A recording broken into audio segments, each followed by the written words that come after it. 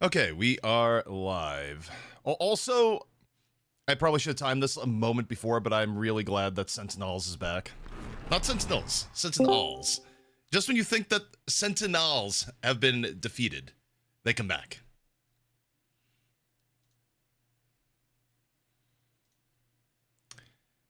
Also, we got a new guest showing up on the co-stream here today. Got Myrick, who does a bit of coaching for QAD. Also, I just realized that he could not hear anything I was just saying because I was muted on Discord. Whoops. I just introed you. I said, yeah, we got a new guest here today, and Myrick, who coaches for QAD. Not that you what's can hear up? it. Yeah, now that I can hear. Yeah. I'm honestly, I'm really excited to see the NA matches like in depth. I've been kind of passively watching them or like catching the interesting ones after, but it seems that some of the NA triple DPS like Wolf stuff is starting to come over to EU, so I'm really interested to see if I we'll do see love some of that today. some of the cross pollination. I still need to catch up on some of the EU games, but I'm not too surprised with all that. I had heard like scrimbucks behind the scenes and things were getting really close, and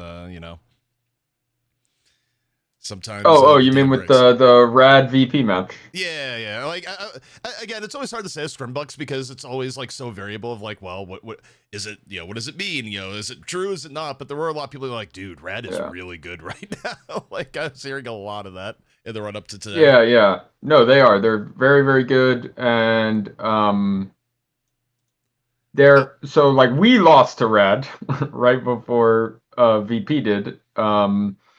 And when I was like preparing for playing them, one thing that's really hard to deal with for them is they have several comps that they're sort of specialists on that they're very good on that you don't want to play them on.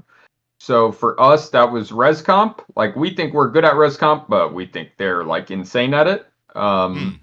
So we didn't want to play against their res comp. And then the other thing they have is their penny. Yeah, Um, I heard about the penny. Like, okay, I think it was not only from you, but other people like talked about Rad and them playing penny with the word terrorism, like applied to yeah, it. It's just like, what is going on? yeah. No, trust me, Oh, his penny is really good. He's like really mobile, and they've always liked having like a flanking support style, even back in like the early OP Groot days, they didn't want to play Luna Loki with their Groot. They would play it with a Mantis and have the Mantis flank with the Hela as like a +1. They've just always liked sending supports on flanks. Crook has always really liked playing that way. He just wants to flank. He just gets bored and wants to flank and kill someone.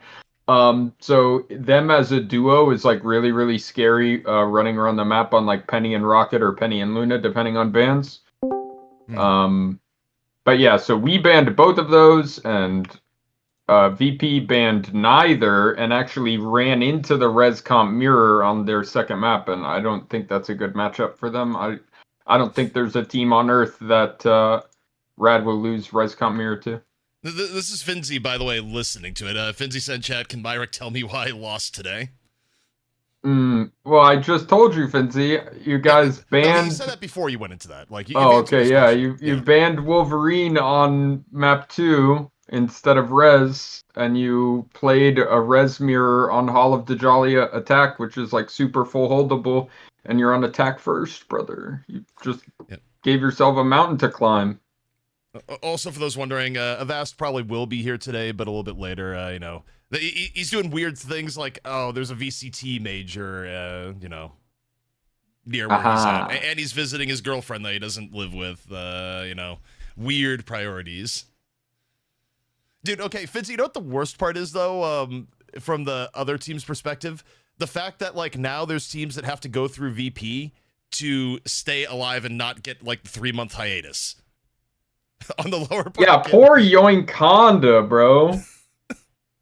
Poor Yoinkonda. Like yeah, if we play VP in losers bracket, it will at least be after we've secured playoffs. If we make it that far, right? I mean, I am expecting us to, but I'm not trying to say Well, anything. dude, okay, the scariest thing about this format right now is the fact that like I feel like it's so easy to have like just almost one bad fight and have that just fuck you. Like, absolutely just, because first to two leaves you so little margin for error to an extent. Yeah. Well, you losing that first fight on domination is like always a big deal and really punishing. But even like we see on those capture point maps, the convergence maps, you lose first fight when nobody has ults, not that big a deal. But you come back and there's a minute and a half to 2 minutes off the clock, so you got about 2 or 2.5 minutes left. That fight takes about a minute, and you blow 3 or 4 ults, and you lost that fight. Yeah, it's just over. You're in trouble, bro. And then like you go to like Spider Islands next, and then you fuck up your first attack, and you just like you get full health. It's like, that's it. Congratulations, you have lost the match. Like, yeah. Again, it's kind of those things where format wise, so long as the goal is to broadcast every game, I don't think you could have done first to three. But I think maybe there's a world where, you know, broadcast wise, maybe you make the concession and go, okay, we're not going to broadcast every game live, you know, do the good ones and do first to three, because I don't know. It's real tough. Like we talked a little bit off stream, like, you know, there's always compromises you're going to make, but for first to two in its current environment is, man, I feel like it has to be intensely stressful, because you think about all the hours of scrims and everything that goes into it. And the reality is that, especially with the fact that like the seeding wasn't perfect, there's just going to be some teams that do not like get through that probably should have gone through. And then they get the enforced like 3-month break, which is a little bit tough. Yeah, we'll have to see what sort of stuff pops up in the interim, and I'm sure I've been sent the actual dates of when the when like requals will have to happen, and like when the break in between for the teams that go to LAN will be, like, or at least a general idea of how that works. But yeah, I don't know. I think on one hand, bringing a lot of teams in means that some teams will get experience and exposure they wouldn't get otherwise, right? Like, yeah. What is it? What's the Ego Death in NA with like the really big upset over FlyQuest, right? Like, that's huge. And they wouldn't have gotten into this tournament if you just did like seeding from existing NA tournaments at all, right? Like, it's just because there were so many slots. By the way, is that FlyQuest, like, we had Fox in chat, one of the coaches for FlyQuest yesterday, and he was losing his mind after Solaris took map 1 against Envy, because the reality was is that if Solaris had won that match, then they would have had to like beat Envy to not like basically face abject disaster. Like, Fox was like, no. Oh, no. If Envy had also gone to losers, oh yeah, that would have been horrendous. Yeah. Also, Hex is on the stream now, but Hex, to catch you up, you know, we got Myrick on here who does some coaching for QAD, so obviously like super knowledgeable on the EU side, and just in general. Yeah, I'm just listening, soaking it up like a sponge, and getting all the little shitty stream stuff set up. Preds are up. Let's do some Preds. 100 Thieves 2-0. Yeah. Accusations. I think I still have to do 100 Thieves 2-0, even though that's going to offend like 30% of our chat, which is like Jobless Bums. Which is all Jobless Bums. We're very active in the chat. Like, Ben probably is in the chat right now, like, while prepping for the game. Would not surprise me. The story was that Dustin was accusing Valk, I believe, of accusations. No, it was Infamy. Was it Infamy? He was saying okay. The idea was that Infamy was somehow there, but I mean, you know, my point of view is like, I have no idea. Like, I've been on so many accusation, like, or I've seen it so many times in game after game, and it's like, it really does feel like at times it's like 50-50 in the sense of like, sometimes either the player does end up being called out as that, or the player ends up being a god, and it like, it's hard to tell. Like, usually you have to go at most by like consensus of like other players that are involved in a long process, and etc. etc. Like, needless to say, I dealt a lot with that with Deadlock for a time. So. I accuse anyone who kills me in any game of hacking, so no, I'm not the best person to ask. I think I don't know if Infamy's even playing today, though. I didn't see it on the roster. So, my point of view when it comes to cheat accusations is that if I'm not the one that has to at all be involved in making a determination of yes or no, I'm happy to not be the determining factor and just continue to talk about the player, cast the player up until someone else has made a determination. Fair enough. I'm very happy to stay in that lane, to be honest. I'm just here for the content. Just I think it is just particularly hard to tell in this game because of how unreliable a narrator the Spectator system is in this game, and how it doesn't like super accurately track your crosshairs. So like obviously when you see like, you know, YouTube videos of like, you know, quick play cheaters or something that have like, you know, super cheap hacks that they get banned after 2 games, it's like very obvious. But when you're talking about cheating at the highest level, these are players that are already very talented to begin with, and they just use it to sort of augment. So the sort of subtleties you have to pick up on, unless they're really bad at cheating, it's just really, really hard to tell in a game like this in the current state of the spectate system. It's just so hard. Does the same thing go for like first-person demo files, or is it just like the third-person spectator camera sucks? Like, could you no, get like even when I just go in with the replay code and I'm just watching their POV, if you watch your own, like if you ever have a moment when you're playing and you're like, oh, I really thought I should have hit that shot or something, or oh, my aim was really weird there, and you have a moment sort of that's pictured in your head and you remember exactly what your crosshair did, and you go back and you watch the replay, you'll be like, I'm pretty sure that's not exactly what my crosshair was doing. It's like pretty close, but it is not it's not exactly accurate. Since we got Coach on here, here's like ask you about, because anytime it has been run recently, at least in the matches I've watched, it has been abject disaster in 100 Thieves in somewhat recent memory. We're one of the teams that tried to fuck with it. Iron Fist. Should Iron Fist ever show up right now? I personally have not seen anything that convinces me he's good after the nerfs. I think last patch there was definitely room for you to play him both in group comp or in dive comp. I don't think he was ever best in slot in those comps, but he was playable, especially with like Wolf Band or Psylocke Band, and you wanted to have him as like your second go-to in those comps. But this patch, I'm not seeing it quite as much. It might be a little bit of a overcook in my opinion. Also, in terms of bans, I think like the early Wolf ban, look at versus 100 Thieves kind of makes sense, because when you think about like heroes that 100 Thieves uses to get themselves like out of the fire, oftentimes it will be like Terra being like, well, everything's going to shit, I guess I'm gonna go Wolverine. Even at times like when you wouldn't even expect the comp to go to it. So I feel it's hard to ban out Terra as a whole. Pretty deep pool. No, I agree. I just think like his Wolverine is so good that like it warps the matchups where like even if you have like 100 Thieves like in a bad spot, like Wolverine is like more of a wild card than some of the other characters if like they just happen to have like a ridiculous Wolverine player. Yeah, Wolverine can solo carry a game because he can just win you neutral, and he can like kill through support ults or take people out of support ults and like one-shot them, so he can win you neutral and he can win you ult fights. So he's like a super high impact hero. And if you, I mean, on my team we have Helis, who in my opinion is easily the best Wolverine in EU. So we love playing and forcing Wolverine. We could play it in situations where a lot of other teams can't. Our team knows how to play around it better than other teams because we play it so much.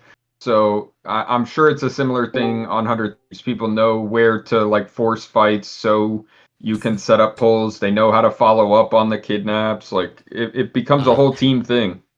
Dogman enters the channel. What's up? Infamy's not I just playing came today. for like a real quick. I don't know if you guys stream could hear me in the Discord, can it? Or like if I don't have. They can hear you. They can. You are on. Where the fuck is Infamy? Where is Infamy at? That's all I'm saying. Where is Infamy? God damn it! It's unbelievable. I can't believe Infamy is not here today. After all of the pushback you got on it, and like, oh, I'll record a hand cam, and then I'll just no, right? So I agree with you. What's up with that? What up with that? Listen, all I'm saying, it's super sus. Watch the VODs. All right, good luck, guys. Love you. Okay, so we just get the Dogman drive-by. Dogman comes in, is like, yo, is this live? Is this microphone live? Yeah, where the fuck is Infamy? All right, see ya. Jesus. I know there was some talk in the pre-tournament about having everyone have hand cams, but I think that got nixed, yeah. Oh, God, that sounds like a nightmare for comp ops. Also, kind of happy to see 100 Thieves back with Vinny on group here. I feel like they've gotten a little bit away from that at times. It's like, no, you probably should just put Vinny on group. I'm Grootin' here. Yeah, I I mean- think Vinny's just got a New York accent every time I think of Vinny. Yeah, just because of the name Vinny. I Just love the name. that. Yeah, it's Vinny Barbarino up there. Yeah. Yeah, my favorite cousin. Yeah, I mean this is not really the meta playing Hella in this currently, especially the fact that they got the Luna. I don't understand why NA is letting Luna through drafts now. That seems totally illegal to me. It's definitely just a ban on Emma as almost first banned every time. Yeah, EU used to hard first ban Emma. Now a lot of teams are first banning Mag or switching between which ones they ban. It can depend on what comp you're trying to force or what map it is sometimes, but the Punisher style playing a hard front to back like brawl comp I think is really strong if you can't play dive into it.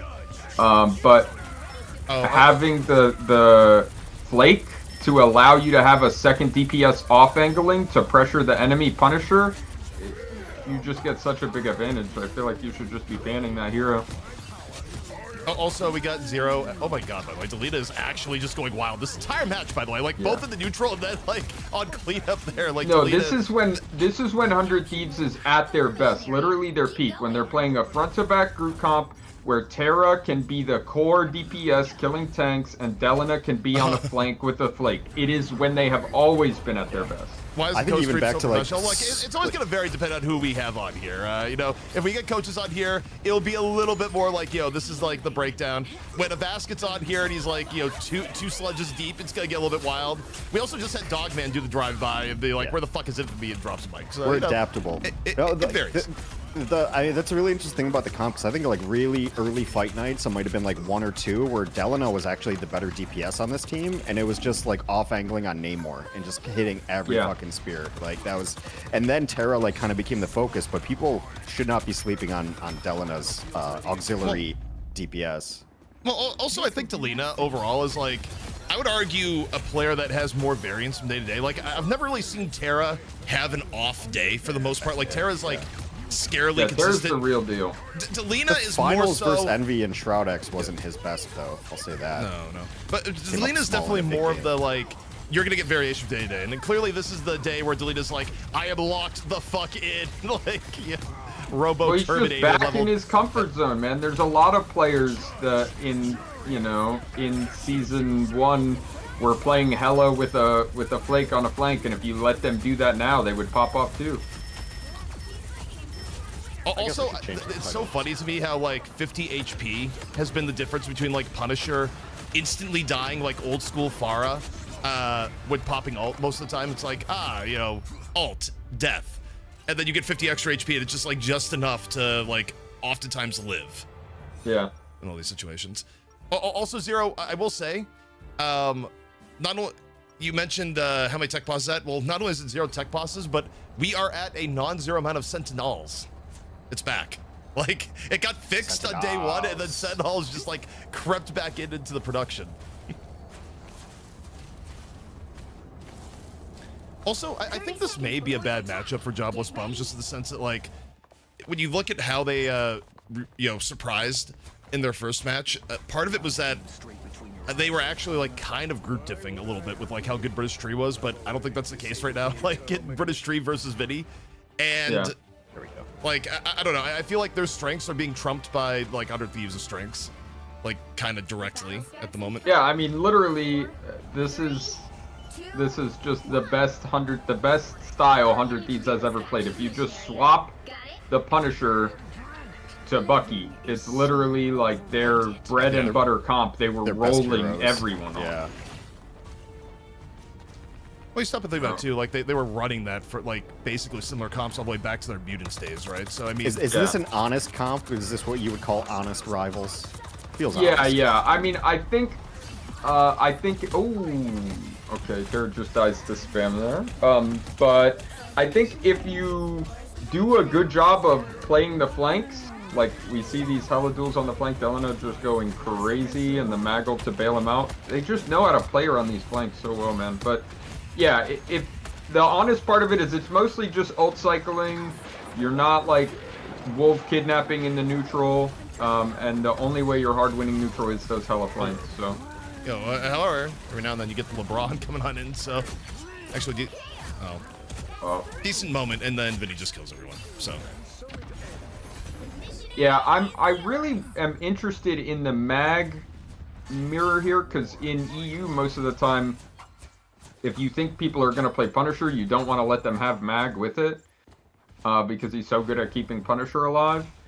So I'm interested to know the best way to cycle the ults in the Mag Punisher group comps. Like, how often are teams going to combo it with Luna ult and group Punisher, and you just run in with your own Luna ult and you group Punisher, kill everyone? Or are you trading ult, and then you get cleanup at the end?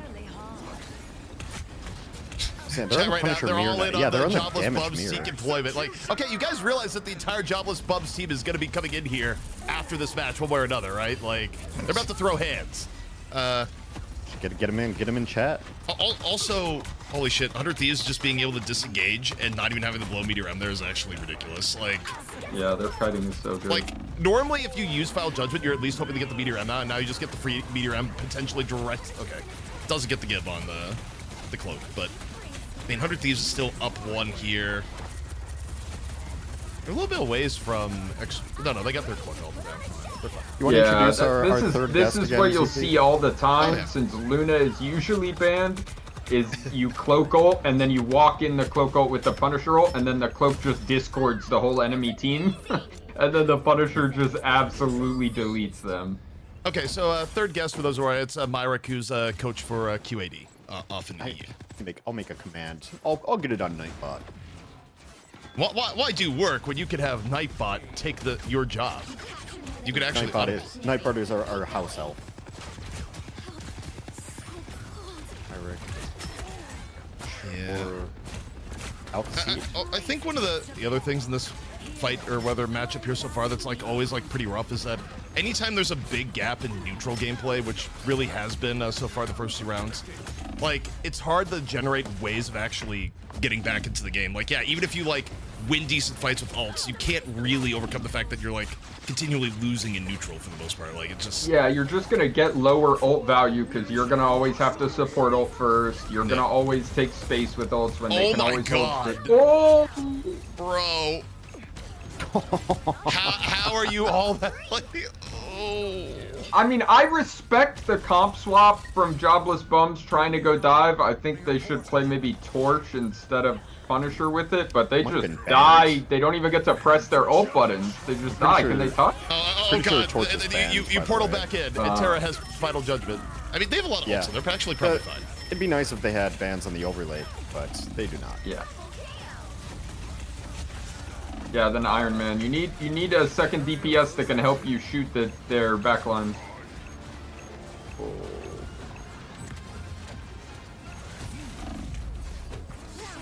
I mean, overall, Jobless Bums, they had a lot in reserve for the portal recontest, so it's not too surprising. Yeah, so portal and double DPS ult, and they're able to clutch out with that. That's good. And you can cycle ults when you have cap here. They just have to figure a way to live through this next brutal. They cannot let them use Luna ult and run up and kill through their defensive cloak here. They have to find a way to live. Vinny will actually just like run at them pre-Luna ult. Like look at Vinny. Wait, what? Again, this is the neutral shit that keeps going on. Like, how do you lose Punisher there? Like, nothing has even been used. Like, Luna hasn't even started dancing.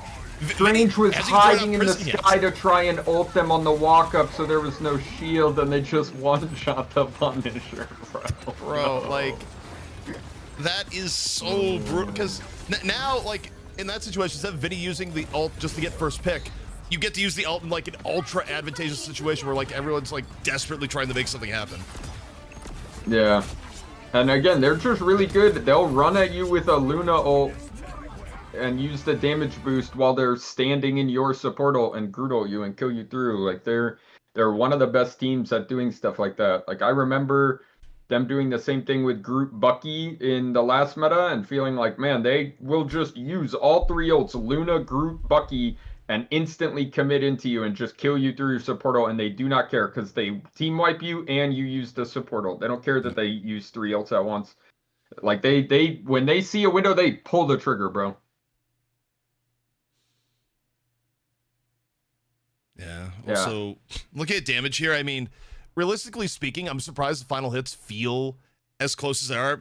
I think if you were to like break that down to like final hits in the neutral, it would actually just be the most like Delina focused game of all time, like across both ends of just getting picks before anything gets started. I mean, TTK also, as a side, I mean, yeah, some of this got set up by like combos with Vinny, but TTK, I would say in NA may be like the highest value in terms of like some Vanguard arts. I would say both on Magneto and Strange, like I feel like I see TTK with ult, it's like, okay, usually good things are going to happen. You know, the funny thing is with TTK, people assume just because he plays those two heroes at the highest level and like always plays them that he can't play anything else, but I watched him get forced onto a Thing in the Shroud tournament, like the B stream, and he was crushing on Thing as well. So it's like, just because he hasn't had to show off the pool doesn't mean it's not controller deep.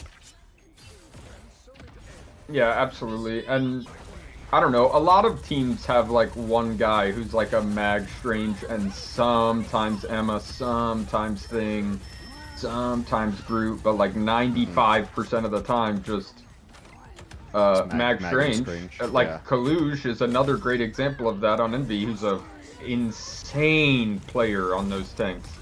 Okay, and but yeah, here's the question though. So much value. And I'm not entirely sure, like I can make some arguments either way, but let's say, for example, you had like a Rivals World Cup. You have a Team USA. You can only pick one Vanguard player, and your options are between TTK and Kaluge for, you know, the Mag Strange role. Who do you pick? I feel like between the two, even though like I do feel like Kaluge is like super good, from the eye test at a minimum, like I don't know about everything going on behind the scenes and like, you know, what your full calculation is. You want to bring in like every possible factor. But to me, when I look at the two, I actually feel like you give the nod to TTK of the two. So in this like thought experiment, there's like two versions I can think of. One, I'm building a team to compete in an event, in which case those two are so close that it would depend more on who just has better synergy with the other players that I have to take, in my opinion. Yep. But if I was picking for like an all-star team or an all-rivals team or something, I Dream think team, purely yeah. based on like consistent results, it has to go to TTK. So that's kind of how I would think about it. If I'm just looking at history, TTK just has more accomplishments, surely, and still consistently plays at a really high level. But actually, who would I take if I'm building a team? Bro, I would have to put them next to some other tanks and DPS and look at synergy, because individually they're both just absolutely insane. It's like, okay, we need to put them in a room, and okay, first off, you know, if Delina's gonna be on the team, will Collusion, Delina, there's either two ways that goes down. Either they will actually dislike each other on team, or the banter will have made them closer. Like, it's a very weird dynamic that goes on overall sometimes, where it's like, sometimes the people that shit talk each other the most actually end up being like really good friends on the long-term schedule, or they actually hate each other, and there's like not a lot of in between. And sometimes it's like one of those love-hate relationship things in a team where you just like, you don't get along as friends, but you respect each other as players, and somehow that dynamic just makes you play better together, because we're like, we don't have to be best buds, but we can trust each other in game, you know? So there's a spectrum of ways it'll turn out, especially in NA, bro. We got some personalities for sure. Thank God. Esports needs personalities. Oh hell yeah. Well, also, I think it's esports needs personalities, and then on top of it, you need a community that is like going to be like, yeah, we are entertained by the banter. Actually, one of the very interesting things that's going on OW-wise, where I feel like OW is actually going It's through the worst like community ever. Well, okay. Historically, Okay, it was not like very worst. much on the like Softest. It was the softest community ever. right. But it's going through a kind of an internal break, because like there was always like the battle between like dark and light, where you know, in the early years, right, where some people wanted to be like more hardcore analytical, like banter, kind of like other esports beforehand, and then like OW brought a lot of people into the fold that were more of like the no, we should be nice, etc. But if you look at like late stage OW, where it's in right now, it's very interesting, because like the actual official broadcast has probably never been nicer, so to speak, and less critical at times of like the players and the teams on the whole. But you've also now like almost, because you've like centered so much PG energy on a lot of the official channels, you've now like created the counterculture of like places like Uncoachable, where people will tune in like, dude, I just want to tune into this and like, hear the people on here just call players absolute shitters and like all this other stuff that's on there. So I it's like, personally think Uncoachable goes too far in that regard. No, but if they we could- do. If we could But- meet but in the like, middle, that'd be nice. but that's my point though, is that like if you suppress things too far in a competitive environment of like, oh, it's too nice, like everyone's great, etc., you will then like, it's like a pendulum. It's gonna swing like super hard the other way, and you'll overcorrect to the idea of like, yo, this guy's fucking like absolutely the worst. Like, I don't even know why they're playing this game. Like, ultra hard. It's just like, I don't know. It's been interesting to see like the two sides like get very far apart in OW in the last few years. So going back a little bit, I didn't mention on stream, but Ben is in our chat, Ben of the Jobless Bums, and he said F Delana. So apparently that was the big problem. Drop early, that, you know. drop that Ultron ban and slide a Luna Snow ban in there, bro. Take that flake away. Take that flake away. Come on now. What's up, Gadsby? Hey, Gatsby, what's up? Yeah, dude, I love how Ben still take time to come back here. Ashmash, why aren't you in game, do you bitch? No, he's multitasking. He's pulling the Finzi. Yeah, bro. Finzi does multitask. That's for sure. He finds his way into One day we're gonna Twitch get like a chats. photo of Finzi's setup. It's gonna be Finzi with like 8 monitors, like watching everything that's around. Yeah, he's like got some Minority Report thing going on, man. And he's just touching the air and making screens fly all around. Yeah, Only just 6 50 monitors. different Twitch chats open, emoting in all of them. Yeah. But by the way, as you can clearly see on the screen, we are still in Sentinels territory. The Yeah, Sentinels when you live. said that earlier, I was like, I didn't know what you meant, but I was like, surely it doesn't mean no. Yeah, that's exactly what it means. Wow. Here's the tragic thing is it was fixed at some point. So like how did we revert to the Because Sentinels? they probably made the templates like Yeah, they probably made all of it. Yeah, at the same time. yeah. Yeah. And then like even though they did like the spot fix back on day 1, the spot fix wasn't saved for future time. So it's pretty great. Pretty great. also Finzi clarifies only has 6 monitors. There you go. Oh man, tell VP that they need to get their sponsors to send you another 2, bro. You got to make it a round 8. Who's had the worst time this tourney? VP I mean by far FlyQuest. VP is still fine. Like I don't think VP is really lost at risk to the of not second making best playoffs. team in the region, bro. Who did FlyQuest lose to? I mean, don't get me wrong. I love Zatex. Zatex and Momentum were both on Rad NA when I helped them for like 2 weeks. Zatex was a sub and Momentum was playing DPS. Super nice guys, hardworking guys. Nobody thought that they were about to make FlyQuest look like that, bro. Well, also, I don't think anyone thought that FlyQuest was going to roll out there with, like, Iron Fist for 2 out of, well, both maps, really, but, like, yeah, they had a few rounds where they didn't run, but they ran, like, non-zero amount of Iron Fist, and even when they did the interview, like, the winner's interview, they were sitting up there being like, yeah, I'm going to be honest, we didn't really expect to be here either. Like, they're like, yeah, we thought we were the worst team, yeah, I'm not quite sure how this happened. It's like, well, FlyQuest punched themselves in the face. But That's now why they play the FlyQuest, game. I mean, it's Aura. You lost to a BP secure, bro. That's Aura, bro. not only that, but you think about the way it went down. Like, dude, it was like the worst fucking shit for Cooper, where Cooper, like, they were probably going to get that first point on Spider Islands. All Cooper had to do was not die. Like we're saying in the co-stream. Okay, you're good, Cooper. You just need to not die with ult. And then he just gets fucking yeeted, like, into the sun by BP with ult. It's like, oh, okay, it's just over. Yeah, well, I mean, that's the thing about BP, though. If you can find the most important target and they mess up even for a second, you can just delete people. Like, it has to be a good map for it, and I think that's why they only played it on defense on Spider Islands, but I think it's good. Okay, so they took them to Midtown. So the question here is, if a team that thinks they're the underdog loses map 1 and takes you to Midtown, are they doing anything other than some dumb bunker cheese? Because if they are not doing dumb bunker cheese on their defense, I have so much respect for them. If they are doing it, it's kind of lame.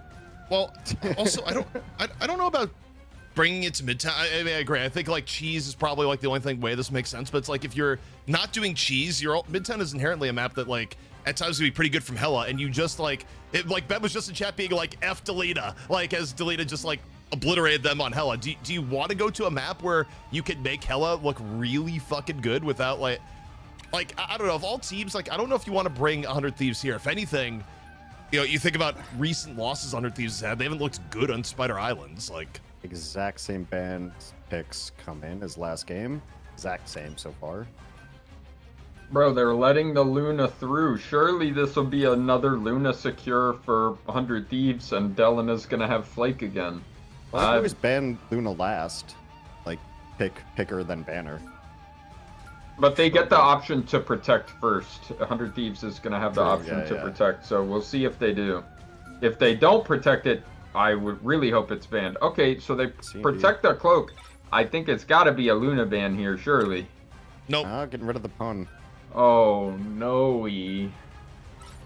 Yeah, I mean, I guess they don't want Terra on Punisher. I mean, actually, take a look at some of the bans. Like, after you get through the basic bans that you kind of expect in general, like, that, the rest of it is just purely going after Terra's hero pool.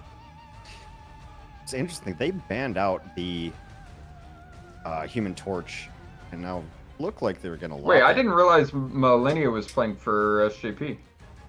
Yeah, well, it was in back on map 1, too. I did not realize that. Also, Millennia, they're showing Ultron. I mean, we'll see if that's for real or not, obviously. Hard to tell. Hard to tell. Also, Lost Fed, Dumb Bunker Cheese is my favorite actor. It's my favorite kind of cheese. Sounds like something you'd put in like your World War II shelter. Bunker cheese. Oh. You know what some of the biggest YouTube channels, like there's a really big guy on YouTube that like does nothing but eat old MREs. And he hasn't died yet. Yeah, it's Steve 1987. Of course. Yeah, what a excellent career, bro. Like, actually. Until Okay, like, they're pulling out the dumb bunker cheese. All right, so what does 100 Thieves roll out on like 5 DPS with like a Mantis or something? No, they're playing a normal competitive. do you get the Squirrel Girl swap? Yeah, Squirrel Girl, Storm, you know, Punisher, Iron Man, all good against this, but they're keeping standard. I think this is a mistake from 100 Thieves to not swap comp into this. I feel like this is a little cocky. Yeah, I mean, they brought out the Moon Knight, which you can use a little bit for bunker busting, but yeah, I mean, so far, just a matter, can they get through the Penny bullshit, and it's difficult. I mean, again, anytime I talk to teams about, like, what they feel like about Penny and, like, some of the points she's good at is, like, it is actual terrorism. However, I mean, Terra did build the ult, like, insanely quickly here. They got a prison coming on up. They actually get it. Here's the problem, though. If they land the prison here, do they have the fall through? I mean, they got Moon Knight ult. Like, they're supercharged. They get 2, they drop Moon Knight on top. They're fine.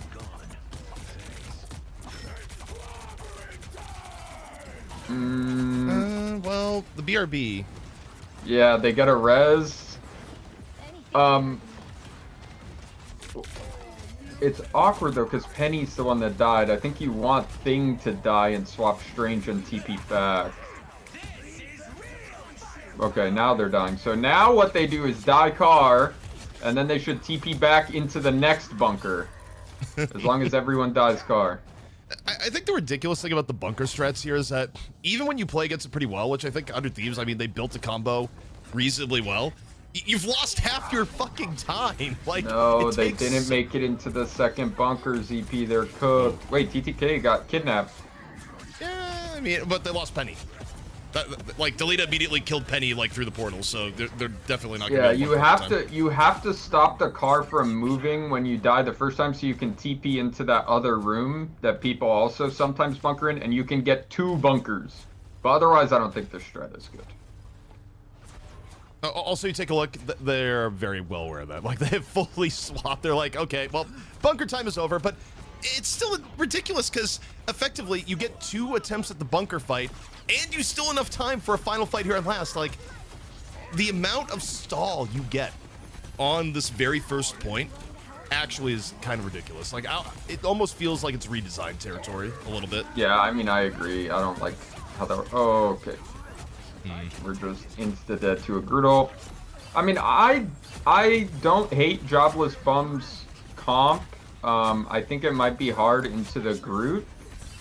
But I like Cap Punisher. It feels kind of counterintuitive because Punisher wants like a strong front line, right? And play front to back. But man, Cap ult, Punisher ult combo is terrifying. He just runs so fast and has so much health. It's like a Mantis ult. But he just runs at you and you just play with tempo with Punisher and it feels so good. Well. But he's just going to get shot by the torch perma, bro. The torch is just going to fly above and shoot him at all times.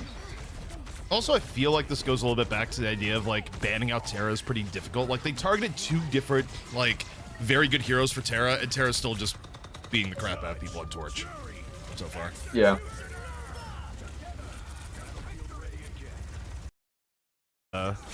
Well, okay, they engaged everything else for the cleanup, but... Yeah, they used the double tank ults there at the end. Yeah, it's just hard because Jobless Bums comp should be able to cycle ults like better, you would hope, because they have the cap, which is like another support ult instead of a tank ult. But the problem is that Ultron just builds everything so fast that you don't even get to like outpace them in ult charge either, and they have better combos to kill you through. So I don't know, it just feels like you have to get a couple outplays or enemy has to flub ults for you to win. Yeah, like they have to somehow live through Ultron ult here, and they have really nothing that's gonna let them live through. Okay, well, never mind. Meteor M just rolls in. But now, yeah, this is what happens when you play Mag against Double Flyer, whether it's Torch or Iron Man. You don't have Mag ult for both DPS ults. So they just pop one and then use the other one. You just use Ultron first to force the Mag ult, and then you get a free Iron Man or free Torch ult after. Could probably go boundary versus this, you think? Yeah, so. Cap. Ooh, okay, Terra actually is still not able to get over into the boundary. Yeah, see, this is what I want. I want to see them match a support ult with their own and then go in with the Punisher ult. And they live the Groot here, surely. Okay. I'll be honest, with the time remaining, I don't love the decision to invest Groot out there. Like, they really had, like, no follow-through whatsoever. Because you look at the comp, they're running triple strategist setup. With Terra's her main DPS, Terra is already dead. Delina didn't have Ultron bots at the time. Like, Vinny actually just kind of threw that ult into the void. Yeah, I don't know if he thought he could pull them out, again, but it seems like it's going to be hard to kill through there for sure. I agree. Dude, Valk actually could end this. Although Valk is just getting fucking pummeled, goes in, okay. It's 2. It's not big enough. Valk also like took way too much damage on the setup for that too. Like it was like self-sacrificial to stun.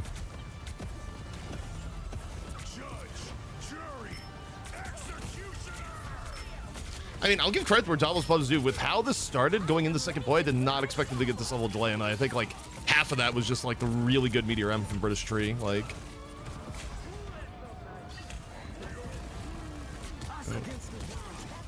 Stall in this game is a little ridiculous. Yeah, it is. Like every single like point stall is like 30 seconds to a minute. Well, and just there's a lot less of a reliable way to kill through support ults than there was in previous meta with like Rocket ult and Bucky ult and stuff, where you could like consistently kill through support ults. Now it's like, unless you pull off something really good with like a Discord or whatever, most comps aren't running a like a super reliable way to kill through. When you stop at the like things of stall, you basically have like multiple forms of transcendence in the game. Like there's number one, like the ult still charge really quickly, and then on top of it, like when you've broken through the ult cycle, you get a strange portal. Like I do think in terms of like stuff that they probably should fix is that I do think the entire like being able to use strange portals even when you're not playing strange probably should be gone. Like, I really just like how Strange Portal works in a competitive setting. I think it's super fun just in the game in general, but well, that's in a why they'll never touch it because it's super fun and because it makes viral clips. You can still touch it. You just need to make it so like if you have to put it so it's like it's on like a minimum 30-second cooldown when you swap to Doctor Strange. Right. Yeah, or like just do like a stop the spawn blocking stuff, like make it to where you can't put a both TPs right next to the door. You can put one TP right next to the door, so you can still TP people off the map if you want.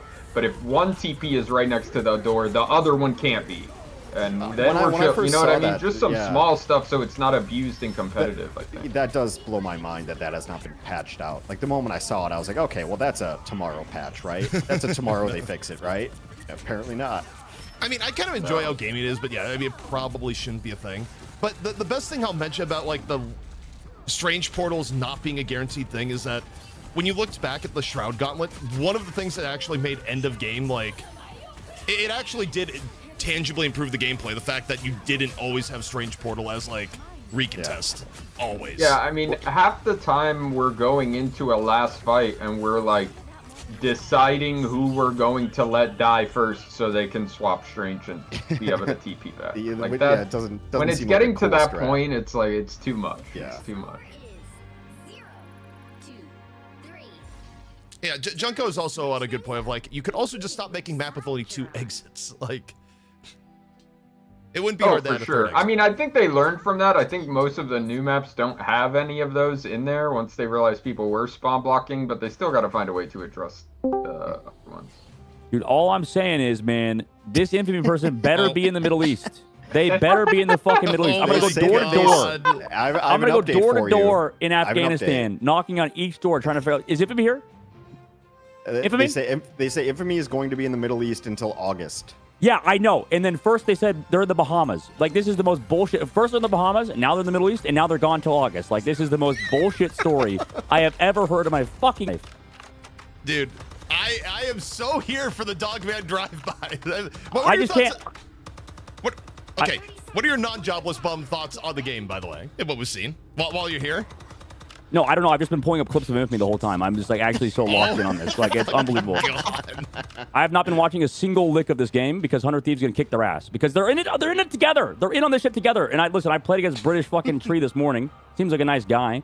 But, man, that is so sus. Because that poor goddamn Brazilian team didn't qualify because of this. So it's like, fuck. It's messed up. Like, the team is good. They just play with a fucking cheater. I don't know. All right. All right. All right. That is the Dogman Infamy report, courtesy Dogman. Dogman drive-by. And he leaves. I love it. It's fantastic. Dude, this is my favorite recurring bit right now. It's actually incredible. So they're gonna go Hawkeye here too, and I guess you double down on trying to deal with a flyer. But yeah, I think this point is dog shit for this hero, though. No, like the thing he's good at right now is like the Luna team up freeze to set something up, but no one is far enough away for your team up to ever do anything because you have to be 30 meters away to freeze. Also, I don't love Under Thieves playing standard right now. Like, I think even if you dislike the bunker cheese, it is so consistently good at draining the clock that you probably should be running it. I think if you know you're better, you just play a real comp and you play to hold at the end of the point with ults, and you just full hold them. I'm not worried about min-maxing a little bit of time when I think I'm better and I can full hold you. Fuck the time bank. But I mean, what if it's both? What if you're both better and you're really good at the bunker cheese? Like, which would give you more consistency? I mean, then why do I bust out my bunker cheese against these guys? Why don't I save them for I guess my point is just like, okay, you run the match like 100 times, and you know that your bunker cheese is going to guaranteed give you time off the clock, and you still have time to swap to your comp that you're better at them at. If you ran it like 100 times, like, would it not be better to like mix the two approaches even if you are the better team? I don't think so. When I'm just clearly better, the only way things are gonna go wrong is if like you have a ante to my bunker cheese and someone gets like one shot picked and I can't play bunker. I'm just confident if I'm 100 Thieves here that I can ult cycle better than the enemy team. Well, what I'll say right is now they're getting rolled by this Punisher though. I really think they need to play something to get more in this guy's face.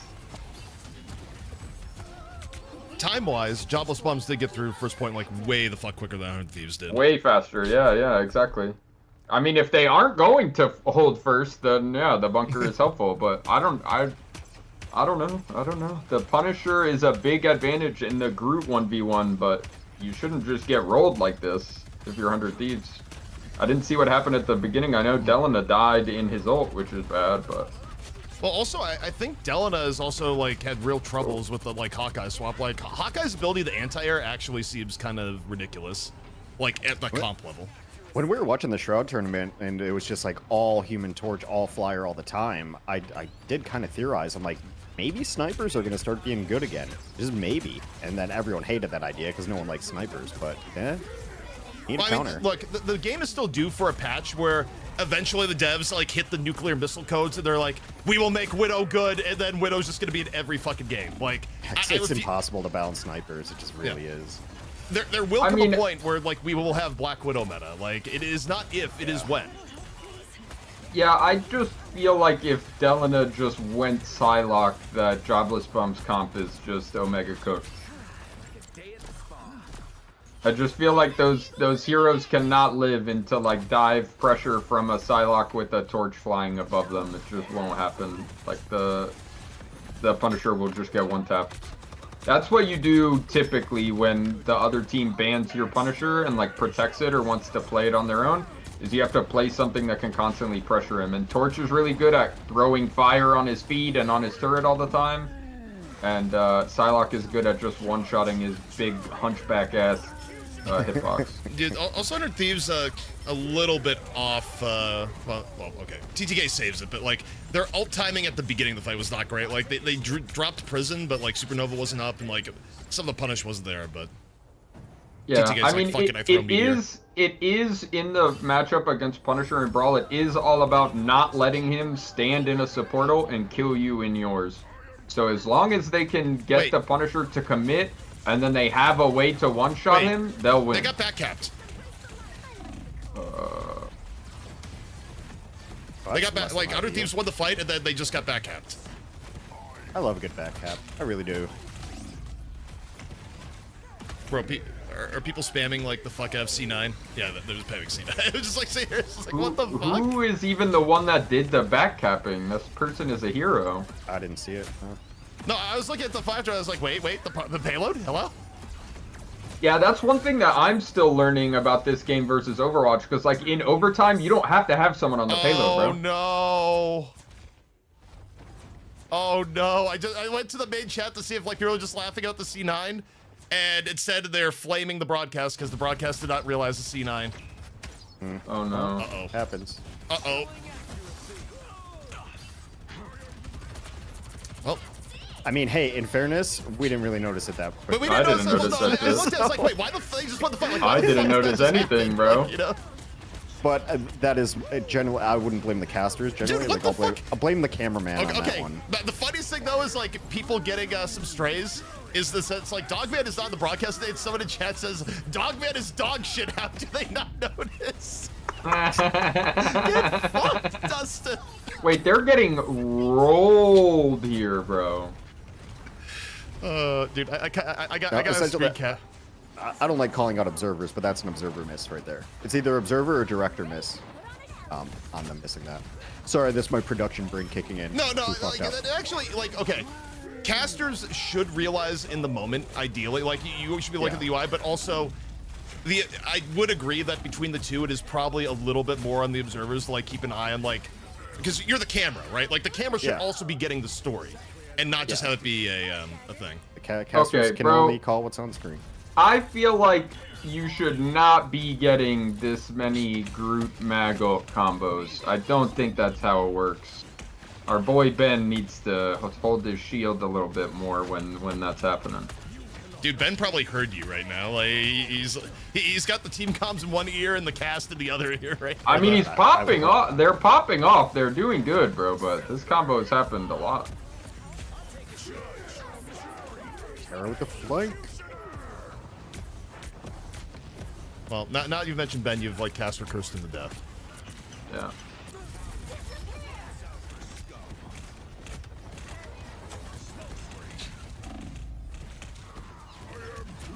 Wait, people are saying it wasn't a player pushing the cart, they just had control and it auto-completed.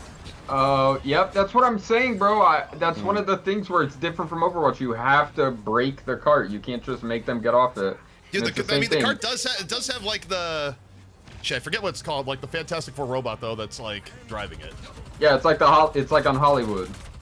You got the little robot guy yelling at you. It's a chauffeur. Yeah, yeah. He's just like, I didn't hear no bell. Like, I'm just gonna keep the shit rolling. Okay, it is Herbie. Okay, I thought the name was Herbie, but I was just like, I don't know, this sounds weird. Like, is it actually Herbie? TK. That's all their damage. I think, by the way, if I were to pick like the two most important people for 100 Thieves player-wise, is in like, if they were to lose either of the two players, they would not be the same team. For me, it's Terra and TTK. Possible. Yeah, I mean, Terra's Human Torch I think there was Terra just is so like annoying. a legitimate superstar.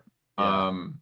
So yeah, I think losing Terra changes the team, but I don't know. I don't know enough about how the team works internally and like who's holding everybody together type shit. You never know who's on the comms too. Like a good IGL is hugely important too. Terra was playing that Human Torch in the most annoying fucking way possible. Like you went on that big flank from behind, ults him from behind. Like if you're Jobless Bums, you're just getting hit from everywhere right there. And Yeah, imagine you have the Luna mismatch. You didn't even ban Luna. The other team could be playing it, and they just don't even pick it against you.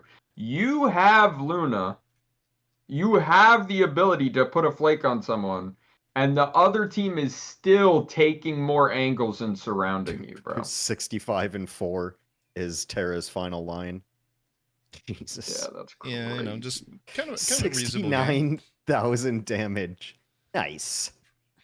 Also, Holy I would shit. note for Terra there, this was a game that's where the they Punisher buff, but still. This was a game where they tried to ban out Terra. Like, they went after every hero that Terra is currently playing in this meta. And Terra was just like, yeah, I don't give a shit, go fuck yourself. Well, I mean, that's what we said before the match even started. It's like Terra's unbannable. Because, you know, you ban out those two, then he can still run a Bucky or still run Torch. Like, it's sick. I'll say this much. Definitely the budding superstar. I definitely agree with that sentiment. Even though 100 Thieves, like, was clearly ahead, Jobless Bums looks pretty They good played well. in the sense that, like, it wasn't bad. Yeah. Like, let me say this. Based on where I'm rating the teams right now, I think Jobless Bums, like, if they were in the Sentinels side of the bracket, they theoretically could beat Sentinels. Yeah, well, they could definitely at least beat Sentinels. Sentinels Well, yeah, I mean, might be different, yeah. Well, actually, Sentinels is that TV true? Or Sentinels. maybe Sentinels is, like, stronger than Sentinels. Maybe, yeah. Yeah. Is A higher than... I didn't see the EU matches earlier today. Can someone tell me how badly Shmungus lost to BBP? So I saw it was a 2-0. Oh, Shmungus did play BBT. Yeah, that sounds like destruction. It was a 2-0, but I didn't see any of the game, so I'm wondering if it was close at all. 'Cause I think the Shmungus storyline's hilarious. They got one round, is what people said. Yeah, I did not. I bad. did not watch those matches. I was in scrims. No. I watched some of the later ones, obviously, the VP one. But Sorry, I've been a little bit distracted because I've been like cropping a picture of the show Dogman that he's getting strays on the base, like fucking, you know. Yeah, what did happen? So, Somnia beat Peps. That's a little interesting. But yeah, I guess what the big story is Rad. Who's Rad again? They were a different Rad was team. team 1. They were Okay, generally yeah. been like the number 2 team in Europe. They for were really, like, they were LG EU. Then LG decided we don't like Europe, and so then they were team 1. Okay. yes, and it's actually a little bit weird, the entire thing. Yeah. Like, I recognize all the player names. I just wasn't. Yeah.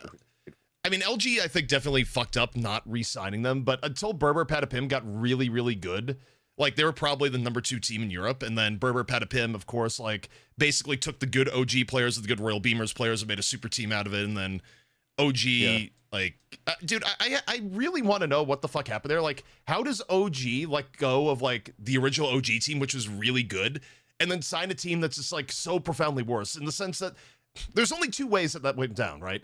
Either A, OG, the org, decided to go budget, and they wanted to pay, like, even less money, or B, their scouting just was completely fucked.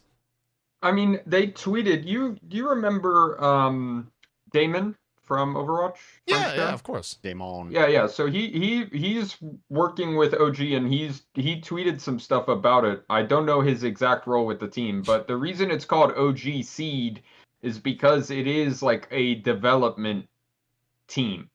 Okay. Yeah. So it is. They were like, we like. I don't remember the exact wording of the tweet, but it was something along the lines of, we like how they have the 2-tiered like MRC MRI system set up.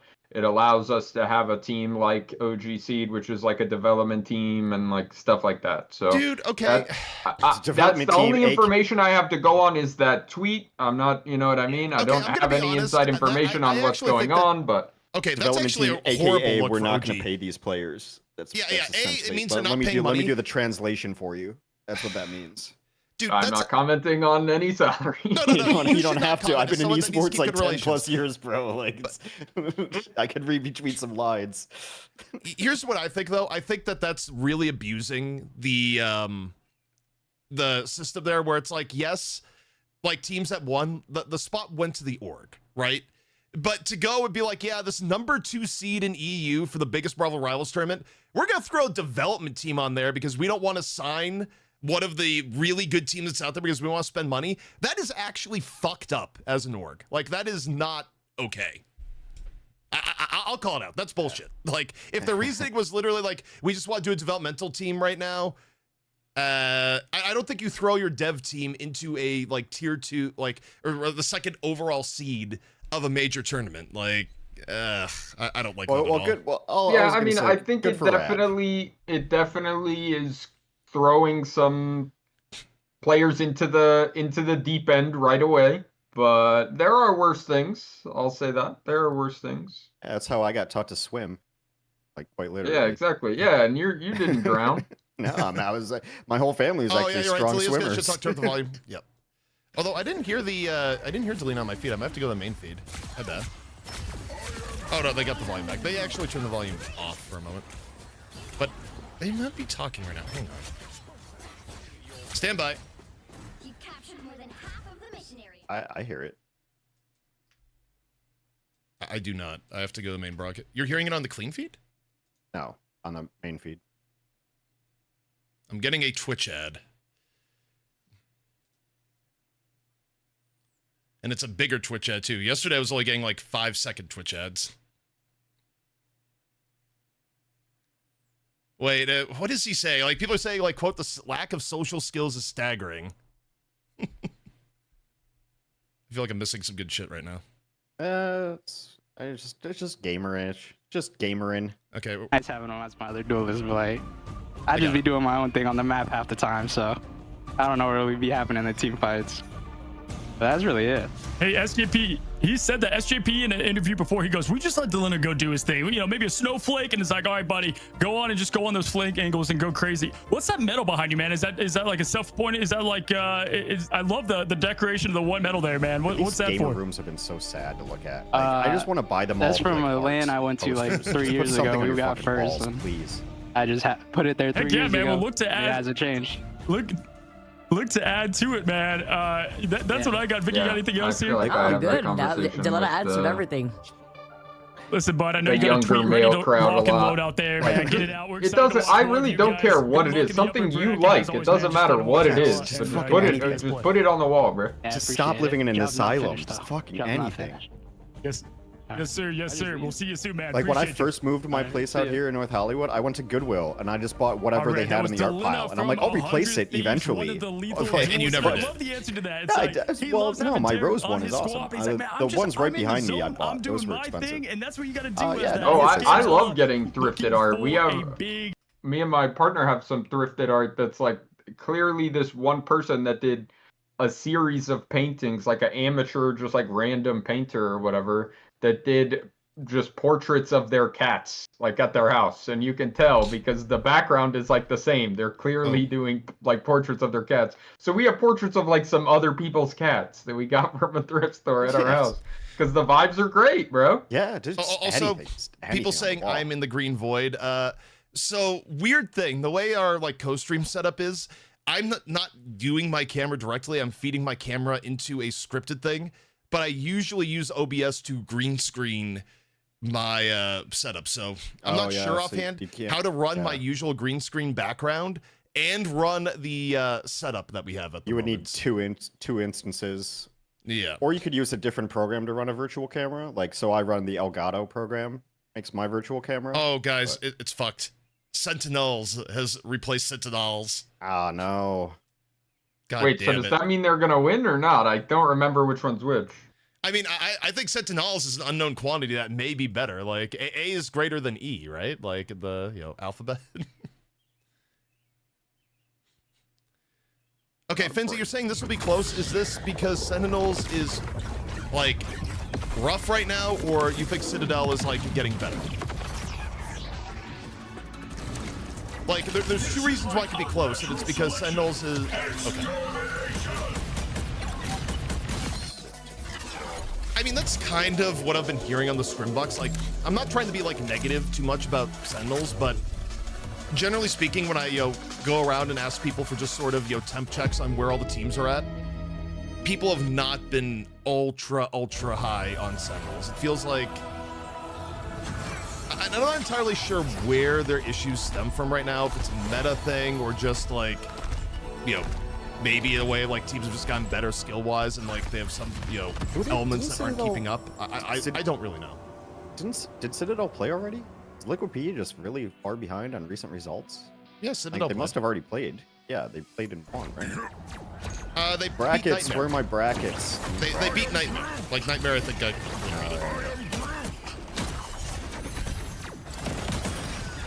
Also, how did we not get, like, the Dogman drive-by after Jobless Bums lost again? Like, I was expecting, like, to hear the Discord, like, beep and then Dogman do another, AC 130 hit.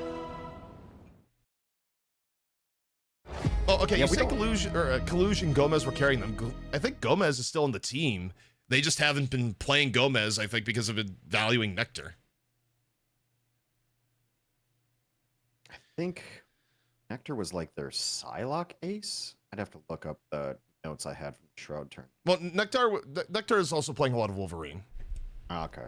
Yeah. So much tedious stuff.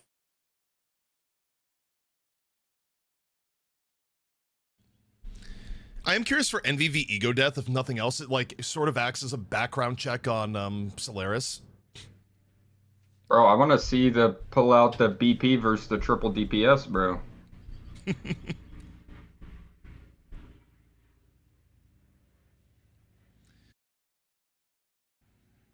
Oh, let me ask you this, Myrick. What do you think about a world where, like, draft gets done before players are in game to give, like, teams that have subs and otherwise, like, more of the ability to, like, actually utilize their roster?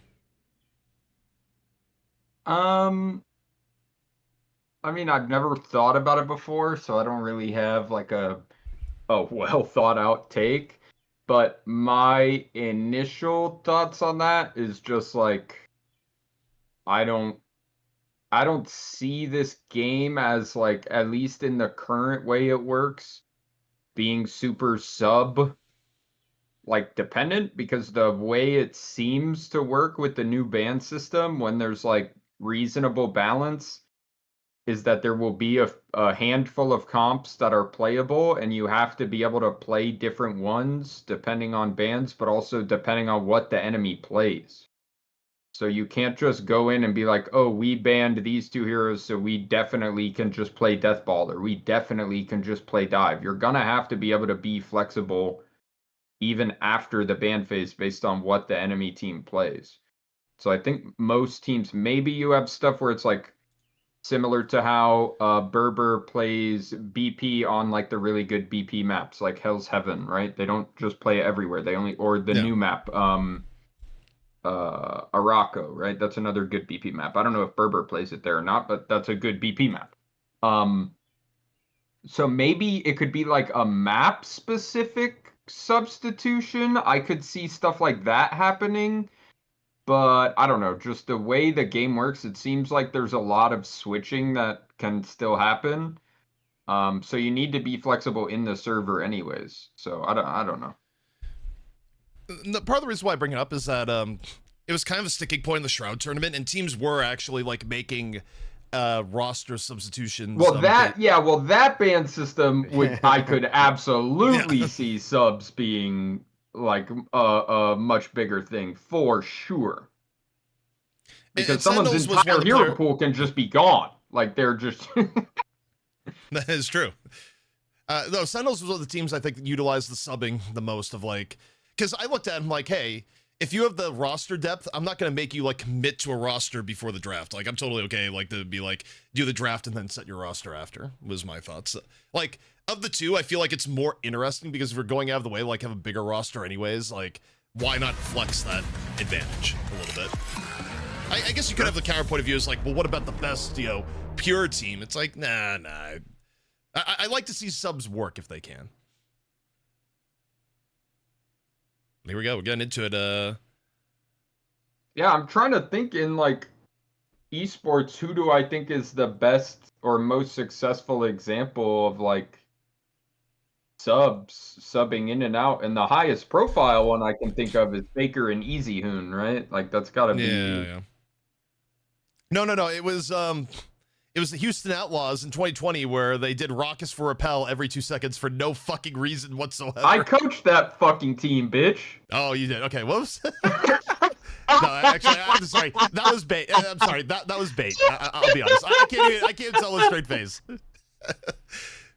I will say, from the outside perspective, though, people were very confused. Soul used to run like full different sixes in season 2. Bro, you know how mad people were about us playing Blase on McCree at the beginning of the season and the whole yeah. And I went out in the interview and was just like, yeah, we're just doing what we think is best for the success of our team because I was not about to let our players take shit.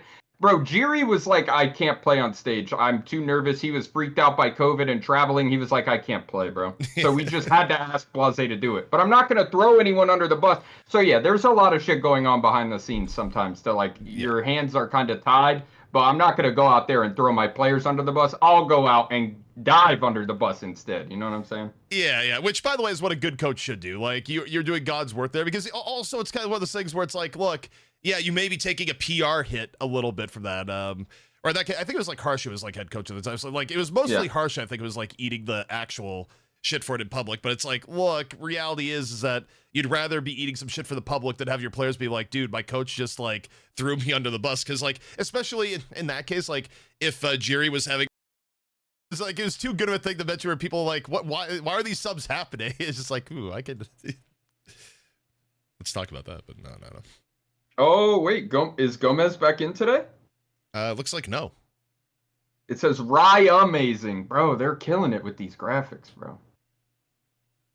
Well, maybe he changed his name. Maybe he's decided, like, it's not enough to be Rye Amazing. You have to be Rye Amazing. That's true.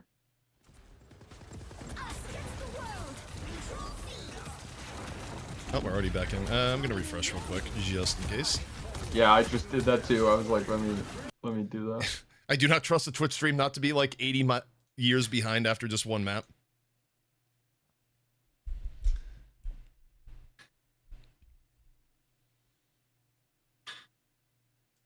Okay, for a second I had like the idea of like, wait, did they just go to the game without drafted? It's like, no, this is the previous game.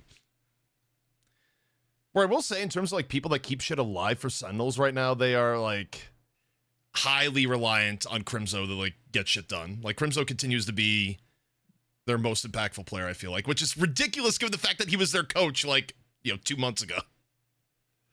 Yeah, I would love to be a fly on the wall just for like a couple of their blocks and see what their internal like comm structure and stuff is like with having a former coach now like playing for the team and having a lot of subs in and out in different situations.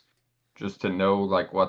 Oh, like Fabio level, like, mane of hair. You're like, dude, what the fuck? Like, what's going like, what the hell's going on here? I think I was watching, like, Jim Jeffries, and he's like, you can tell someone's starting to bald by them becoming a huge baseball fan. Because you can always wear a baseball hat. I was like, that's a decent point. Hey, it's not wrong. What happened? What I missed? Were those highlights or? No, those were highlights. Yes. Yeah, these are highlights. I'm not gonna lie. The Citadel roster is pretty good. Like, there's a lot of very undervalued players or players that like barely missed making like other teams during like the roster shuffle and stuff that kind of came together, like sort of a cross, but it's an island of misfit super toys or something, you know what I mean? Like good players that you thought would be on better teams that something didn't work out and ended up in a group together. And I hope to see them, I don't know, do well and actually like reach their potential. Dude. Their DPS are both really good. Valentina's really good. We still got Rye yeah. amazing though. It is, people aren't wrong in chat. It's like Sentinels just got the raw end from production in terms of the typos. They did not get the proofread. But yeah, I mean, the fact that they're showing highlights, I don't think they showed highlights for the other games necessarily, so I think they made the call to like some sort of delay. Yeah. Which, by the way, I do think, like, when it comes to broadcast end, I would rather just extend the timer than do, like, unplanned fill. I don't know, man. I fucking hate timers. What do you, For yeah, the production question end. is, what do you do if you don't actually know how long it's going to take and you put a timer and then you have to extend it? Doesn't that make people mad? Well, they're also gonna get mad when you come back and you're like, why caster keep talking? Why no start game? Yeah, but I don't think anything makes people more mad than you setting an expectation and then lying and saying actually no match now. I'll tell you what I used to do for this, because this used to happen all the time, especially like when we would do like pick shows, right? Where so it would be like end of stage and teams are picking their opponents, because those were a fucking mess to put together, because you had people calling in and like they were just sucked. So there would always be Phil for watch point. And essentially I would say like, okay, we will give you 7 minutes at most of Phil. And if we're still not ready, then I'm going to run this thing. That's 3 minutes. And then I'm going to go to break and that's 4 minutes. You know, like I would just have it all planned out of like, I can give you this amount of fill, but I'm not going to make people do over that. So you can do a mix of it, but you always want to fill, because if you're coming back after 3 minutes, you'd rather have 3 minutes of people on air than 3 minutes of a timer, you know? Okay, so we're That was finally always in my draft. philosophy. Okay, so there, it's looking like they it's looking like EU with the double mag ban here and a Luna ban. All right, these people are speaking my language. Okay, Luna ban on both sides. All right, we got a double Loki here. Wait, variation. Okay, Storm. the Invis is interesting. Well, I mean, so in a way, they've both kind of banned flyers from each other, just in different ways. Let me ask you this though: is it actually a stronger overall ban to ban the Invisible Woman than the Storm, by the virtue of the fact that if you ban Invisible Woman, you're inherently making like Storm comps worse anyways if they decide to run I think Storm is just a bad ban in general. I don't think that hero's very good. I think NA is on something. But even if you were to run it, right, you would probably want to run it with Invisible Woman. So I feel like, given that Invisible Woman is used, like, more useful for a bunch of other things, if you're dealing with flyers, you're probably better to, like, start with Invisible Woman if she's not protected. Yeah, I think Invis has a lot of synergy with, like, pocketing the Iron Man or the Torch, who are heroes that have, like, a specific period of time where they want to get really aggressive and then have downtime, so she can like use her shield for them and like pocket them for a second and then go back to doing her shit. But with Storm, who's like kind of more consistent DPS and doesn't have any movement at all, so she has to play in like safer, more conservative positions. Typically the value you get for Invis for her is like when someone's trying to Psylocke dive her.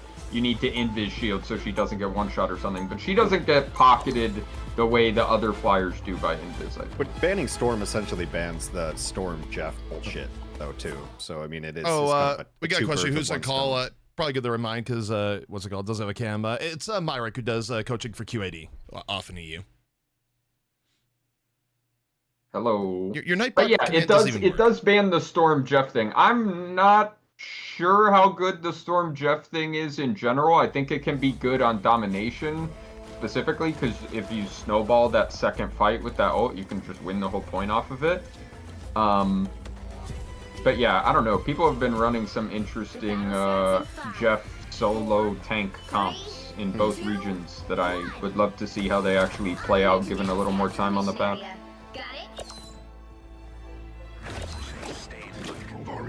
We got Cap-Res. I love this comp, Cap-Res. And they're getting TP'd on. No, cowards. They're not even TPing on them to kill them. They're just TPing on in space. Cowards. I kind of look at this and I'm a little worried for Nectar, like having to deal with the Invisible Woman pocketed torch that also has the team up with Star-Lord. Like,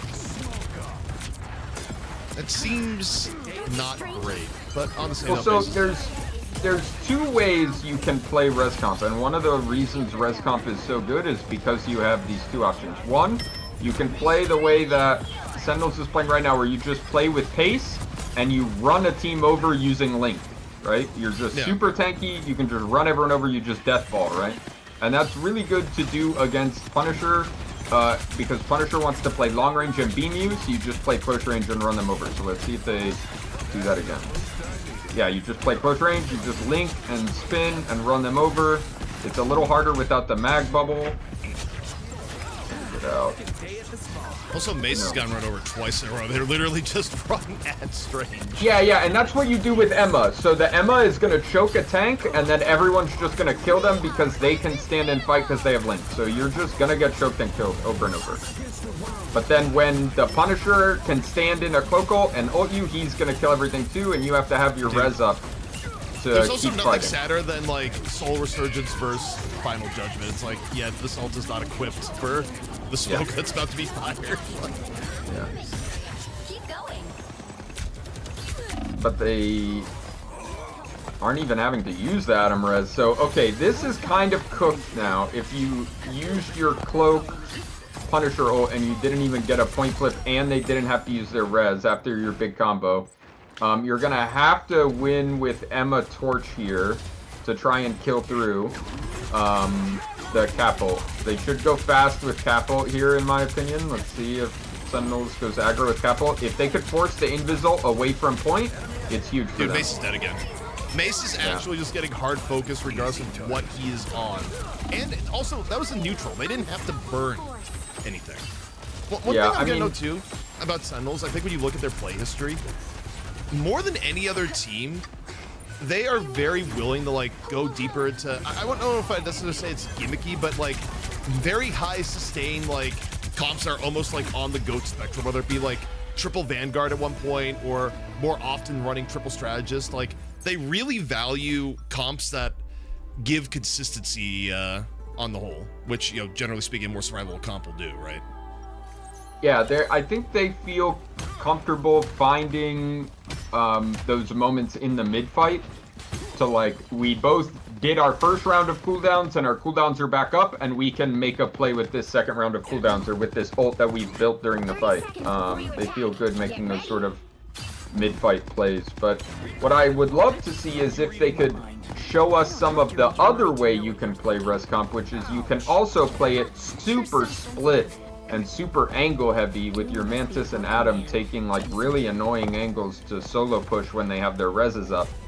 I think that's hard to do on this waterfall point, but that's, in my opinion, the really, really good res teams can play both styles, and you can play both styles against the Punisher.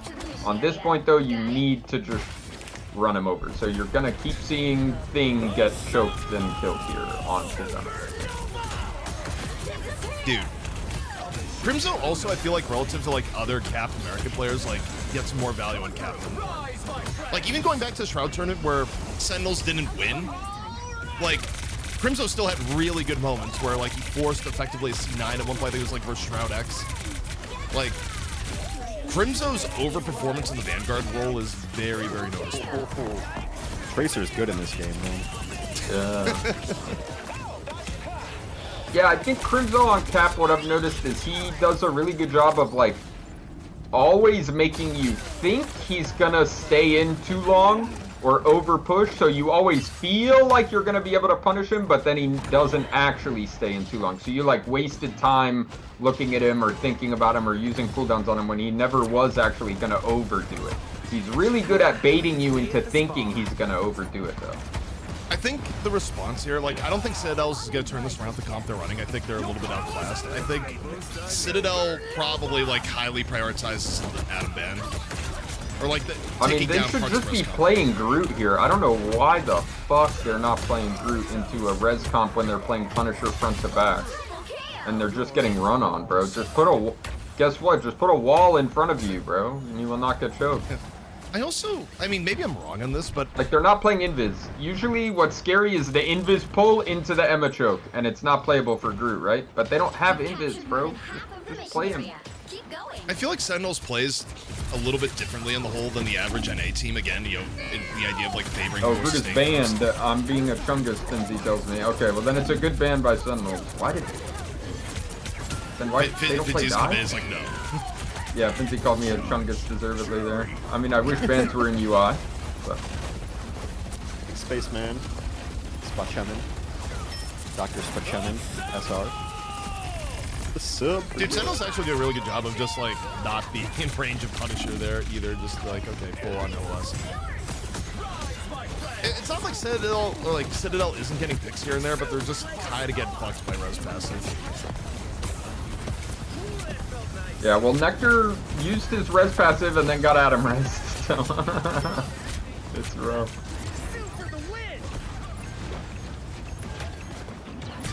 Yeah, I don't know. I look at this, and this doesn't feel as much as a, like, getting super hard outplayed as much as it is, like, Citadel was not ready for this draft-wise. Like, strategy-wise,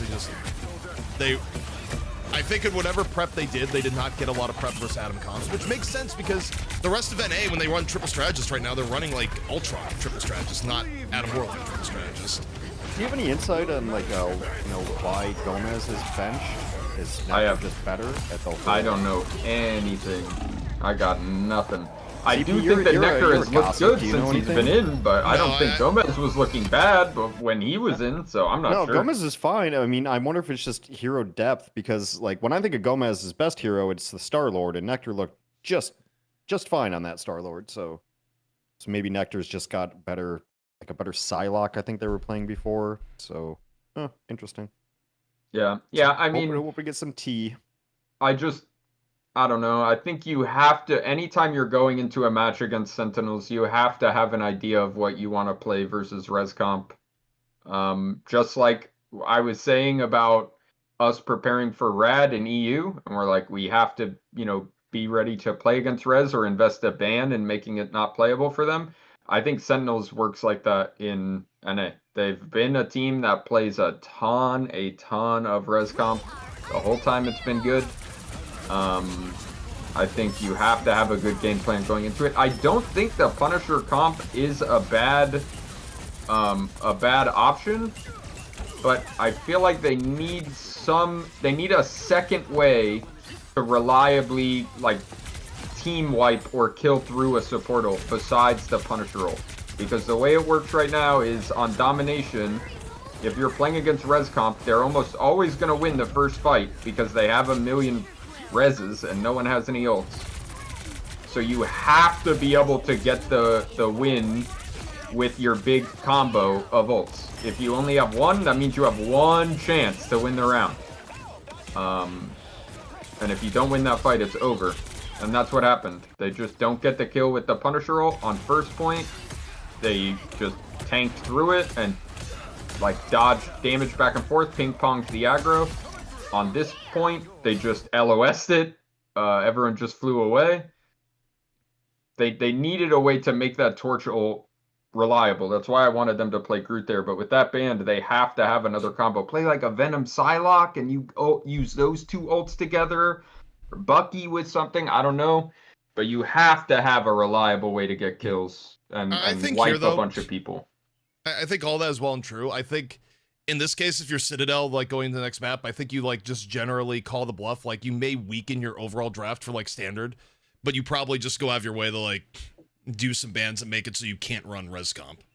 Yeah, throw a Mantis ban in there, bro. Throw a Mantis ban in there. I mean, you could do that. You could ban a Star Lord. You know, did they? I don't remember. Did they protect Adam like at the end of the draft? I'm assuming they did, but I don't think so.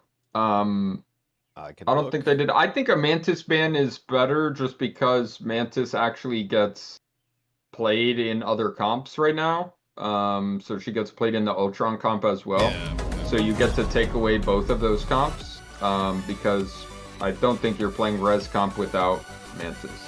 I think it's kind of troll. So I think it's a better ban because it just limits their triple support in general. Like both kinds rely on that Mantis. I think it's good. And also in terms of protects, you could throw it in at the very end because I don't think. Okay, it has happened once in like the last like 2 months, but in general, like Mantis Protect is not usually something people are gonna throw in. Yeah, exactly. So even if they protect Adam, it doesn't matter. You can just kill it with the Mantis ban either way. So, no, I think that's the way to go. I mean, trust me, I have also not been the biggest fan of Mantis overall, and I was very surprised to see the Mantis Ultron be as good as it is. But like, I mean, it is good. It genuinely is. Becca, is entirely possible. I'll do a refresh. The Twitch stream is a little bit weird. The clean feed It's not been great.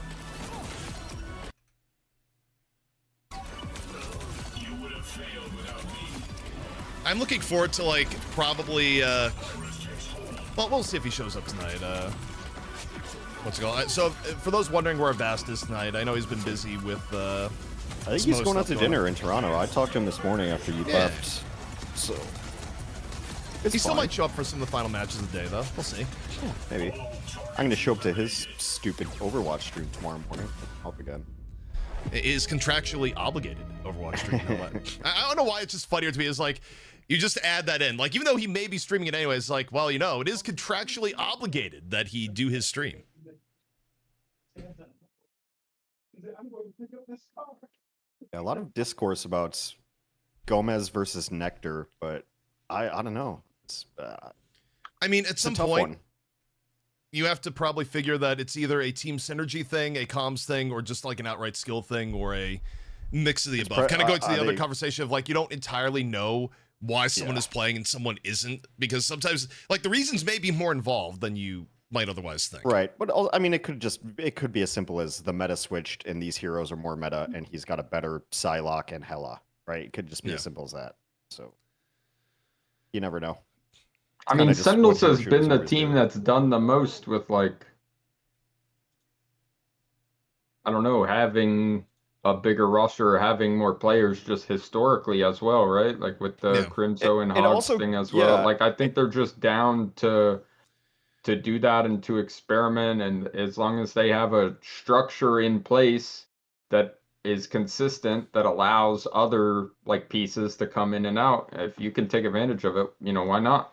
Well, I've always thought too that if you have a big roster, but like say you have 8 people on a 6-person team, right? But 2 people are permabenched. I just felt that it was always just terrible for morale. Like if you have like chances to put people in to play games, you should do that. Like otherwise, like having someone permabench sucks. I don't know. I always just felt really bad for someone who's just like always the 7th or 8th player and never gets to play. I do think it depends a little bit on the mindset. Like, I think that's very true at the beginning of an esport where people, like, no one goes into a brand new esport with the idea of like, oh boy, I can't wait to be the bench player. But there are definitely players like later on OWL who, when you were talking to them, they were actually completely okay being on the bench. Like, well, yeah, that was a little bit different. But I mean, getting $50,000 to sit on the bench is a little different than probably what's happening right now. Yeah, it's kind of interesting, you know, team-wise, and obviously, Byrek, you do not have to weigh it as someone that's like, you know, a little bit more directly involved in, you know, teams and salary negotiations and else. But like, the Marvel salary range, or the Marvel Rivals like team salary range, is really all over the place. There's a handful of teams that are getting like there's a lot of variance.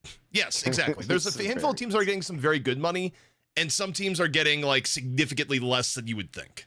And by significantly less, I mean like the range, I'm pretty sure, is like as low as like, you know, either nothing per month or like 200 a month to like as much as like, you know, 5 to 6K a month.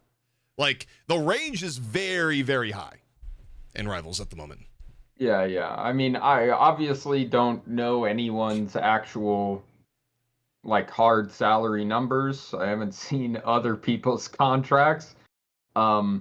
But yeah, the prevailing sort of open secret like rumor thing is that some teams are getting upwards of 5-6K a month per player, and that there are some teams that are, you know, more getting signed and sort of getting their travel paid for, getting like, you know, sponsor equipment and stuff, and much lower on the the salary end. Is what I'll say. Also, there were some teams that were on the bigger org end. Like, is it like really big historical esports names that their offer price to some teams was $0 and the exposure and cred of being with the big org. Exposure. And passion. thankfully, unlike 2015, where some teams took those deals with, for example, Team Liquid famously had like an absolutely dog shit deal that they gave to their OW players at the time. Like, this time around, players were like, actually, no, we're not going to take your shit deal. Thank you anyways. Like, people have actually like learned a little bit, which is nice. Yeah. I was speaking with several friends and acquaintances when they were getting some early offers from some people, some lowball offers, and I'm happy to say that a lot of people were sort of on the same page, that they didn't want to be sort of treated that way. Kind of the players stood up for themselves and were able to, in some cases, get better situations for themselves. So I will say, as a new game, players are generally getting paid a lot less than the new teams in Valorant did. Like, if you were to go back to like this era of competition, but for like early Valorant, dude, individual players were getting as much as like 300,000 a year. Like in early Valorant, it was wild. Like, that was like peak VC money. Just spend the moolah. And some players that were actually like, granted, I'm not like ultra like familiar with a lot of the nuances of the Valorant scene. I just know broad strokes. But from what I've been told, some very bad players got like omega bags early on. Storm ban again. I think that's just like a ban towards Citadel. I think Citadel in particular really likes playing Storm. Yeah, I mean, I think it's Fraud that's usually in the Storm, right? Like, this like looked really good. Like, you're right. I remember them playing the Storm. I was like, okay, I'm pretty sure it's Fraud. Okay, here comes the Atom ban, which, by the way, you convinced me should be the Mantis ban. Like, because if anything, you get the other benefit too of like, if you ban Mantis and they still try to make the Warlock comp work, it might just be like a troll. Like, it may be something that baits them in the running, like a shitty version of a Warlock comp that just gets owned. Yeah, well, like I was saying, the traditional way that you play the res comp is you want to death ball and like run people over, and Mantis ult is one of the like key ways you do that. So taking it out really does cripple the comp a lot. I think it stops you from being able to play such a tempo style. Okay, so they're banning like Fraud's best hero and Yusher's best hero here with the torch ban. Okay, so they really think highly of the Citadel, and I mean the Luna ban is obvious because it's so OP, but that's also like a really good hero for Valentina. Yeah. But yeah, they're respecting the Citadel players with those bans for sure. And then hopefully they run double flyer. But also, I don't love. I mean, I'm looking at what Sendals is running here. I actually think the Invisible Woman ban, like, coming in is, like, really quite good. Like, the fact is, like, they're still gonna run, like, Flyer comp, but they're gonna do it with no Invisible Woman on deck, which, like, inherently makes that comp, like, significantly weaker. I think you're gonna see that the actual meaningful difference with the Invis mismatch in an Emma mirror is that one team's tanks are going to get pulled in and choked by Emma on cooldown, and the other team's tanks won't be able to do that, so they have to like play the space very passively. I think it actually matters way more for the tanks than it does for the flyers. Yeah, that's fair. Just like the force physics choke combo. Yeah, it's very broken. So overall draft, I mean, we'll see what they pick, but from what you've seen both teams, would you say this is more like Citadel's draft? 3, 2, 1. I mean, I like them trying to play something more aggressive with the Psylocke, but I want them to play a tank that can go aggressive with it. It's annoying into double flyer, though, to not have a good dive target, but this Psylocke, with any help at all, can really put a lot of pressure on the Ultron and like threaten one taps, but she needs someone to help her do it. Also, I don't know if it's possible because like Crimso's like generally like his game sense is really good, but I also feel like there's a world where if you could like disproportionately focus Crimso to get him out of fights, you know, more often than not, I feel like Sentinel's win rate on fights when Crimzo is dead early is actually like really like worse than the norm when you like lose a Vanguard early.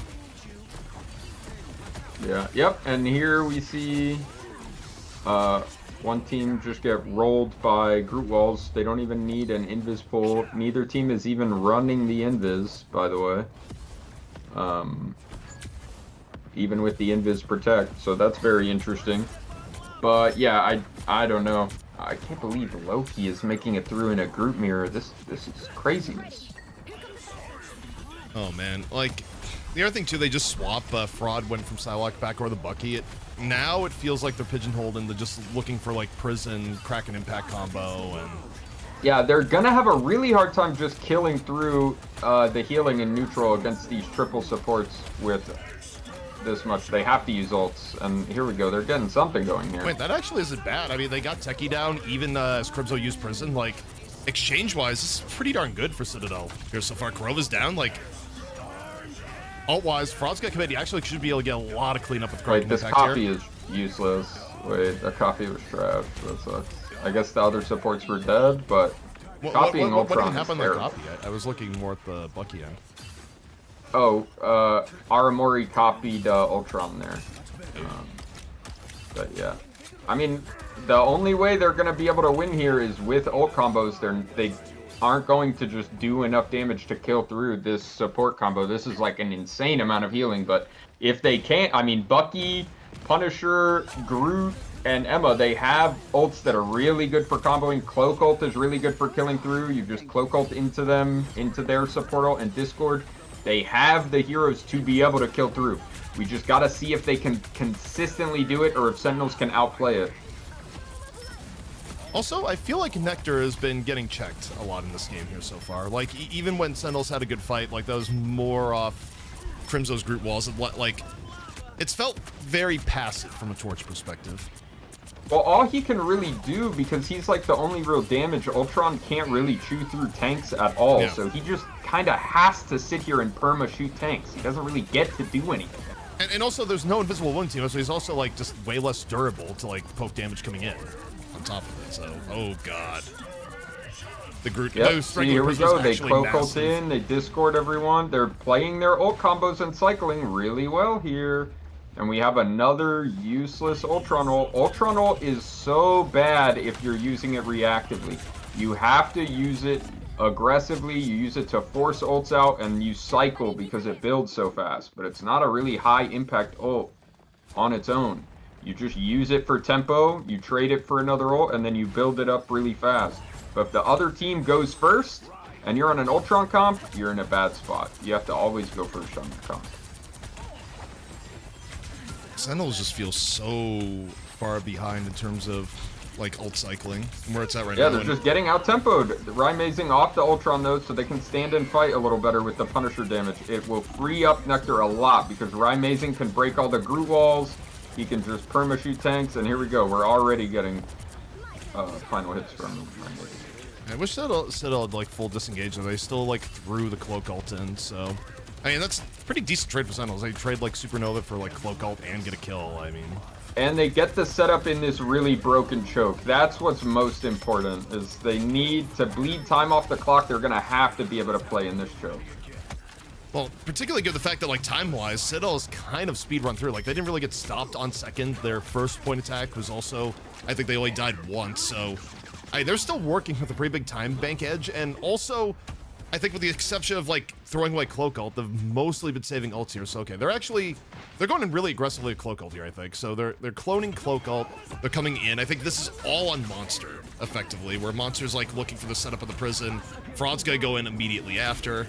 So prison comes out.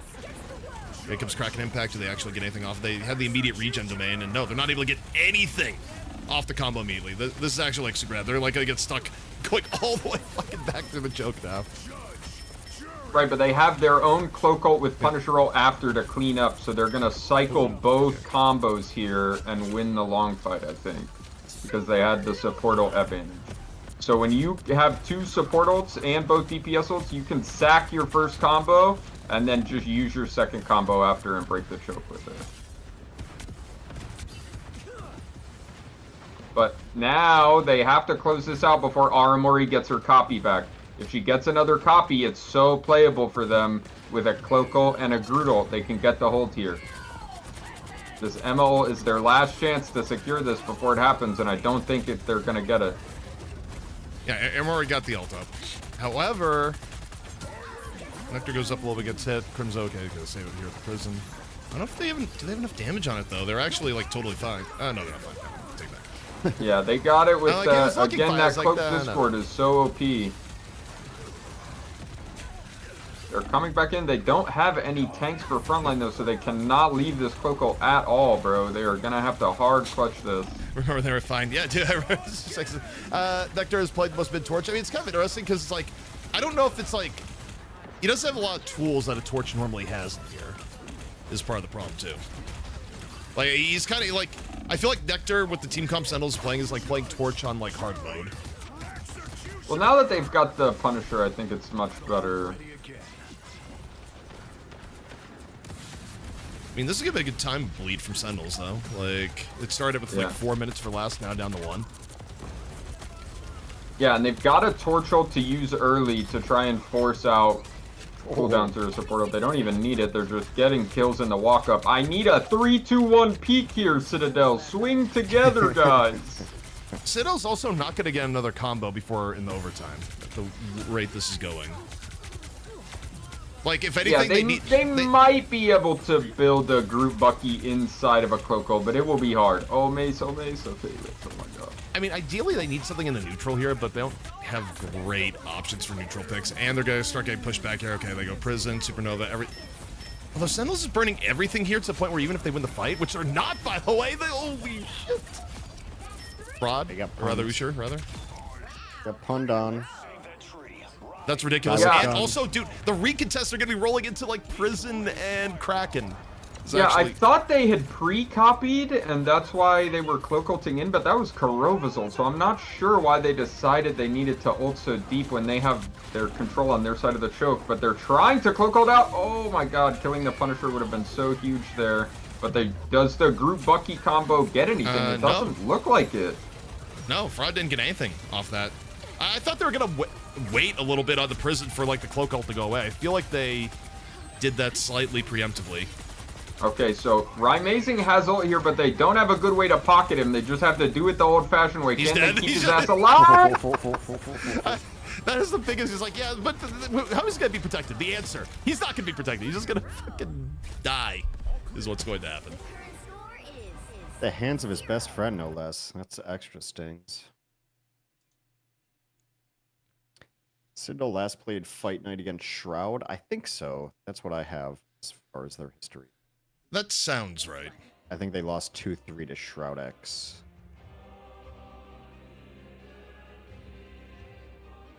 Dude, what in the world is going on? I just, like, every now and then I'll check to see what, like, the main chat stream is going. People will be like, Citadel comeback. It's like, dude, what part of that was a comeback? Citadel got to, like, last with 4 minutes. I mean, it was more so Sentinels, like, came back to, like, not get speed run in that situation. Yeah, I just think the double flyer comp just does not have enough damage in these, like, brawl comps if the other team has heroes like Punisher or Wolf on the board. They just shred through everything way too fast. That Ultron just made things so hard. As soon as the other team gets the tempo advantage and you're on that Ultron brawl comp, it's kind of cooked. It's kind of cooked. So I like this change. I like the Wolf here. I think you should just be playing Wolf Punisher if both of those heroes are up in a group mirror. I think those heroes are broken. But I would say Wolf Torch is pretty close. So I think Sentinels has the better comp here. We'll see if they can actually take advantage of it, though. I'll also say, by comparison to our chat, very intelligent. Like, biggest brains around here. No one in our chat is like, is this the comeback? Everyone in our chat is like, no. Like, we understand what's going on here. Blazing chat. I'm for it. Look, guys, you can drop those likes and subscribes anytime you want. It would be called smart for doing that.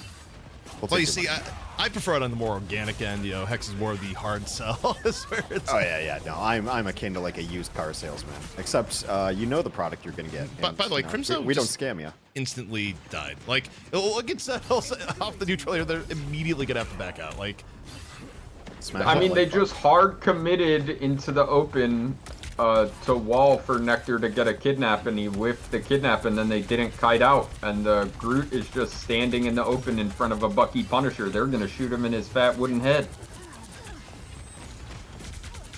You got a kite there, bro. Actual hard command that, but okay, they got Fraud. Fraud is so fucking dead. Like, really nice grab by Nectar. So Settle's gonna delay a little bit. Cloak Alt though is already fading. They're gonna have the Groot Torch very soon though. This Groot Torch is very scary. They may not even need it.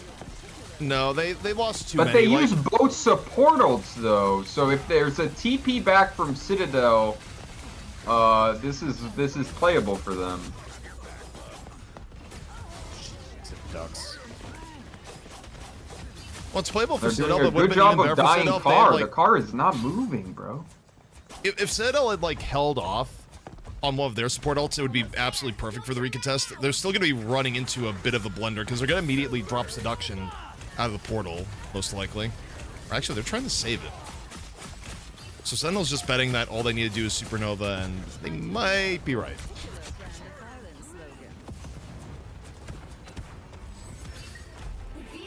Well, did they bleed anything out? I mean, they bled out Torch Ult. So, fair enough. Also, like, teams always will fight right there because of that doorway. Like, teams never give that last bit up for free on this map, defensively. Also, Mace. Yeah, this Mace stagger is brutal, though. Yeah, I do not know what happened, but him dying there really cooks their second point. They're only going to get one fight here. Yeah, and Mace should not have been that far up. Like, there's just no way. Also, now when they're coming back up, like, if they come out a little bit earlier without Mace, like, the odds that someone's going to get, like, kidnapped by Nectar have gone, like, up significantly. Yeah, because he could just be anywhere now. I think Nectar may have guessed a little bit wrong there, but okay, Monster's dead. Like, okay, Monster's dead, and also, I'm looking there, was Mace even fully back yet? I'm not sure. I think he was close, but I don't think he was there to help peel the Groot. Dude, this has just been, like, off the Mace stagger. Citadel has basically given up second point for free. Yeah. And now they're throwing ults into this. Okay, they kill Nectar. But they had to throw ults basically starting at 5v6, which is usually not great. Sentinels, though. Okay. Threw one Shreds, I'll drop the next one. They cannot keep him alive inside of his own cloak ult. It's probably a wrap here if your Punisher dies in his cloak ult. Dude, Citadel is just... the staggering into, like, having to throw ults out to try and get back into the fight off the stagger. I mean, realistically speaking, they never gave themselves, like, an actual real fight throughout all of second, and they threw resources into it. Yeah, I mean, they essentially got a 5v5 with a slightly worse support ult at the end of second, which is definitely a fight worth taking. But I don't think they spread out and took any space with their cloak ult, so they were kind of bottlenecked and lost the long fight, and it meant their Punisher just got one shot. Also, what do you think of this thing swap at the very end here? Thing like... into Groot Torch. I understand you feel like you're getting kidnapped because you don't know where to make your character stand. But you cannot play Thing into Groot Torch. Yeah, no, that's kind of the point of getting it. You're also on top of it, like, terrain-wise, this is actually one of the better Groot points around. Yeah, I mean, you just have to, the real answer is if you're gonna leave Wolf open and they don't even have setup for the Wolf, he's just raw grabbing you, the answer is improve your, where you put your feet, brother. Also, if you're gonna leave Wolf open, at least, like, make sure you have a Magneto before you do that, in that instance. Or play Invis and break the bolts sometimes. Yeah. Where they still have the option to go Invis. Like, Invis was only banned for Sentinels. Yeah. Last opportunity for Sentinel to do anything here, and okay. Nice. Okay, we got some picks. It's holdable. Well, with Respawn Edge, yeah, they're gonna hold at least for now, but... And they get the copy out. But they're coming back with double support ult, or I'm sorry, double DPS ult with Groot. And there's not a support ult up for Citadel. So what they really need to rely on here, Monster needs to hide and find a clobber. But they're just going to run into the choke and die to this combo. Dear God. Also, I don't even know why they need to follow out to that extent. Like, I mean, Sentinels made the same mistake on their defense, right? They decided they wanted to run through that choke as the defenders with an ult, and it's just very rarely the right call. Sometimes it is, but most of the time it's not. I will say though, given how the attack went and the fact the attack was like pretty damn good for Citadel up until the last point, this is still a winnable game.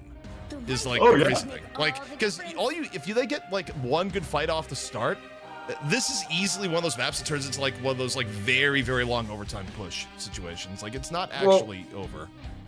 We just have to see if they can find a way to feel like they can deal with the Wolverine. Because right now, as soon as Nectar has swapped Wolf, they haven't been winning neutral, they haven't been winning in tempo, they've been getting picked, they've been getting killed through their defensive ults. Basically, all the things that Wolverine lets you do have just been happening. So they have to find a way to take away at least some of the things that Wolverine is doing. Well, interesting enough, I don't think Sentinels played Wolverine at all on the defense here last time, right? Not that I remember. No, they did not. They only swapped to it in their attack, yeah. They were playing double flyer, I think. Well, they were Torch and Ultron and then Torch and Punisher. But in this case, they're actually opening it with it on defense, so they've changed up a little bit. Yeah, and this is a really good point for Wolverine as well. You can take that little flank on the defender's right side, like up to the high ground, and then jump right behind them on the corner. Yeah, we already see Nectar hiding up there. So yeah, there's a lot of good Wolf setups on this point. Let's see if the Iron Man swap changes things up. I mean, I think the thing that sucks with the Iron Man stuff is that it would be nice for Citadel if they had like 2 minutes so they could like... They do have the Invis. Maybe the Invis to break the kidnaps will be enough. I feel like the way ults are in this game and like how important they are, like if Citadel just had like an extra minute right now, it'd be so much more comfortable for like setting up for a pulse cannon or like Ultron cycle. But, yeah, the Iron Man is farming his ult fast, but it means they're going to have Copy. Copy's going to be the first ult in the game, and if Sentinels just pulls the trigger with it right here, it's kind of cooked for them.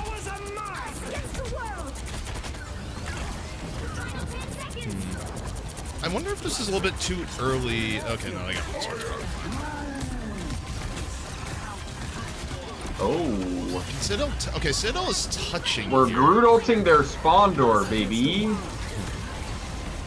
Wait, they still have pulse cannon. This is still turnable for Citadel. I think Sentinels may have used like too much shit too early. Yeah, I think they were trying to finish it. Yeah. Because now respawns are gonna come in. They're gonna get the cart going. Sentinels gonna be slower on their respawns. They burned way too much shit at spawn. Like, you know, I think the issue is they used the clone cloak ult a little bit early. I don't think they had to use it that quick on the chase down because now, even getting maced again. I mean, this isn't bad. Also, if you're a fraud, like, you'd have, like, the biggest fucking pulse cannon of all time here. Yeah, let's see. Starting out in Gamba form, they're just trying to raw kill them in the choke. Fraud got interrupted! He got stunned. Okay, Did he so get no pulse wolf kidnapped? What broke it? I don't know. I did not see what interrupted, but yeah, that's... Whatever interrupted the pulse cannon is, like, MVP. It's like it was a wolf grab or a Emma choke. There's not anything else on the team that could do it, right? It's probably a wolf grab. Like it wasn't, I don't think it was on camera. Time to switch this up. Okay, so Nectar may have just been the GOAT there. Well, what about Super Gomez? Could Super Gomez have done that? But what about Super Gomez? Just trying to. Yeah.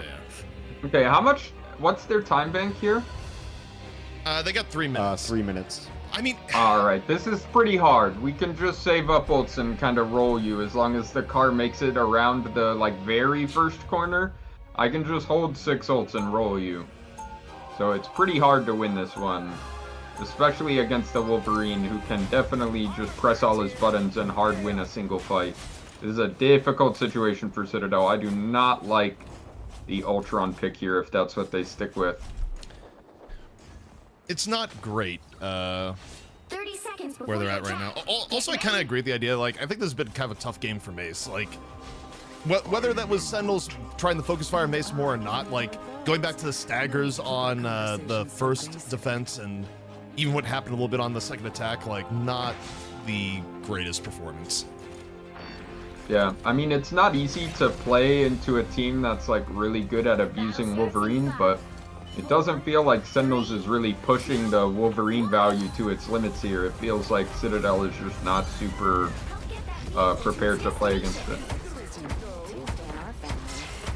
All that being said, if you had to hold for 3 minutes on first point, this is still like one of the better points in the game to try and hold. But I mean, Citadel's gonna have to play like so much better than they did in their first defense for that to be a thing. I mean, I guess the big difference is they weren't playing Iron Man the first time around on the defense, so. Yeah, they need to be trying to build up this Ultron ult as fast as possible. And going fast with that and start cycling it. I can't tell if they have the drone on the tanks. Yeah, they do. They have it on the tanks, so they're building this ult fast. But they're still slower than copy. It's just a wrap. Airmore nearly got picked in neutral. They're coming back around. They got Ultron on, and they insta-pop it. Hoosiers is like, I feel like I'm ahead. I'm instantly using this shit. And they lose. Oh, dude, they lose Fraud! Yeah, when Ultron gets his ult second, the enemy team's Loki gets ult first, it's just, you're not gonna win. Very nice. I think Mace actually had a decent seduction there towards the back end. Like, this is closer than it should be back on the fight, and they get a boundary. Wait. Yeah, building an ult that fast is crazy from Emma, though. Yeah, wait, Mace, okay, Mace finally dies, but Mace actually got a little bit of redemption there. I don't know if it's enough, though. They still have to deal with. The problem is, Fraud has TP'd back on Strange, so they have no damage, and they have a Wolf against a million tanks. Yeah, I mean, this feels like Sentinel's just gonna grind it out.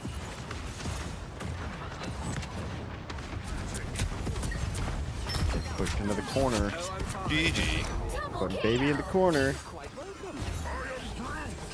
Well, here's the silver lining for Sentinels, or for Citadel, is that you're in Group B. You're probably still fine. Yeah, that's very true. Because, like, honestly, I just looked at the bracket again, and I was, like, looking at, like, how this is going to affect things. So Sentinels moves on to the upper bracket final, where they will very likely run into Shroud X, who they have just fucking dick-kicked the last several times they played them, right? So Sentinels walks all the way through. And then someone else probably will as well. I mean, what if you make it to the upper bracket final? You're already qualifying because you're already in playoffs. Right? Like, so, Citadel Shroud X will come out of that, right? I don't see Nemesis beating Shroud X, regardless. Actually, and then, I was just saying, Myra, do you get prize money for? Rather, what is the benefit to winning your group beyond, being in the playoffs proper? Is it just seeding? If that's not announced, I'm not about to leak it. Okay, no, that's fair. That's fair. Like, I have no idea what's public. I'm gonna be honest with you. I truly do not know what has been announced and what has not, because it has not even been super clear with us, and some of the things about the format have like changed over time.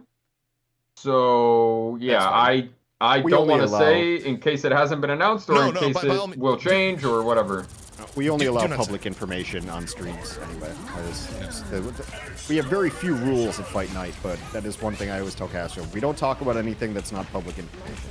Yeah, that kind of becomes a problem a little bit of times at Deadlock, where there's a lot of leaks that come out about like stuff in development, and it doesn't. Yeah, it's like, nope, we're not going to talk about that on stream. Like, that would be a bad idea, because it's like one of those things. Like, yes, it may be out there, but presumably the developer that graciously allows us to run a program for that probably doesn't want the leaks to be talked about.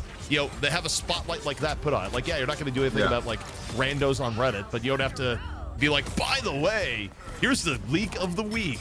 Well, that sounds yeah. But I will say that like most of the format stuff I've seen for the actual matches and like the tournament and like the timing of everything is not anything that would like stand out or be surprising or weird in the context of like other esports you've watched or participated in competitions in. Like, nothing crazy one way or the other. Like, everything's makes sense. There's a million ways to like run your events and format everything, but none of it is like crazy or weird or off the wall. It's all like pretty standard normal stuff. I mean, what I will say about the Ignite format overall is that I think downsides of it for sure is that some teams just get like way too long of a break if they get fucked up in this very first stage. Like, the reality is, this is a very long time without playing.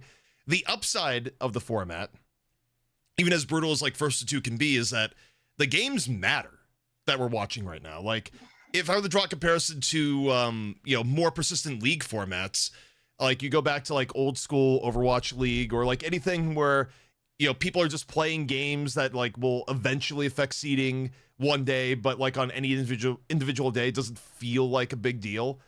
It's hard to get invested, especially if it's like two teams playing each other where like neither are probably going to go far. However, in this case, every game that we're watching here, especially like today and tomorrow, does have like pretty big ramifications. So that part is actually kind of cool. Yeah, absolutely. And yeah, I think the long downtime for the teams that get knocked out early is like somewhat mitigated by the fact that they sort of opened it up to a lot of teams. So like a lot of these teams that are in like the top 16 range versus the top 8 range, the teams that are going to get knocked out that aren't going to make playoffs. And obviously this doesn't apply to every team because some teams got unfortunate brackets or seeding situations. But a lot of those teams wouldn't be competing in any large tournaments during this time anyways, right? So it's not like they're losing out. They're just gaining something to play in and something to participate in, get experience in, get exposure, all that stuff, rather than losing out. There will be a few teams that just get unlucky brackets, though, that probably should be in that top 8. I hear what you're saying. Situation that are kind of going to be left out in the cold. What you're saying is NetEase should probably give Fight Night Esports $100,000 and we'll run a tournament for these teams that get knocked out. I completely agree. I pick up what you're putting down. Funny thing is, Jobless Bums is going to have to play FlyQuest or Solaris. That's a tough draw. Yeah. I'm just looking at brackets. I'm pretty sure. Yeah, I think that's right. Sorry, I was thinking about no, it is right. I'm looking at the bracket right now. Okay, what is going on here? Hang on, I'm switching to the interview stream. Gomez is doing interview in Squirrel Girl cosplay while not playing. Yeah. What the fuck? I don't know. Fucking. This is why I don't deal with players, man. I can't deal with this shit. Did Gomez even play? No. Yeah. Well, then what the fuck is this nonsense? I mean, I don't know. I mean, esports players almost always try and avoid the interview, bro. I agree. Yeah, that's but this why, is next level. I almost don't. I almost never try to put interviews on a broadcast. I've tried to get interviews out of the Overwatch League for years, and obviously no one listened to me. But I'm swapping the interview with audio. We're gonna need 10 seconds because Twitch is giving me a yogurt ad. It is protein-packed yogurt. yeah, see, it knows that you need stuff for your gut health. Get some probiotic and some Nectar protein. and Techie, those two have been just amazing coming in too. Great additions coming in. I mean, Nectar's hero pool extremely vastly bigger Nectar's than got a mine. bigger hero pool than amazing. Gomez. I want to say that he's doing really good representation idiots. for I was Sentinels. right. He's a good addition. Type What's Hex your was right in opinion chat. on We're this getting game? Actually, I banned. wasn't Type leading Hex to. is right in First off, chat. I We're like the getting GameCube banned. in the back, looking fresh. I like the background in Okay, general. thank very you. gamer I movement. got all of this stuff, you know. I mean, I know. really fantastic. I didn't get a I'm haircut. liking the vibes. That's the only thing you got to do. All right, well, absolutely. But you talked about I what we're appreciate seeing that right now from Sentinels. Where have you been? We missed you, it man. doesn't look like an where have you asylum. been? Have you just been like invisible Yeah. and truly just Yes, waiting in the thank you. back, He's got like stuff waiting in behind the his- scenes? his- Or yeah, are I'm you just there alongside? There's like- something on the wall Okay, I behind was him. gonna We say, can't like, see are you exactly waiting what for it your is, moment but it when is you're just on like, the "Oh, it's in wall. comms." That would And it's really too much, framed. right? Whatever You it don't is, wanna it's reveal everything framed. of your And skill. there's a Where have you GameCube, been? it What looks is your like, role and right I now? appreciate Helping the out Sentinels to GameCube in for between sure. you guys There's a mini figuring things out for fridge, different so you compositions know, during the ban having phase? food that needs to be stored and not just what I DoorDashed usually all the do time. now, It's always good. A little bit, because since we're giving Nectar a lot of playtime, He's got I've been trying to reviewing more over symptoms his of being an Wolverine, which adult. He's been doing I pretty good at appreciate now. He's been popping off pretty Adult much in time. I symptoms. think you've been seeing his grabs. He's been doing a really well job pretty sure you guys saw that, right? Right? You too? I see you guys over here, right? Am I playing the right way? Oh yeah, dude. He looked like he was flying as Wolverine. Am I pointing the right way? He's like, insane no, you're kickoffs not there for pointing the right sure. Listen, man, it's cool how flexible your team. I talked about how they've continued to show the flexibility of Sentinels. And I gotta ask, man, listen, people look at you as one of the best, Sentinels as one of the best. We've got other teams flown up there. We've got Envy, 100 Thieves. You know, we've seen some tight matchups. In your eyes, give me some of the team. What do you think are the top teams to contend against? Who you kind of looking forward to playing and proving what Sentinels are? Envy is definitely like the powerhouse right now. Even though they dropped the map to Solaris, Audio desync they are a little bit. they're a scary team right I now. have no idea. They're like I just refreshed. I mean, maybe I'm a little biased because of Kaluj, right? But holy, that team is that's going to be a team that's going to be like Well, he's a decent big interview. I'll old give him split to that. go He can against. actually Like speak. 100%.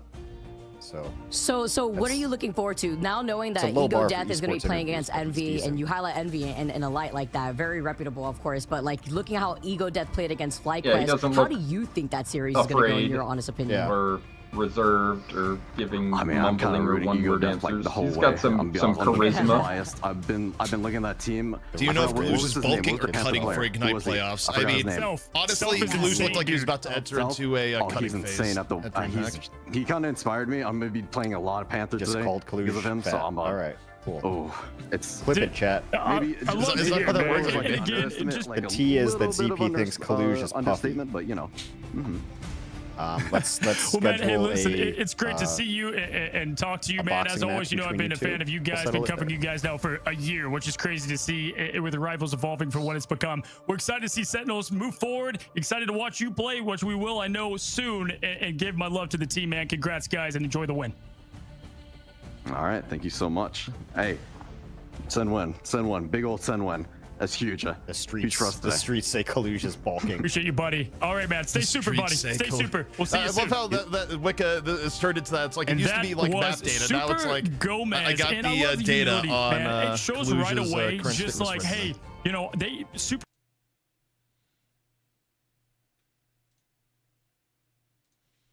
All right, we go back to clean feed. Clean feed. It is.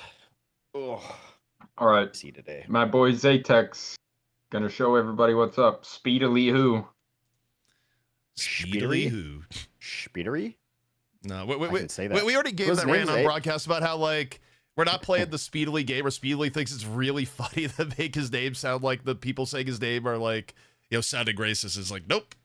Caster priority, I could just call you Speedily, which is what you've gone by for like the last 6 years. Yeah, but it's like he's given us an opportunity. I mean, if we wanted the opportunity, I suppose. No, it's like I think it's funny. It's funny to me, but I don't know.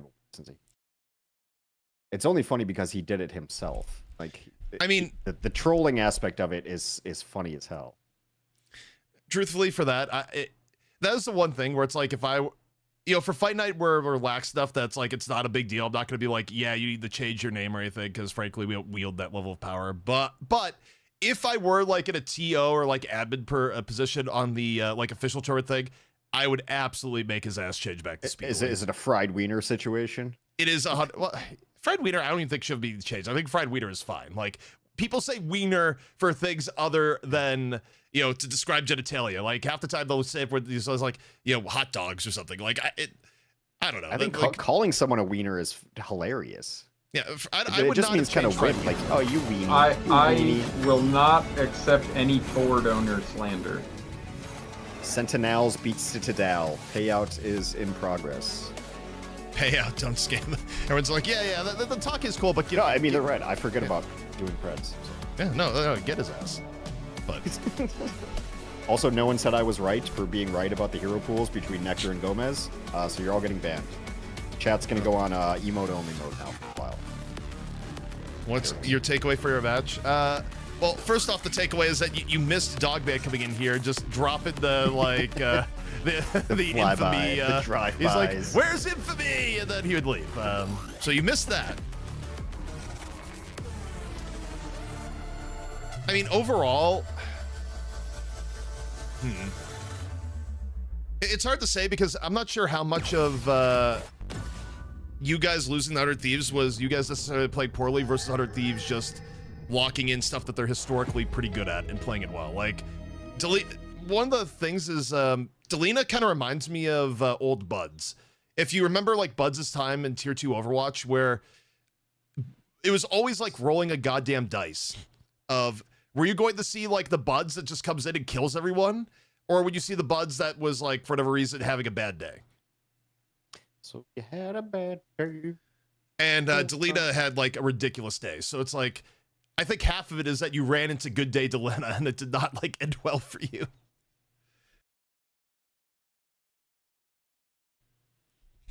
I mean, it's just hard in this meta with this ban system to force 100 Thieves onto a comp they're not comfortable with. And they're just a team that you don't want to face when they're in their groove, when they're in their zone. That shit's hard, bro. Is that Ben Brode at top left? No, but I've gotten that comparison a lot. Ben Brode. But also when doing Deadlock recently, I've also now just getting called White Abrams. I wish I was kidding. I was looking at the Deadlock Discord the other day, and people are making the Green Abrams joke, and then someone comes in and is like, yes, but have you seen White Abrams? Like, wait, why the fuck is my face there? Like, what's going on? Pretty funny. You do have a kind of a square head, so it does fit. Yeah, no, I mean, look, as far as cosplays goes, it's really not the worst cosplay. But, yeah. Also, the glasses are basically the same, so. Yeah. I mean, if only people knew that you were illiterate, then the whole narrative would fall apart. I can't read. I mean, dude, you know, literacy rates are really on the rise, thanks to... Zach Galifianakis has one of my favorite jokes. He just does this one-off character. So he's wearing glasses, right? He's like, this is a character called the Pretentious Illiterate. So he's got his glasses on, and he goes, I told you, I can't read. He takes his glasses off, and that's it. That's the whole character. It's early Zach Galifianakis, like 2007 Zach Galifianakis. Ben, please buff Warlock. Oh yeah, Ben Bro does. Imagine playing. He went to do Marvel Snap, right? Yeah, he does Snap now. Imagine playing like standard Hearthstone still. What are you doing? What are you doing with your life? No one plays standard. Also, you know Kibler, right? Brian Kibler. Met him before. No. He had a video like a couple weeks ago just shitting on Hearthstone, like hard, about how bad standard Hearthstone is right now. Yeah, I mean, it doesn't seem like it's been as big of a priority. Hey, wild. That's somehow worse. That's somehow worse than standard. It's standard without any rules. I'll say this, Valk, by the way, just as like, you know, this is maybe a baseline observation, but I do think if you can find a way to get it out in the ban phase, I do generally like when teams force 100 Thieves not to play Groot. Like, I still think it's very much true that, like, when you look at player-specific strengths, unlike TTK, where I feel like you can't really ban out TTK on the Vanguard level, like, he's way too versatile, I do feel like Vinny takes, like, a step down when Vinny gets forced to play Magneto or something as opposed to being on Groot. And I think Monster himself also plays, like, a really good Groot, so... I think the fact that, like, Monster playing good Groot kind of gets, like, nullified by Vinny playing arguably a better Groot, like, kind of hurts you guys in the head-to-head. You need a sick wolf. That's the only way. I think Groot ban can be hard. I think it can work. But the easiest way to just feel like we don't have to be scared of the enemy picking Groot is just have somebody that is very comfortable playing the Logan. Well, Monster's on Citadel ZP. So or why did I say Monster? Yeah. No, who was I thinking? It's a similar name of Jobless Bums, I thought. I don't know. They don't have a Wikipedia page. So once they're off screen, I forget who the roster is. It's still Groot v. Groot matchup. It's a shot at Wikipedia, not a job. It's a shot at Wikipedia. Well, no, I'm mad at Wikipedia because they used the worst picture of me ever from last EWC where my hair is all fucked up and weird, and I complained about it, and they're like, I'm sorry, we have a policy that we have to use the most recent event picture. So that's going to be my picture forever now. Bastards. Wait, seriously? Yeah, it's so shit. All right, I got to go to the bathroom. Well, that's not good. I don't think my picture... I mean, my picture's okay, but it's not that great either. It's like from a weird, like, very under angle. Oh, yeah, British Tree.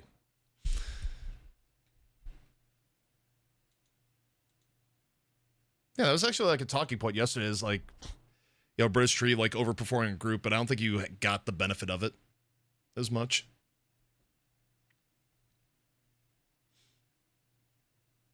I don't know. I generally just like when people take Groot away from Vinny. Like, it's not... I don't think anyone has ever felt bad about getting 100 Thieves not on Groot. Streets who's going to win, Envy or Ego Death. I mean, I feel like Envy... Because Solaris getting a map yesterday, I feel like was more... Well, it was kind of a combination. I think Envy overcommitted to the Jeff Storm comp, which... I think maybe they thought was going to be stronger than it actually was. And then I think Solaris actually legitimately was, like, decently strong. I don't think it was an indictment on Envy looking weaker than expected. I mean, I think that's just how the solo tank comps can work on domination maps sometimes, right? Like, if the other team is snowballing against you, it can be really hard to make a comeback. But if you are snowballing, it's impossible to deal with. It's just like... No. Yeah. It's just the nature of the style. Just happens sometimes. Especially on domination, bro. Like, domination, I feel like, is very... hard to be, like, super consistent on. I'm getting my refresh out of the way now. Do not trust a stream at all. Yeah, we're good. We're back.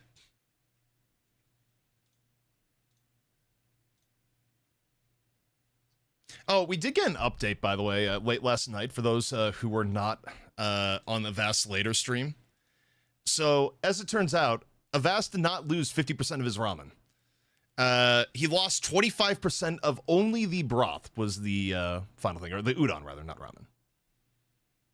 So the situation was not as grim as it was at the end of the stream. It was like, no, it just, it actually looked like he got shot on camera. Like, he was not enjoying himself at all. I mean, spilling hot broth in your lap is kind of tragic, no? No, it wasn't him that spilled it. His girlfriend was picking up the udon order, and, like, it spilled in the car or something on the way back. Okay. Unlucky. Gilbert. Thank you for the update, Kidhar. He lost his Gilbert noodle, dude. By far the best name that we have seen. That's fantastic.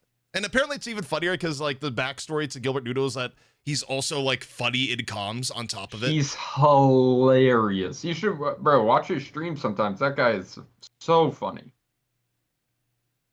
Dude, as an aside, is the main broadcast getting baited on the Speedily name? I feel like they probably are. I think I Run Shib was saying it as written in their match yesterday. No. Yeah, I like Shib though, bro. Shib seems like a nice guy. Yeah, that's word on the street that Dustin was dropping down. Where I mean, yeah, ideally, he seems like a genuine esports yeah. lover type dude. You know what I mean? Yeah. Like one of the OG style guys that I think of as casters from when I was coming up. Are you saying there are people who are trying to get into esports who just do it for the fame and the clout? Which is funny because I'm just saying some people come into it more from a content angle than from a like loving the competitive scene angle, and he seems like the latter, but yeah.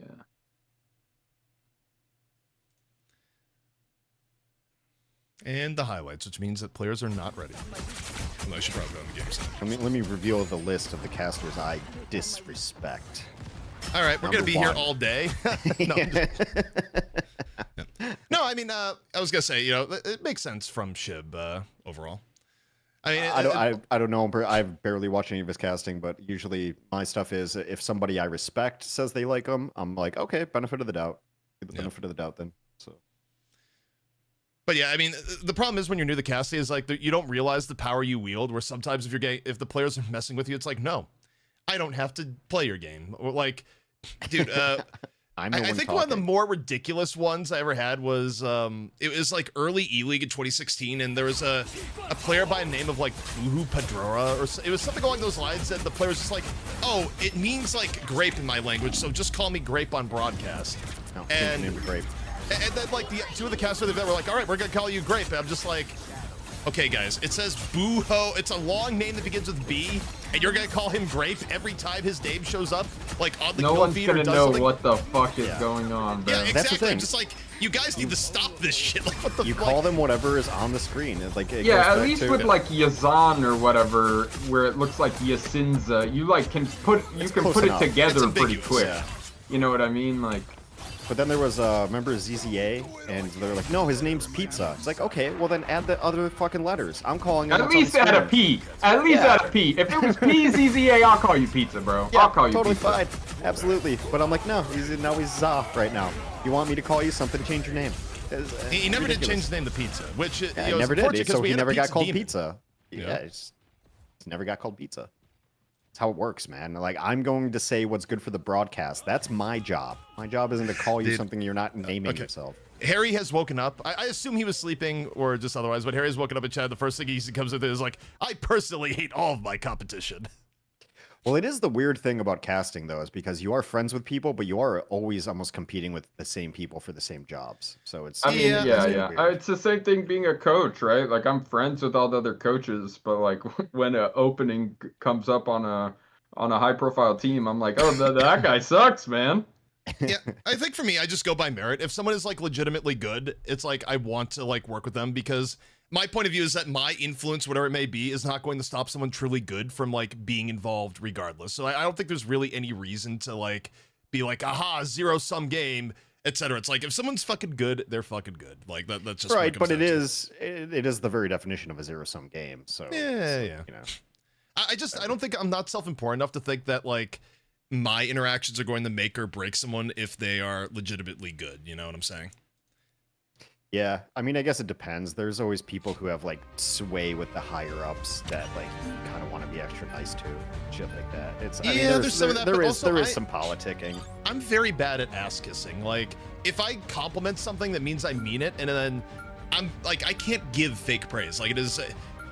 I want to say it's a character flaw in the sense that like it definitely hurts you professionally. Well, you can't even give real praise. So it's just like, when was the last time I got real praise from you? What do you say? Like you're saying fake praise. Where's the praise period? Come on. Yeah, man. that's kind of that's not entirely true. Like there's some people especially I've told all the time is like, particularly if they're doing something that I personally am not able to do on the same level and may not ever be able to be, like, hosting, for example. I will slather praise on both Puckett and Golden Boy for just being the best ever, pretty much. And again, my name's not brought up there. Thanks, buddy. Appreciate you. Come on, man. Come on, I've hosted 2 whole shows. I'm the best. Okay, Actually, I did the Shroud thing as well. That's right. I've seen worse hosts. Like my whole casting career has been copying people who are better than me, whether that's like NFL casters or hosts and stuff. I'm like, what do they do? Okay, I'll do that. Like, by the way, Envy continuing to protect Ultron here, am I right? Yeah, what's this Ultron shit? Well, I mean, Nero's pretty good at Ultron, to be fair. Like, they did play one of the better Ultrons we've seen, I think, across all regions, so it kind of makes sense. Yeah. I mean, if Nero's going to play it, it does make sense, because Nero is still kind of that DPS support, I mean, I just think I think we need better bans from Ego Death here. If the other team is securing Ultron, you need to punish them with Mag and Emma being banned here, surely. But they're still going to get the Mag, even though they do an Ultron protect. This seems grief. You should double tank ban here. By the way, Ego Death may be taking your advice here of, like, ban Mantis. Yeah, the Mantis hurts the Ultron comps a lot if you ban Mantis. The Mantis. Also, they banned Invisible Woman on top of it, so it's like, you're gonna run Ultra, but you're not gonna have Invisible Woman to, like, help the flyer, and you're not gonna have Mantis, like... I look at this, I feel like this kind of makes Envy just not run Ultra. How do I get to have Mag and Loki on my team without protecting either one? It's illegal, bro.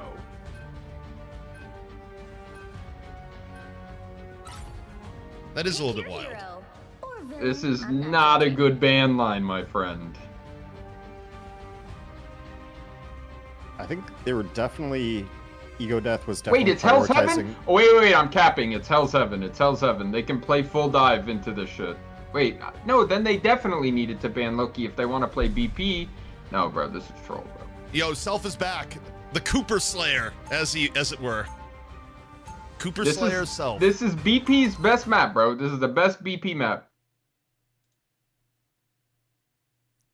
Puckett just had 4 more Coors Lights. No, Puckett... Actually, it depends. Puckett's kind of equal opportunity between, like, his beers and his, like, hard liquor. But he's definitely a cocktail enjoyer. Is he a Coors guy? I don't think I've ever seen Puckett drink a Coors. I usually see Puckett with, like, something like a Moscow Mule, to be fair. Oh, okay. The question is, does he have the little copper mugs at home? Yes. Okay, legit. Puckett is also big on grilling. Like... Well, he was sous vide. Yeah, apparently in the wee hours of the morning as well. Yeah, Puckett's a dude's dude, kind of back, you know. like, Into football, grilling, you know. Yeah, real Ohio steak and man, asparagus bro. type of guy. he is. He's a Colombian for sure. Yeah, for real. Okay, again, one thing I'll say from the observer point of view, I don't give a shit about anyone other than the Black Panther right now. Like, please, put the camera on self. Everyone else is irrelevant. Like, I don't want to look at Nero right now. Well, Nero's the one that's about to get one-shot by him, no? Yeah, I mean, I guess it's reasonable. Okay, good. Camera, stay here. No! Wait! Come back!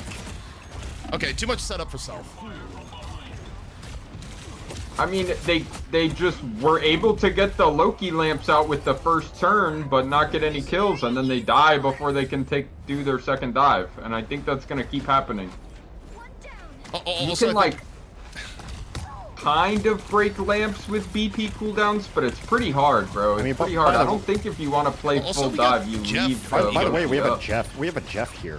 By the way, what the hell's going on at the Jeff? Someone explain it to me. Copy. Response. Grok, explain this. Yeah, I think it's a contact ESIC moment. Oh, dude, speedily just... Dude, this is... What happened to my Cooper Slayer self? I mean, he's solo diving into a Loki backline with the Ultron healing him. It's not playable. Well, Ego's also gonna almost always have to run Punisher, because what Envy will 100% Did this motherfucker run just copy BP?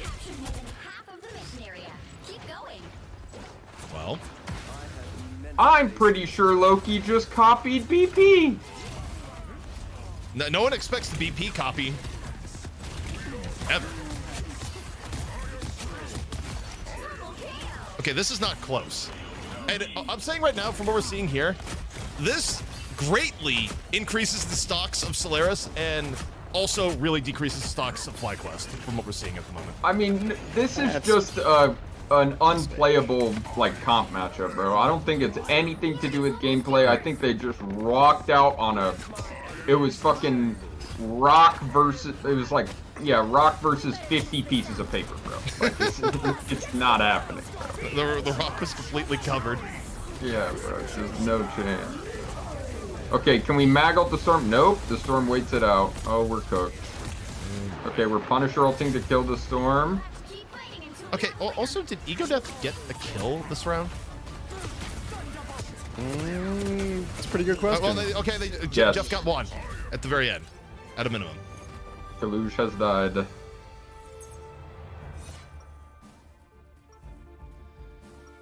Oh boy. Yeah, I don't know, bro. You cannot leave Loki up if you're trying to play hard dive, bro. What did they ban instead? I mean, they got rid of Mantis. They banned Invis, Luna, Mantis. But they should have just banned Mag Loki here and let them have the Luna if they're trying to play dive, or ban Mag Luna and just have the better Punisher comp because they have a Mag and you don't, so your Punisher comp is strong. They had a way to make this strong when the other team did the Ultron Protect. They had a couple ban lines they could do, but they didn't do either one. We were right. The only kill was Far on the Jeff at the very end. They got about as throttled as you can possibly get throttled, which. Okay, so we are playing Thing into 2 Flyers and a Groot, which on one hand sounds like you're gonna get touched, But on the other hand, you can throw Wolverine at people, and that's funny. Also, can we talk about, I mean, we talked about last time Envy played, but when they do Ultron, Cal just goes strategist. Like Cal well, Cal like played strategist for a little while in this game. Uh-oh.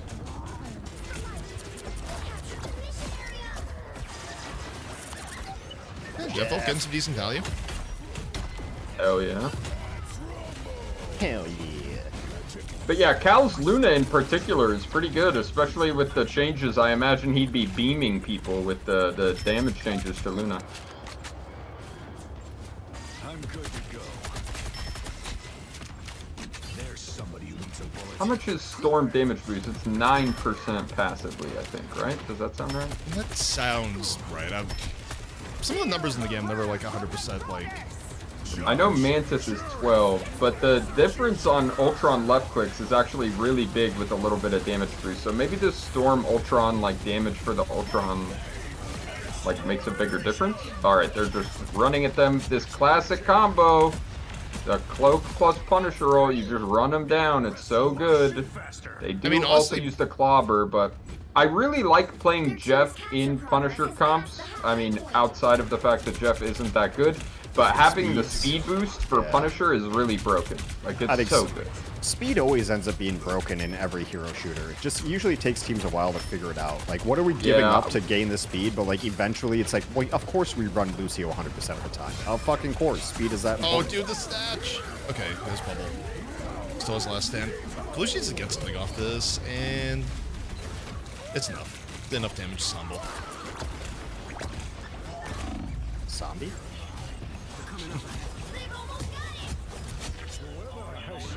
I think if Zoe were hosting this game, she would also be just having a double take every time she looked at Sambal's name. I do the same thing, yeah.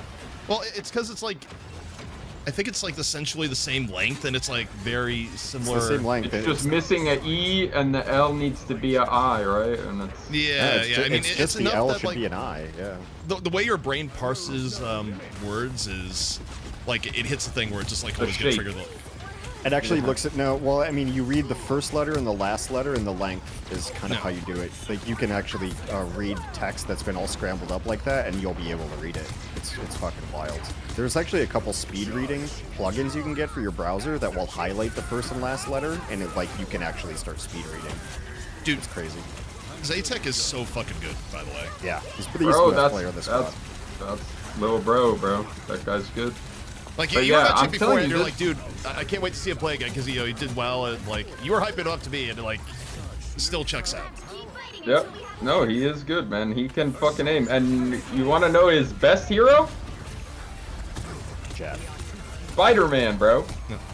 But by the way, Cal with the emergency BP swap. It's happening. Wait, Cal's already gone too.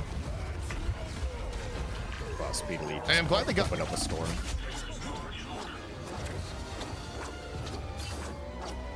This is Take a look here. It is your support line is now Ultron Loki.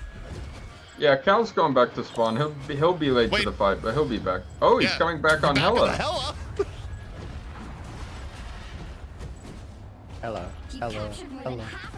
Okay, so they're pretty low on healing here. So what they don't want, what Envy does not want, is for Zaytex to just stand at range and beam them.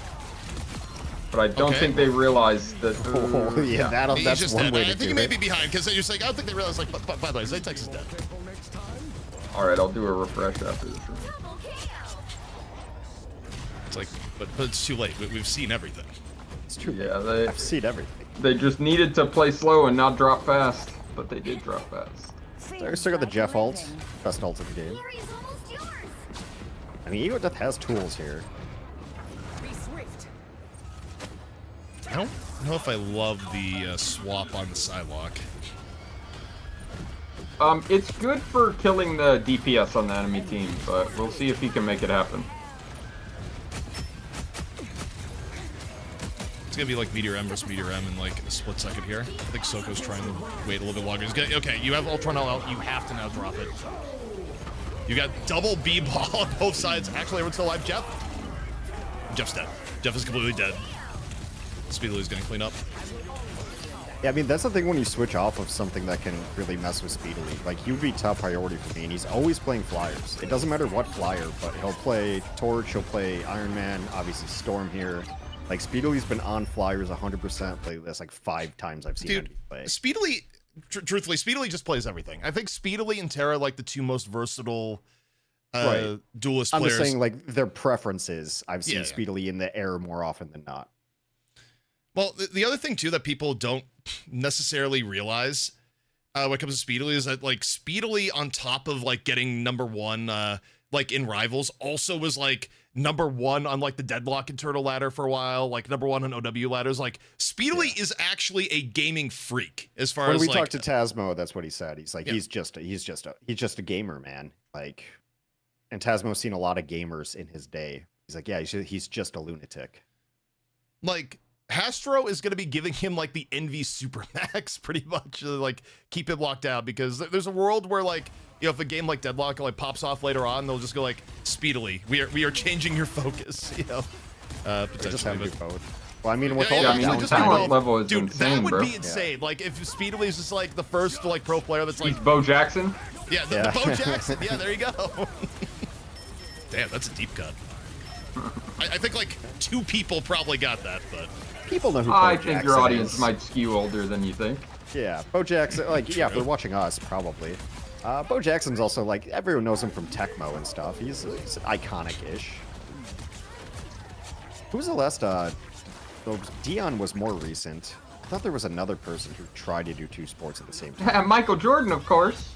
Ah, well, yes, that's great baseball player Michael Jordan. Because he got busted for gambling, but the league didn't want to make it public, so he just took time off from baseball. That is actually one of the conspiracy theories I absolutely subscribe to. Like, I definitely, like, you look at Michael Jordan's history of, like, being just, you know, his competitiveness, like, went into other things of being a competitive gambler, which is a fucking, like, stupid contradiction in and of itself.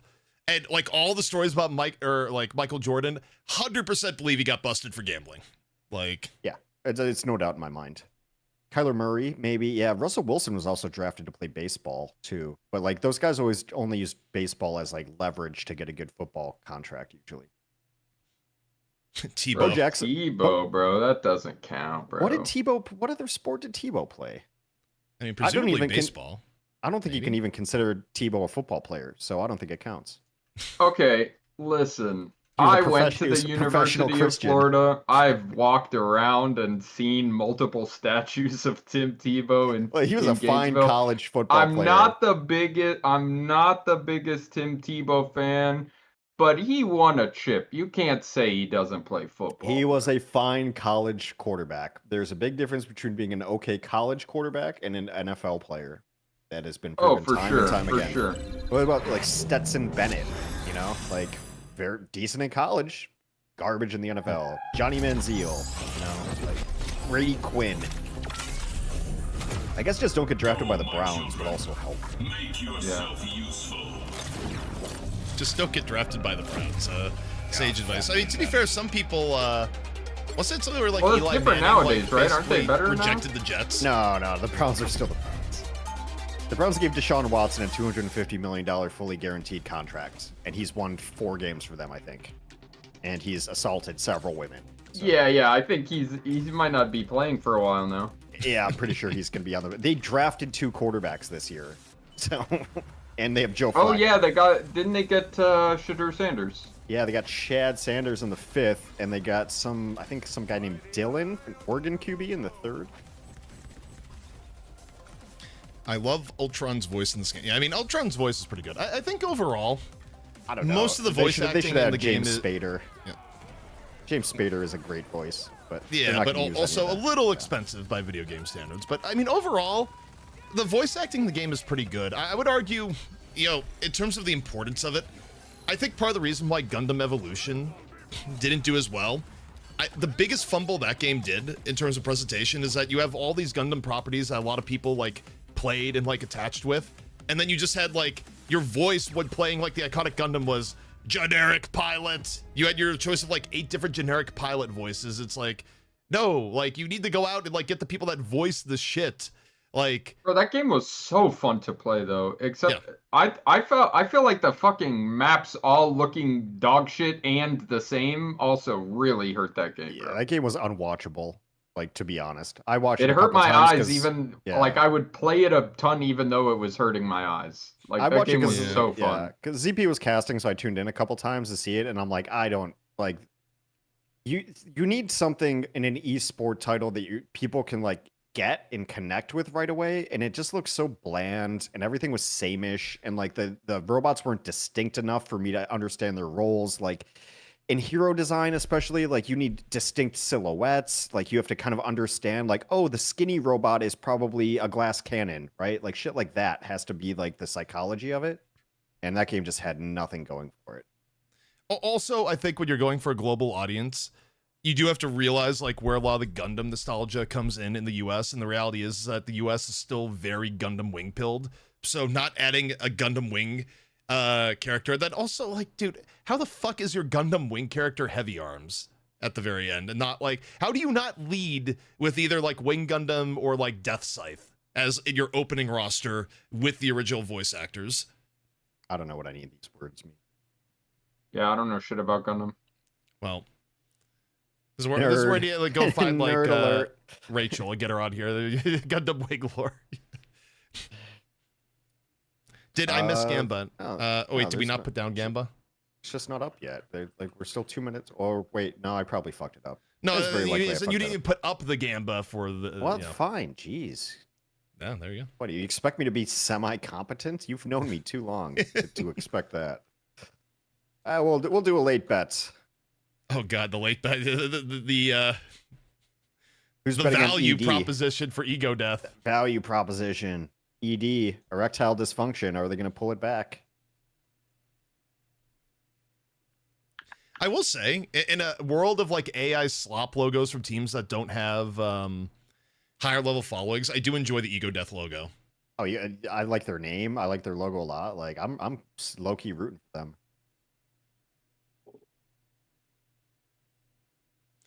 Also, a reminder: if Envy wins this match here, they are guaranteed to be in the greater playoffs on the stakes, as opposed to the lesser playoffs.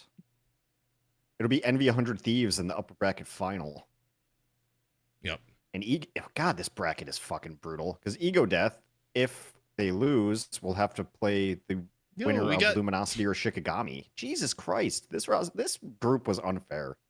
This group was unfair, yeah. No, because even like the lower bracket, right? Like Ego Death is gonna have to play Luminosity or Shikigami. Like, no, the new Shikigami. I don't think those are the. Yeah. I don't think those are on the upper end of the. Yeah. No, but still, like they're like mid tier. They're not low end. Actually, the new Shikigami may be low end. Unfortunately. Well, I forget that the teams keep their same. Yeah, it's not the same Shikigami. If it was the same Shikigami, I would 100% agree. The Shikigami that had a couple good runs in Fight Night. I just think it's funny that we're on like Shikigami like 3.0 now at this point. Shikigami V3. I hope they're getting buyouts. Whoever's running that org just cashing checks. Yeah, I don't know if there is like. That's what I thought first, that someone told me specifically that they were not, in fact, like getting a big bag for all that, even though, like, you know, basically Shroud X came in, stole Shiki 1.0, and then, of course, they just lost Shiki 2.0. We are doing drops, but you don't have to type in drops, but you can type in drops. Yep. Also, shout outs to Yodi showing up, where, you know, it's not a ton, but we do have a little bit of, like, the deadlocked, like, the DFN, the RFN crossover. Yeah, it's nice. They're just fans of ZP. Zed fanatics. Yodi right now is just like, okay, Melee Creeps is on vacation. What am I gonna do with my Saturday anyways? Oh, that's right. We gotta figure out. I forgot we still have to do a show. Isn't one win running this week? Why did I say Shroud X? Actually, when it was FlyQuest. Dude, I also like losing my mind. I mean, it's tough when like you're in the early version of an esport and rosters are just so unstable. You know, it's almost why people tend to gravitate towards being fans of stuff like Envy and Sentinels, because at least it's the same guys every week, you know? Wait, they first banned Neotron. Okay, it's an adaptation. I appreciate it. They were like, we don't want to deal with the Ultron because the flyer pocketing speedily on the flyer. We don't want to deal with it. Okay, what do we got? What's the pivot? Pivot? Wait, am I forgetting something? Was Shroud X originally, was there like a deeper layer of Shiki? Why was I thinking that? Yeah, Shroud X has been the same squad since their inception. And didn't they only get formed because he hit like a sub goal or something? No, but they used to be another team before they were Shroud X. Oh, no, they were Intergalactic. That's what it was. That's right. Yeah, they played it. Intergalactic played in the very first fight night, I think. Yeah, no, I invited. That's why I'm saying, dude, like some of the team swaps in my head, like my Legos, like I'll remember, but it's like there's been so many name changes that's going on. Okay, so we get an Emma versus Mag matchup. It's a mismatch in the front line. Okay. I'm excited for this. Mag is better with Flyers and with Punisher, and Emma is better with Groot or with Dive.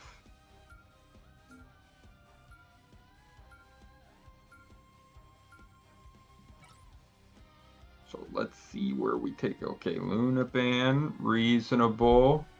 Please, we gotta get the Loki out of there. Don't leave the Loki if you're trying to play Psylocke with your Emma team up again. Get the Loki. Hey, you're sitting here just like, please listen to my advice. Ban the god of mischief. Wait, no, it's a protector, man. Okay. Okay, well, they'll have their own Loki. It's not a Loki mismatch this time like it was last time, so it's playable. It's playable. And they still, well, okay, Envy's gonna get a, presumably they're gonna protect Loki. I like the Storm ban, though. You gotta start taking something away from Speedily. He's been loving the Sky Storm. Well, again, is that, do you have to take away Storm as opposed to doing so, like, take away Invisible Woman, like... Right, no, I know, but, I don't know, I can parse the logic behind it of, I'm tired of getting hit from a mile away and not being able to shoot him. Okay, they're protecting Loki.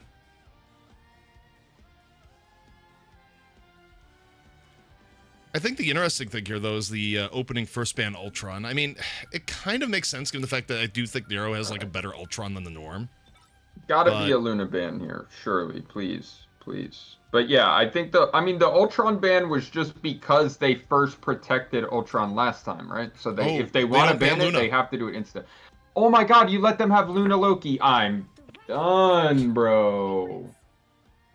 Yeah, I mean, on one hand, I get they're afraid of Flyers, but on the other hand, like, Luda Loki is just, it's still Luda Loki.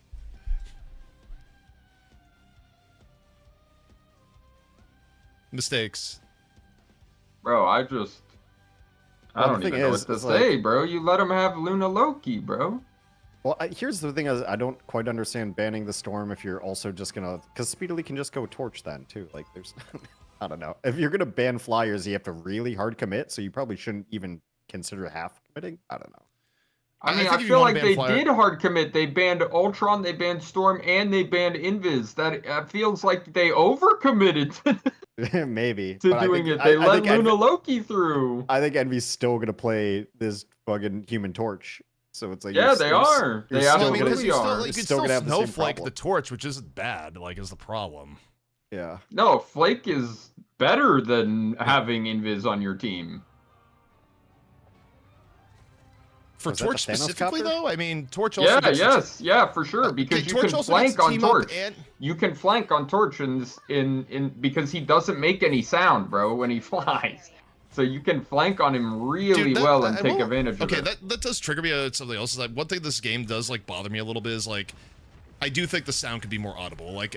Again, maybe I'm a little bit spoiled after, like, dealing with Deadlock, which has, like, some of the best sound I've ever heard in a video game, but, like, the amount of, you're also, like, people love to shit on Overwatch, but Overwatch has some of the best sound Overwatch has a really good sound, yeah. Yeah, like, sure. I legitimately think, like, the sound awareness in Rivals is, like, a little bit weaker than some of the other, like, standards games have set, which, you know, again, it is what it is, but competitively, you're right, it does make, like, Torch a fucking stealth jet, you know, at times. Yeah, it's crazy. Also, I need a refresh stream. I think it's a little bit behind. Give me a second. Yeah, they are playing full-ass dive, bro. They have no neutral. They're playing fucking BP Psylocke, bro. Well, Stealth also just got 2 kills, so... Yeah, no, that's what I'm saying. They have to commit to this dive, bro. This is insane. Zatex TP back. Bro, they're clutching them. Dude, the anti-air BP! Oh my god, bro. Dude, it's fun to watch. It is fun to watch. I have the same relationship with BP as I did with Genji, where I fucking hate that hero so much when they're in my game, but I will watch the shit out of someone good playing them.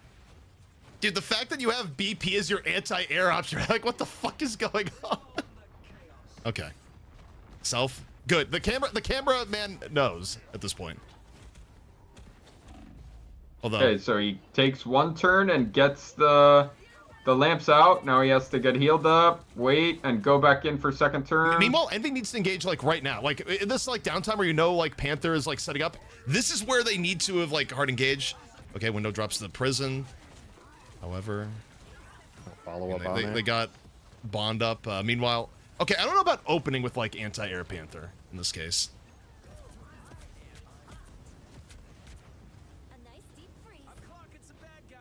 I mean, you're just not going to kill Torch during his ult as Panther. He gets too much damage resistance. It's not possible. Self has ult, but he also has like no HP. Probably should have led with ult, if anything. Okay, dude, he's just dropping it anyways. Oh wait, already got one. And forced out the Luna though. I mean, it's a decent like first point stall. Pretty decent. I'd put it more 50-50. I think that was like neutral in terms of like benefit. I don't think like Envy, like I don't think either team feels ahead after that first point. So the sound cue when that point gets captured and the bells go off reminds me of the beginning of Thriller. Anyone else? Any Michael Jackson heads? So I need to turn this. Sounds like Thriller. It's just me. It's just me. Okay, cool. It may just be you. I actually have never thought about. You have to be a Michael Jackson head to know Thriller. Well, no, but like to maybe associate the two bells with memory. Thriller. Yeah. Oh my God, Cal. Any big Jacko fans?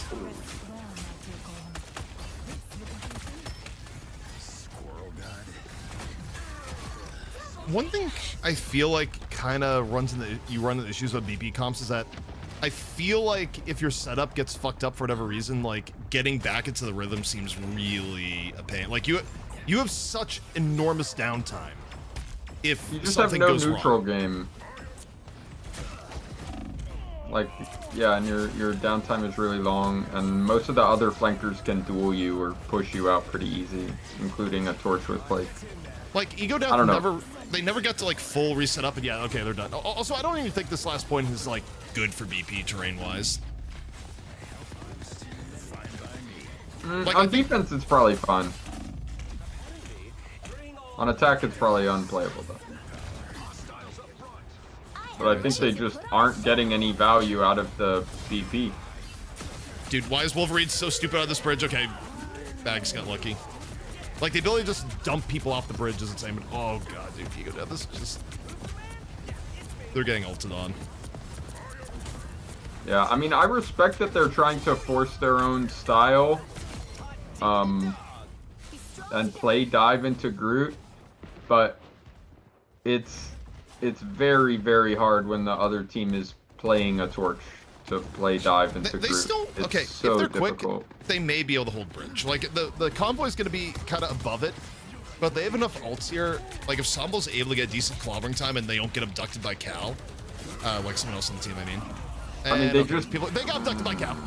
Yeah, I mean, the whole thing for them is always, anytime you see these Punisher comps, it's usually with Cloak, is you're walking in the Cloak ult, and you're standing in it with Punisher ult, so you get pocketed and you just beam their team down.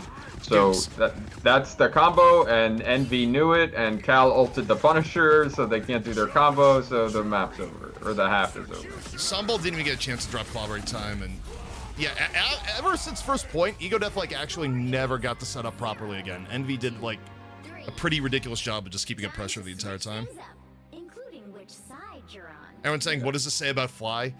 Again, it's hard to say because I feel like FlyQuest also went in. They're like, did the Dark Souls run, and then they went out of their way to like play with their feet by picking Iron Fist.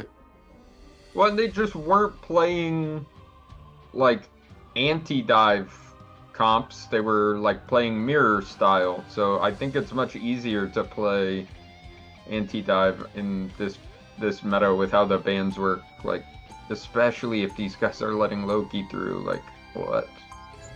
So yeah, I don't know. I think it's just it's a big like stylistic difference. Like, I think being a dive team playing into another dive team, it can just be about like popping off on the day, but being a dive team playing against a really good front to back like macro team, you have to go absolutely insane individually to like outvalue the macro of the team fight heroes. I also don't really put a lot of stock in the transitive properties that people try to apply to wins and losses. This team lost to this team, and the other team beat that team. It's like,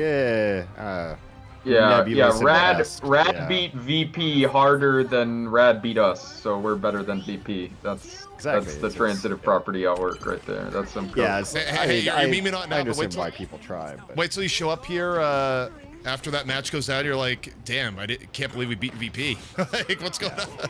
Well, also, I mean, there's two things. One, really funny comment from Gyoizi that says that match could have been an email. Very funny. Two, like, yeah, FlyQuest kind of just wasn't expecting it. Now there's tape on Ego Death that they like to do the BP dive. So. That was all off camera. Yeah. We saw Self on like the huge flank, and speedily apparently just was there. Like, Self's entire setup got fucked. Yeah, no, I mean, the point that someone in chat made was that FlyQuest got sucker punched, whereas Envy's ready for this. Yeah.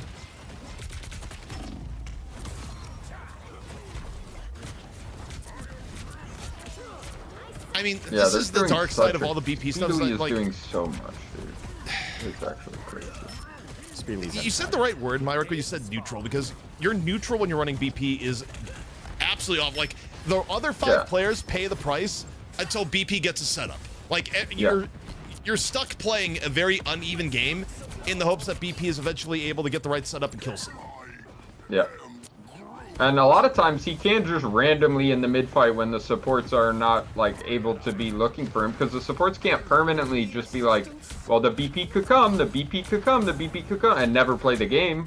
So they have to start playing. So sometimes you can find that window, like he found that window on their first fight on defense and insta-killed 2 supports, but it's hard to find it consistently. Dude, this is the BP experience. Everyone's like, that's my pub game BP. Like, it's just sitting, the entire team is just getting run down. It's like, all right, guys, I'm going to sit here in the back. I'm behind them.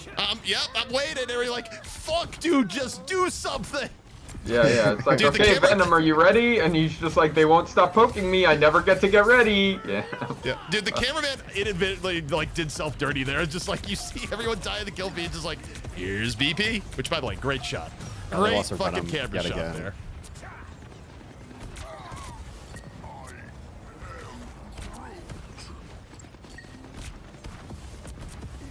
It does kind of make evaluating BP like a little bit hard, because like when Venom BP gonna die works, again? Is Venom gonna die again? Maybe. Yep. The answer is yes. 3 times in a row, first death. Less than ideal. All right. Well, Ego Death has to like full commit here. They got a minute and a half left. I don't understand why they're playing Venom when Cap is up and they don't even have Luna. Envy was able to start their strategist ults a little bit later. They outstained.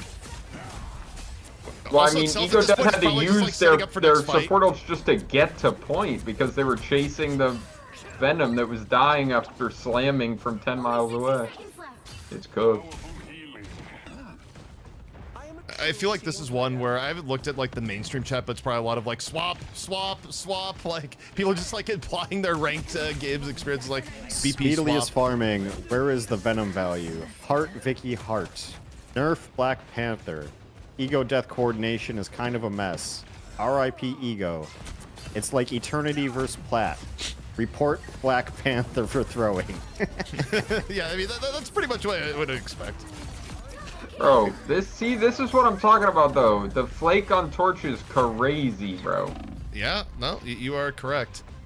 Also, are you saving your Bast ult for the next like match? God damn. I get it, he hasn't had like the right opportunity, but that's the problem when BP's not working. It's just like, I'm waiting. Like, nope, guys, I'm waiting. Like, please. And he's gonna die with ult. God damn it. Yeah.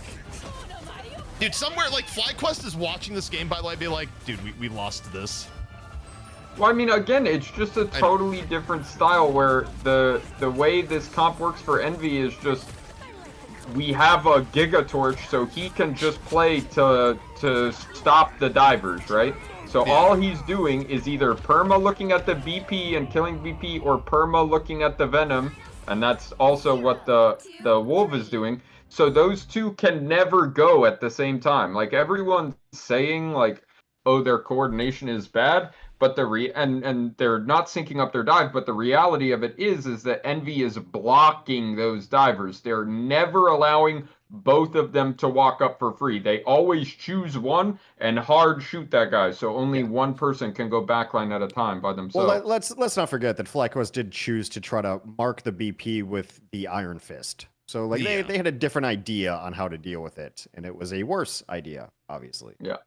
So. Yeah, than a flying, stealth jet with a healing flake on it. Yeah. F-22 Raptor was that shit pretty is good. broken. Yeah, it's a hovering gun platform. Yeah. Well, like the Black Panther sequel, the movie, the second time Black Panther comes out was absolute trash. Oh. It was a terrible movie. It was absolutely that was, even for a Marvel movie, it was kind of embarrassingly bad. Yeah. That's brutal. That's like actually. It was bad. It was a bad movie. I would say. No. I mean, look. No lies detected. I mean, the second movie was significantly worse than the first.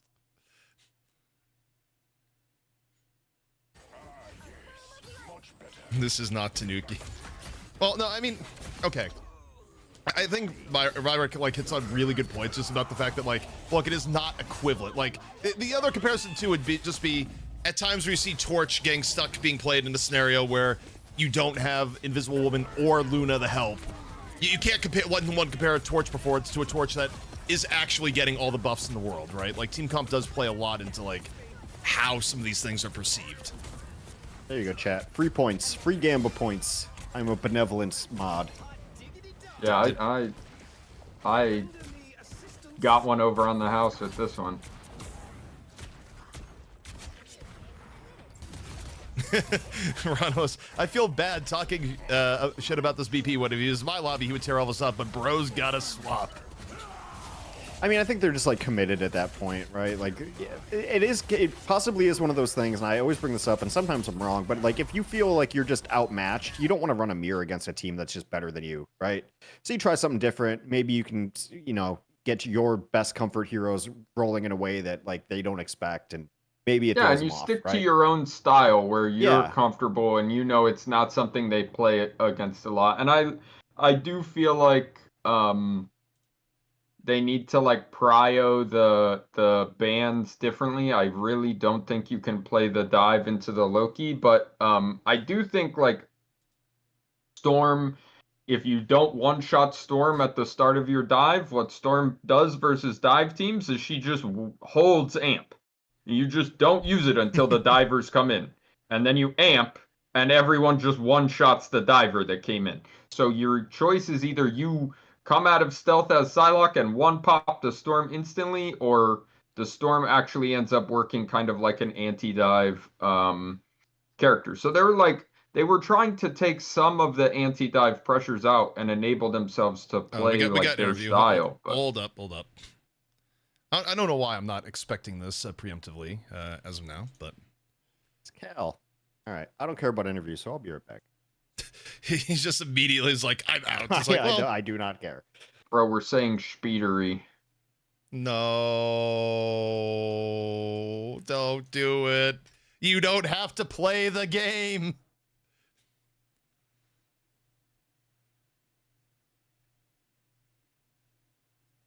Okay, I'm getting a questionable Twitch ad that's just like lady working out in yoga pants with like nonstop shots of lady in the the yoga pants part. Like, okay, Twitch.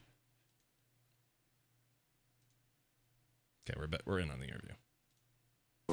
Their divers just were unable to be marked, so they just roamed free. And I was kind of just like sitting on their divers the entire game on Wolverine, and that's kind of just like the thing the FlyQuest lacked in their match. They didn't respect them enough.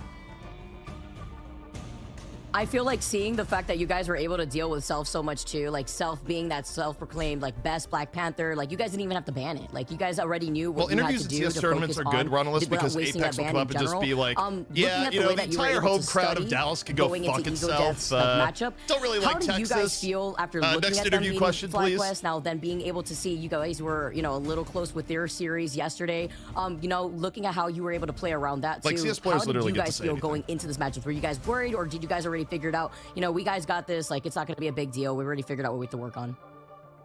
I mean, yesterday we kind of came to the gates being like, oh, we're gonna be, I guess, not trying new things, but playing stuff that we haven't really played in a match, and we kind of got surprised by them playing triple res.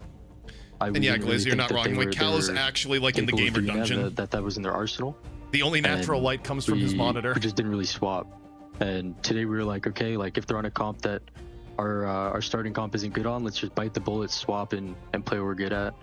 And I think we're gonna be doing that for the rest of our games. We don't really want to lose anymore. Yeah, I've got to say tip of the cap, because from that moment on, you guys were just all gas, you know, no like, breaks. And I got to give you the flexibility. I mean, yesterday, man, you're playing. So we will be playing. You played a little bit of everything. Yeah, that we'll be playing good comps. I've got to ask, man, to peek like, behind the we curtain. had a taste of potentially going into lower bracket. We did not enjoy it. As you go into the huge matchup that is 100 Thieves versus Envy, you guys have scrimmed, played plenty of times before. Tell me about your identity of your team a bit. I mean, I don't think there's a single player on any other team that's better than anybody else on our team. Even our sub is better than, I guess, like 99% of players, if not 100. So I think we beat them once recently. We beat them twice. Beat them 3 times. I mean, 4 is a crowd, so I guess we'll see what happens, dude. Whenever our next game is. How legendary would BF Cal just dropped like we beat him 4 times, also belt to ass. Absolutely, man.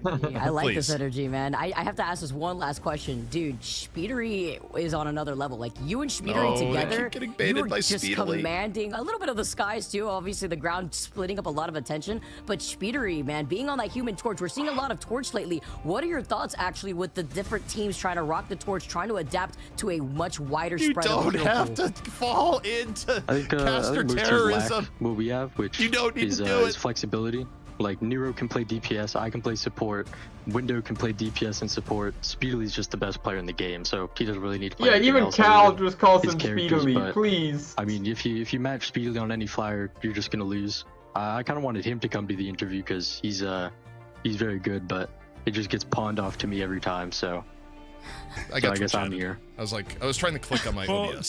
Tell them we want him in here next time. We'd love to have you guys, any of you guys, come up. I mean, listen, from you to Kalush, Window, love the team together. Excited to see you guys progress. And you shouldn't be saying that, but it's like when you're at the top, man, everybody's gonna bring their best. It's one of those things as a caster you have to look at it and be like, strong. No, and yeah, we'll see you I understand the game next week, man. Excited and to see I will what not you be guys doing bring. You know what they're basically getting hit by? They're basically getting hit by Bart Simpson calling like Moe's Tavern for a prank call.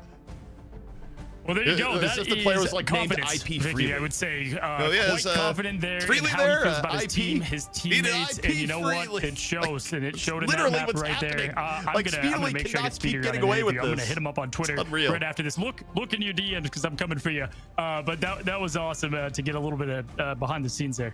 It's in Cozy's name. It'll make you feel real cozy with the way that, you approach it to try to interview a lot of these different players. It's also really nice to hear the different perspective of these players. It's nice of Cal to be able to opt to come forward for the rest of the NB, but hearing... I mean, I think I know what the Scrandle is because, what's it called there, but we'll Scrandle. Scrandle. We'll do a quick little Scrandle between games. Keep a vast spirit alive. Well, I am going to hop off. I actually have to get up early tomorrow to get all of our match prep done before our match. Damn. Thanks well, okay, by, man. Appreciate the insights. Yeah, no, not only for like me and Hex here, but entire chat, probably a little bit of QAD pilled tomorrow, being like, all right, we hope Katsuya, goes on forward, doesn't get cut off by anything. But no, really appreciate you dropping by. Yeah, I had a good time just chatting and watching the game. I don't know. That's what it's all about. Just following everything, enjoying it. Good luck. Have fun. Appreciate it. I'll talk to you guys. See it. And of course, that was Myrick, who coach of QAD. They'll be playing tomorrow. What is this? What are the remnants of the boxes at the top of the screen? What's up? Oh, I have no idea. It's abstract art. All right, We I complain think- about people not having stuff on their walls. We have even stuff on our OBS backgrounds. That's how committed we are to art on the back walls. Yeah, clearly. I have no idea what happened there. You know, but meanwhile, we get to do a little bit of Scrandle. I don't remember if we Scrandle. did do this here, but okay, at least the Scrandle is better oh, today. Wow. Oh wow. Oh wow. Okay, so how does Scrandle work? You're voting for who, like what the better food is, right? No, What okay. people- You have to guess what the English football fans picked as the better item. So it is I'm going burger, specifically then. what one subsection of fans consider to be the Yeah. better item, and it's often a mix of like what the item is and the price. So the greenery and the egg are looking pretty rough on the right-hand side. The concept of the bowl I like more as a food item overall, but I think the egg looks very poorly cooked, and the greens are looking wilted and awful, like they got put in when everything was hot. So I'm going burger. I think burger I is agree. the- I think it's burger. Okay, the burger 96%. That is, but I mean 84 on the other, not bad. I think executed properly, I would definitely want the one on the right, but it looks like it's executed. Okay, Scrandle. Would I? Okay, is Scrandle going to load? Also, is that good actually blind. Domino's? That does not look like Domino's. Domino's has stepped up their game. It looks Domino's to me. It's No, pretty it looks decent. like the Domino's like. Oh my God, what is going on in the left? Oh, right. Pizza. Yeah, of yeah. course. The left is. I like, would rather eat the cardboard that the pizza is on than whatever that is on the left. That is a tragedy. that I is feel grease. bad for That- the animals that died for that. That makes me upset. Okay, yeah, it was a 12% on the. I mean, it's just not ultra appetizing. Okay, Oh my the sauce. God. Hey, loaded chili nachos don't look that bad. Okay, and here's the thing I realized yesterday too is like, as long as the cheese is melted, they will go for that. On the left, what is that? Those sausages look ill. Oh my God, no! And what is the ball? What is the ball? Actually, yeah, what is the ball? I guess that's the stuffing. Oh no, nachos. Oh, for sure, nachos. Again, the execution just looks so poor on the sausage side. Okay, God, the English really like. How are you an empire for this long and still haven't Dude, figured out that how was to like close. just get good food? How was that close? Okay, You cannot separate a British person from their sausages. Those look like decent fries, actually. no, those look like good waffle fries. Like, actually. And it's the color of the cheese on the right, so I think that's like probably a Swiss cheese, but they cooked it too long, so now it just looks like an looks infection. green. Yeah, Yeah, I'm going left. fries. Fries. For sure. No. Okay. Well. What? Yeah. I mean. What? Oh, it was close, I guess. What though? All right. Pizza. That pizza pork. looks fucking tragic.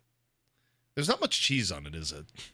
No, and the greens look fresh on the right. I mean, the pork looks. You should sauce up that pork a little more, but the British hate spices. Again, odd because their whole empire was built on the spice trade. But I guess. Well, just yeah, I never mean, stuck. but that's also being like, why doesn't this rich man spend money? He has so much money. Just because you have the spices doesn't mean you're gonna spend the spices on your food. Like, I'm gonna go with what I would prefer to eat, and that's on the right. That pizza is not cheesed enough. I'll go here on the right also, but also it is the pizza. The pizza actually was far higher. I mean, I guess the crackling would probably throw people off, but I like crackling. But I mean, when you tell people like, yeah, you're just eating fried skin, it can be a turn off, I guess. Well, I'm going for the chipsa here. For the what? What is that? A steak I potato would like and the one on the Guinness right. pie. Yeah, I like a good pot pie, but I don't know. I don't Yeah. understand what's going on in the left. at Also, all. they're nearly back to break, so I'm gonna speed through this. So, yeah, I'm going pie. You can pick whatever. currywurst versus steak sandwich. I'm on the steak sandwich. Like, even though apparently currywurst is like very, very like highly favored. Steak at sandwich times. looks good though. Looks good. I'll go steak.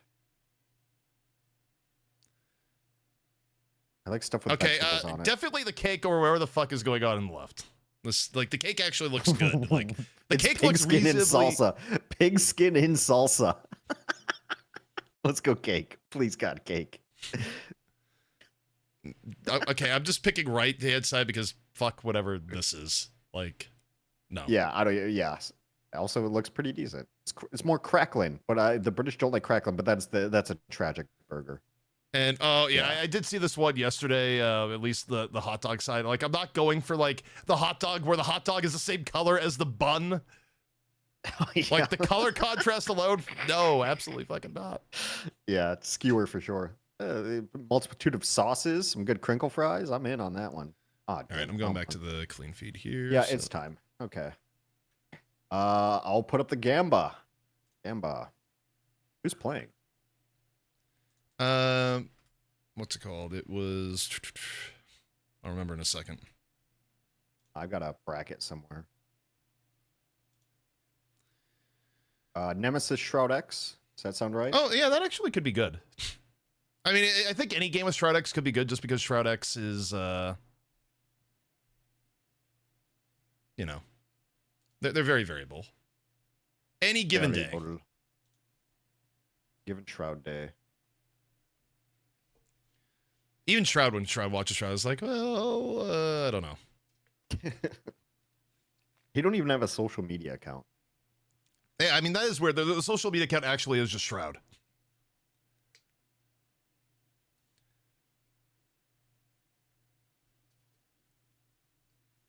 Who's on this Nemesis team? I feel like we watched them play, but I still don't. Who's on it? Oh, you know what? Like, always messes me up with Nemesis is that they're the old Shikigami team, but I always get confused with like Nightmare, where it's like, oh, we got Nightmare and Nemesis. Like, we got two very long N name teams that are going about. Is tomorrow just all the lower bracket stuff then? 4 games of lower bracket? I don't know. It may. Well, because I mean, we've already done Group A upper bracket, and we're doing Group B upper bracket right now. So it's got to be lower bracket tomorrow. Oh, dude, Ronald, how do you gotta go there, man? Shroud couldn't win a major, therefore his team can't. He's up for Streamer of the Decade though for Esports Awards. I actually think he's a good choice there in terms of longevity. Like, it'll be like XQC or something stupid. I don't know. Well, I think everyone else, like, okay, Shroud has had a very consistent product over 10 years. Ninja had, like, really high highs and then, like, pretty low lows by comparison. XQC started, like, as gaming and then is more turned into, like, full-on React streamer. Like, of the people on the list, Shroud is, like, the most that has just been the most pure to his roots, where Shroud started as, like... just plays games and he's good at games. Yeah, like, Shroud is literally like, I'm pretty good at games. I'm gonna play a new game that's on cool. And I'm going to play pretty well, and I'm going to be a chill guy while I play it, and therefore people are going to enjoy the atmosphere, right? Like, I think Shroud, of anyone on the list, like, has the most consistent stream persona by far. And also on top of being, like, still one of the most viewed. I'm not a huge fan of reaction content. But reaction content, so I don't know. It feels draining over time. Like, people do it because it's easy. Like, it's easier to do reaction content than it is to, like, invest and be good in a game. Well, people enjoy it because of the loneliness epidemic, right? They just want to hang out with people and watch the same shit with people. It's makes me sad. It just makes me sad. But yeah, enjoy our React content, which is essentially what this co-stream is. So I don't know. Yeah, I mean, you get a little bit of analysis on it, though, and it's like, you know. I'm a goddamn hypocrite. I understand. I think co-streams provide a little more value in terms of what people are looking for than like React content, which seems to be a little bit more base level. Also tribalistic too, like especially when it gets into the political end, where just like people just want to like watch someone that agrees with their views for the most part. I want to be validated.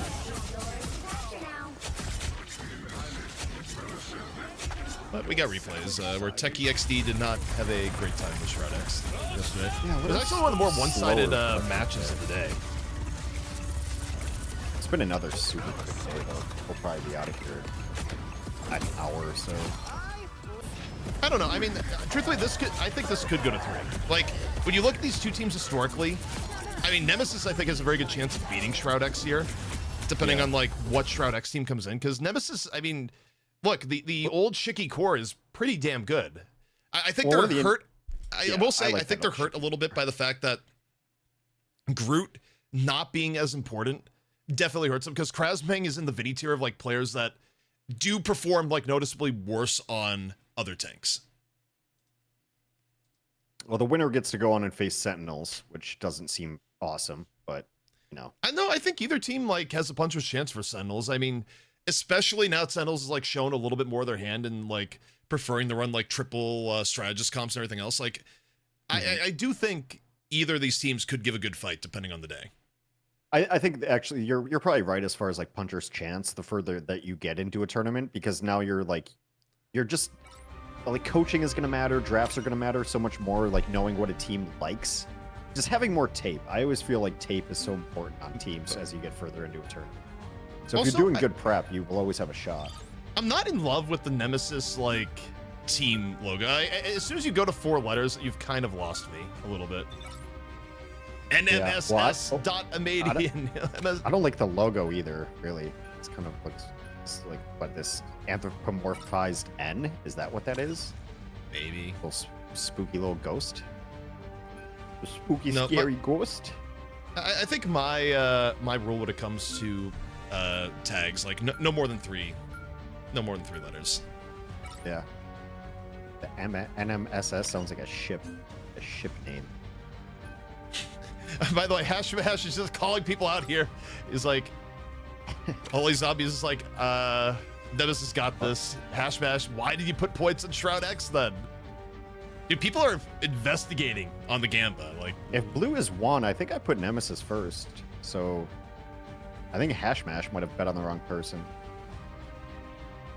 Yeah, Shroud X is 2. So okay, so Hashmash is just like screwing up the investigation. Got it.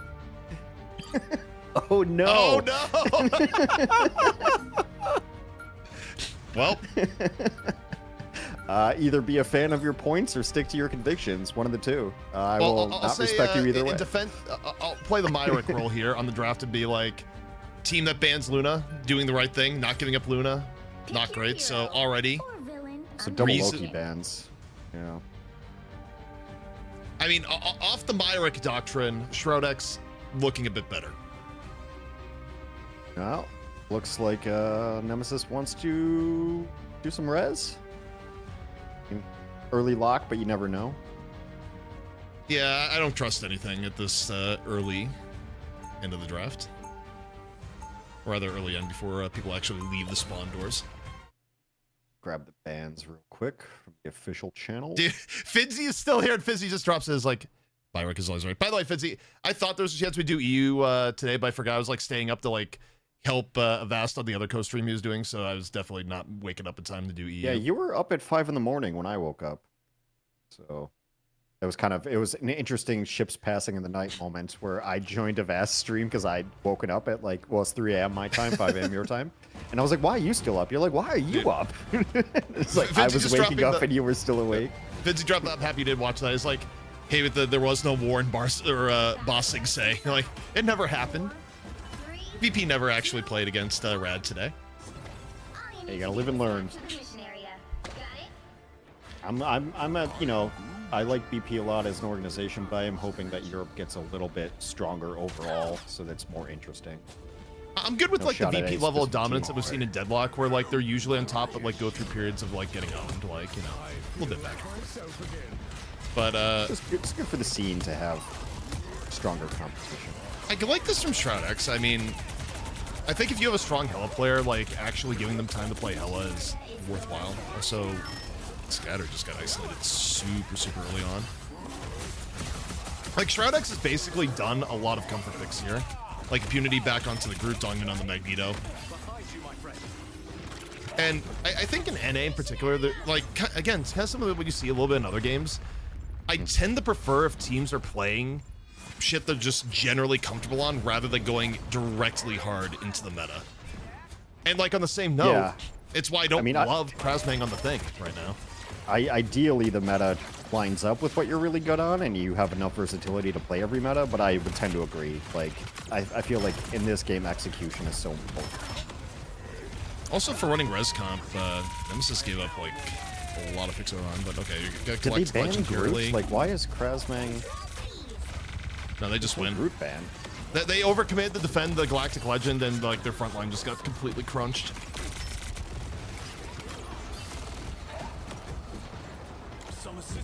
It's actually surprising How hard Troutx rumbled there. They didn't. I think they got Cloak ult up a little bit on the late side. So they're gonna have everything coming back. Like, it's actually not bad for Troutx as long as they like ult cycle properly coming out. Yeah. It is kind of a stage that you'd like to have control on if you have Brute, though. Okay. Madigan, I think, still has Cocoon, but they get the early pick. They drop the Prison. Okay, we got Fidel dance first. They still haven't done permanent damage here. I think that's another Cocoon res that's gonna be coming on in, so. Those just throwing a little bit back. They're on cobbling time. Okay, Doom just actually just dude. Yeah, Doomed is pretty good. Wait, hold up. Biggest karmic of all time, and there's not a meter punch. This is actually one of the biggest karmics ever. But maybe you're in. I think Shredx still wins the fight, but it's still. I think it'd be a good delay. They actually got the flip. Nemesis might be playing themselves.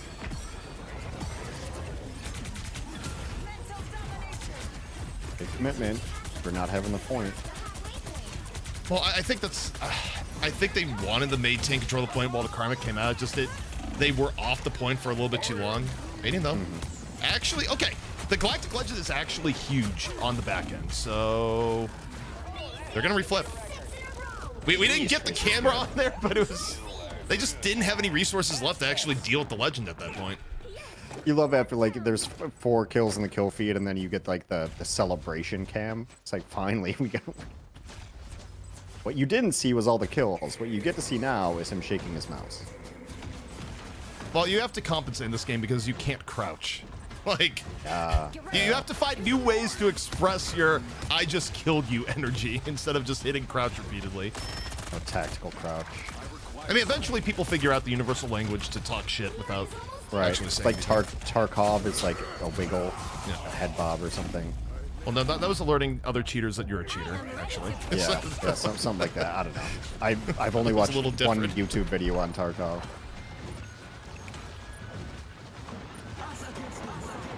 Oh, okay. Nemesis waited too long to actually start their strategist ults there. And Ricky goes down again. Yeah, I mean, Nemesis just need to press Q a little bit earlier in this fight. They actually probably would have been fine. They're pressing Q now, though. Like they lost a couple, and now they're going into both support ults. Yeah, it's so much less good. They're gonna be okay. Vision. I think he just mostly went in the Goss of Death not to die, but it actually turns out to be massive. 6 in a row. Way to go. Control lost. Still, Nemesis. Final fight either way. Yeah, I mean, Nemesis does get another attempt. Shrodek's got a completely empty bank here. So Nemesis should be able to get some reses up. I don't know. Shrodex has to get something going in the neutral. Because not only does their bank empty, it's like it is not even. No one's even at 50%. Actually, if they've been ult tracking well, Amadian actually has massive advantage here. Like Amadian just needs to get to the backline pop ult. Like Shrodex has nothing to deal with it right now. Okay, up, over. The most they're gonna have to do here is try and run it out, get to the side, and okay, Dogman can't actually get away. Not only do they get reflip, but Shrodex still has fuck all on coming back in. Oh, okay. Yeah. Vision just gets one though. Vision's actually been hitting 6 shots, and there's another, but the res is in. Res is in. Any resers? Dude, can we just get more Hella played in general? I feel like Hella's one of the very handful of things in the game that does good neutral kills and helps you win fights when you cannot press Q. Please. Good old honest gameplay. Feels like a Cass almost. Can't even be mad at Hella. It's yeah, they hit their shots. Close round though. Super close. Even kind of just carried off some DPS excellence, really. No. Or even thinking about Boom Crew and they just got picked up, right? Where they didn't look very good, and then they put Smash on Hella, and suddenly it's wait, we are a real team. We can play the video game. 30 seconds before you attack. Get ready. So, I mean, Shrodek's actually getting a lot of mileage right now off of Are you reading my mind? Vision. I don't have to read your mind to know what you're thinking. Yeah, Hella with 15,000 damage. You're so sensitive. And an ace.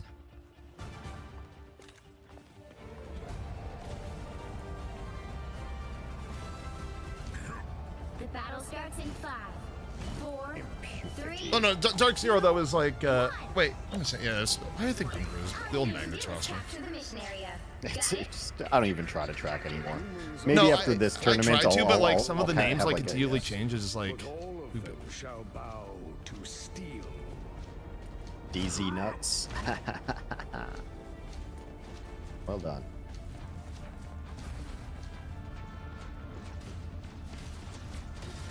An opportunity. So we got here.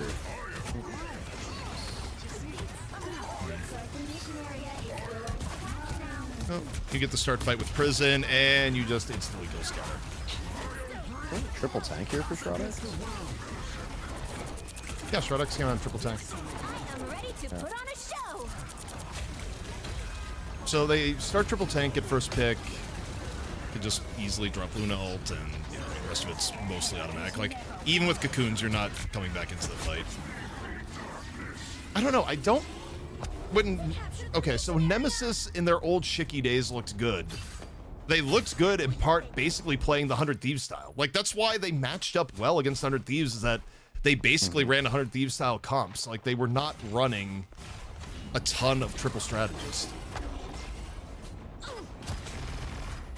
Yeah, I mean, when I look at both of these tank players, I just feel like neither of them are on their best tank. In Krasbang and Scatter Genki. Like, I'm expecting Groots and Magnetos from both of them. And even Estrange from Scatter. Well, I think Scatter's actually pretty good on Emma overall, but I'm not as convinced of Krasbang on the thing as... Yeah, that's kind of the bigger one in my opinion, but... Also, Putity actually I was already wondering has if they had Groot banned out. What is going on with Putity's build here? This point is so troll for Hella. It always... It's like, when you like half your point of view blocked by the big cylinder. I guess it goes both ways because it's easy to hit, but it's just gonna be Mantis ult. Monster Prison, but they don't Just follow one. up. Do they get Ricky off it though? Ricky's low. Ricky's dead.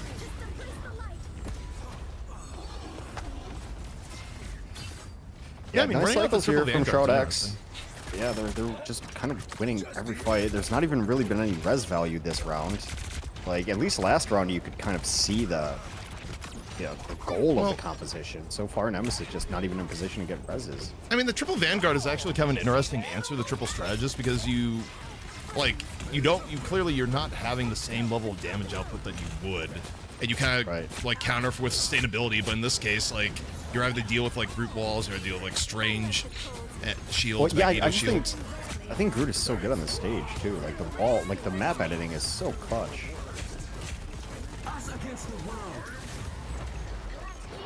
Got nothing from that clobbering. Now we're dancing, and we're dancing. Doom's probably dead. Doom is very... Wait. Actually lives in time for the Eternal Bond. Okay, Dogman can turn this now. Dogman is basically saving Meteor M specifically for when Galactic Legend comes out. Like, there's a stalemate there. Now he may pop it. Like, maybe he may have Cocoon now. May hold. Yeah, Madian's back up. Still waiting.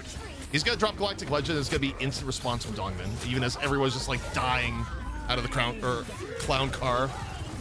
Whole reses. There's Legend. Dogman didn't get anything off the Meteor M, actually. Yeah, I didn't see it. It wasn't on camera. Okay, Doomed. You have the free eye. Where do you drop it? Or do you just die? Like right now, if he went to drop it, what he did, he would have just fallen over. Finally drops it. Got 0! But 2 people die anyways. Maybe Zoning eye. Zoning eye. Like, okay, I was looking at the left. I did not see any studs, but I also just saw 2 people instantly die. So that it may have just got dropped instantly. Hard to tell. Oh, they lost vision. That's like all of their damage. Okay, technically, it's all of their damage. But by the way, welcome to the eternal fights as triple Vanguard versus triple strategist at the very end. Like, It already lasts too long when it's 2-2-2, and like this just makes it so much worse. Well, also part of it is this particular stage on Hell 7 just notoriously goes for fucking ever. Like it just does not stop. The prisons have been hitting, but like there's never been any follow-up. There's had a couple like 3-man brutes, and just no one's dying from them. Well, you're just inherently gonna have like less follow-up with like the Yeah, comp well, that they're running anyways. yeah, they just don't have. That's a solid point. Well, shit, finally flipped. It only took Nemesis, 15 deaths to get through there with all the reses that came through. yeah, I mean, I look back at how all that transpired, and I do put a lot of that, like, we didn't have the best view of it. I just wonder what happened to Dogman. Like, Dogman was only on Meteor M forever in response to, like, Canadian, and then Meteor M comes out and, blocks a little bit of Galactic Legend, but also, like, doesn't hit anything of value, which probably would have sealed the deal. Vision onto the Wolverine. Okay, it's the kill on the Ricky. Eye comes out against Shroudex. Hits 2, no fall through for Krasmang. Shroudex did a pretty good spot. You're like, okay, you're gonna get reses over and in. You got the Karmic Rebirth, but again, Karmic Rebirth in a lot of cases just feels like we get to stagger the fight out more. Like, it's so rare that it actually wins you a fight. Well, I mean, with the other team in 99, though, that's like, they're not worried about that staggers, obviously. Yeah, just Wolverine just fucking up the back line. Wait, they have nothing. They have nothing for this legend. The Manian is actually gonna get 3. Oh my god. Like, a Manian actually just rolled because they had nothing. Well, like, I've been kind of joking about, like, calling Star-Lord Tracer, but it is always that. You used to always say this, too. Like, when a fight breaks down and you're in a 3v3, you want to be the team with the Tracer on it, because you have a huge advantage in those situations. Ugly fights always favor someone with huge high mobility. Kind of saw it there. Pressure. I mean, okay, Shroudex at this point, you look more on the Vanguard end. Scattergun, you go, put up the Sack Seduction. Wavid's gonna be shielded. Doomed might be dead. Yeah, okay, Doom's dead. This has to be huge, or it's not huge. Okay, Nemesis actually flips it back over. I don't think you're gonna get like a long stall and recontest for Shroudex. I do not think they have what it takes at this point. No. Nope, that's gonna be round. Oh, we're all right. A little closer. A little closer.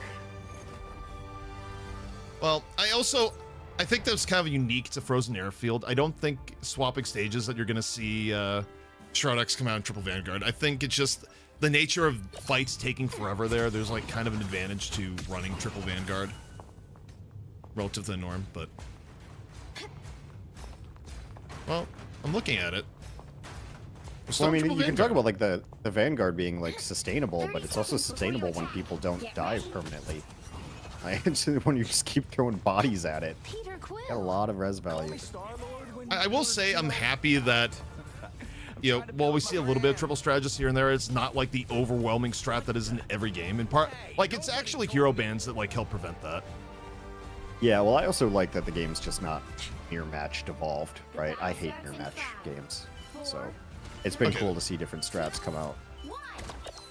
Okay, they swap back up, but yeah, I mean, running Hela, particularly on this stage, makes a lot of sense. I mean, you still have like really good angles. It's where you'll see Hela come out more often than not. Wait, they're going for the ambush. And they instantly get impunity, just got crunched. Oh boy. Tough start for Shroudex. Really, really nice portal though for Krasmang. And now you're in these low hero situations. Tracer's just gonna mess you up. Well, the upside about Galactic Legend is that no matter what, you're gonna trade it for a Strategist ult or at least a Magneto ult. Yeah. And if not, you don't get the trade, you get incredible value. I mean, it's easily one of the highest value duelist ults in the game. However, the cleanup not actually good for Nemesis. Like Shroudex gets back in. So despite the beginning, Shroudex able to come back in. It's a little bit tough. Yeah, I really like the Wolf here, actually, like, because he's just putting the fear of God into Ricky in the backline every single time.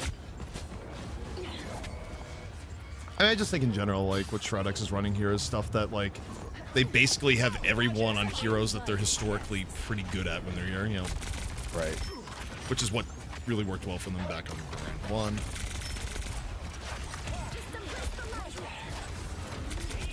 I need more vision cam, though. I feel like we have not seen a lot of vision, like, kills this time. Not in the neutral. They go to vision every time they ult. But yeah, it's like I don't care about I find the that like the ult. least interesting part about that. No, I want to see vision in the neutral. Like, yeah. Couple kills, couple reses. Wait. The massive. He actually had the perfect timing on the eye after the karmic. Yeah, but the fall through's not actually there. Fall through's not there at all. That's been the issue with Shrodex, is they're getting good tank ults, but they just don't have people in position, or they're hitting tank ults while vision is dead, or that vision, like, you know, Doomid is... I know I was joking when I called him Doomid, but now it's stuck in my head. No, Doomed will be like, please just call him Doomed. Like your head. I know. I'm sorry. I was joking yesterday about it, but now it's stuck in my head. Like he Doomed will be in the back line somewhere off else. His name. Like, I know, but it's funny to me. It's like Old English. Hashbash saying I hate triple res. Yeah, it's not the. I don't think triple res is like the best viewer experience. Res is never a good viewer experience. It's also not a fun player experience when you kill someone and they just get brought back to life. Especially if you kill someone, they get brought back to life, and then they kill you. It feels absolute trash. Doom died. Doom got caught. I mean, it's going to delay things a little bit more. Also, you take a look at where you're at, strategist alt-wise, and with Dogman. Like, Amadian actually has a window to just get free fight here. It's not super long because Dogman's like pretty close to Meteor M, but like Invadia just pops it. Yeah, they have to back out. How did that abduct miss? Feels like you know, like when you'd pin someone with Rhine, but then you just ping pong off them. I thought he had that abduct for sure. Okay, Madian actually may have gotten over aggro there. What Shroud X like could do was coming, disengage with the group walls. Actually, super smart by Shroud X. And they got rid of the Warlock. And Dogman like finally hits with Meteor M. Super clean fight. Finally, like, some roots follow up. Thank God. I mean, the biggest part there is that they got to like deal with Galactic Legend resource free. Yeah. And then Dogman didn't have to like save Meteor M the entire fight, like waiting for Legend to come out. Did burn a lot though, but they do have the most important ult still in the bank, or about to. Luna's gonna have dance. Well, this is where, okay, we got the vision cam finally. No, go back. Well, I mean, vision doesn't do it. I mean, I still want to see, the thing is you want to see vision on the follow-up, or like the setup here, because this is where like, it's these moments where like a Hela will get a pick in the neutral, right? And if you're not looking at the Hela, you're never going to get the neutral picks like in these moments, but. I think they prefer the active divers. We've had a lot of Doomed cam and a lot of Amated cam. Dance. Uni's dead. They don't have another strategist ult to cycle here too. Shroud X might just be dead. Like, they still have time on the test, but yeah. Yeah, it looked like they were trying to leave, actually. There you go, there's your neutral. Too much healing. Oh, no. Oh, he got him on the way out. You're not doing your job as bot. Hey, what happened? We got a scammer. Discord? Guys, add that guy in Discord. It's probably fine. It's probably fine. Just add him. Cammy2995. Nothing bad has ever happened there. Why does my only option says unban? Somebody well, because I already banned it. Like, you're too slow. Well, good job. Well, then why do you even yell at me? Like, you should have been like, hey, I banned someone. God. Jeez. Rub it in. I'm going to follow that guy in Discord. I'm going to see what they have to say. All right. Well, all our confidential info is gone. Okay, this time around, I wonder if he wants the Twitch key for Rivals Fight Night yet.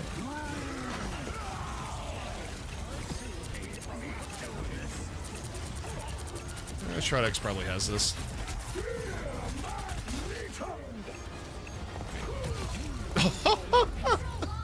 That's actually smart position of Dogman on that. They haven't been super close, though. This is a fun match. Okay, so they're going to portal back in, but they have absolutely nothing. Like, they're going to run into the blender. And the blender is, like, actually Hela. Portal into hope.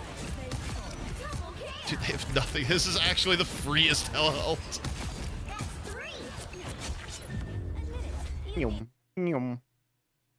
Pretty close, all in all, though. Oh, super close. They were both 99s. Like, that was about as close as close actually could be.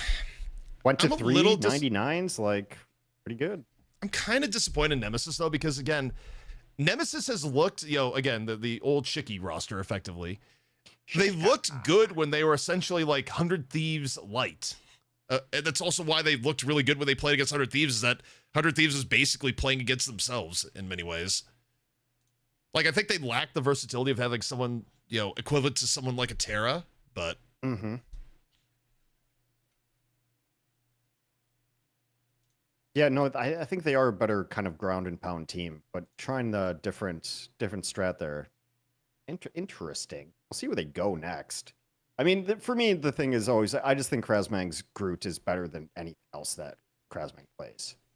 No, I mean, in terms of like NA Groots, you could make an argument for Krasmang being the best NA Groot. Like, he had the most, like, wait, how the fuck did this guy live, like, sort of situations. Right. Just super good cooldown management, good map editing. That said, I mean, Amading's, like, ult tracking and everything is pretty good. Like, finding good opportunities. Also, I'm not gonna laugh at, like, the shoot the bodies thing, just because I think back to, like, this old COD clip where, like, you know, it's the classic, like, greasy, just, you know, dirty, like, you know, controller, you know, gaming sphere, right? Where, like, people just, like, talk a lot of shit. And, like, they went around and, like, a guy just, like, pops up, gets out of his chair, is like, shoot the fucking body! He's, like, you know, really into his, like, oh, man. Yeah. I mean, hopefully that never gets banned as a thing here, because, so far as I know, I think in Valorant, and I may be wrong, but I don't think you can either teabag or shoot the bodies, like, after kills in Valorant. Oh, there's sportsmanship clause? That's lame.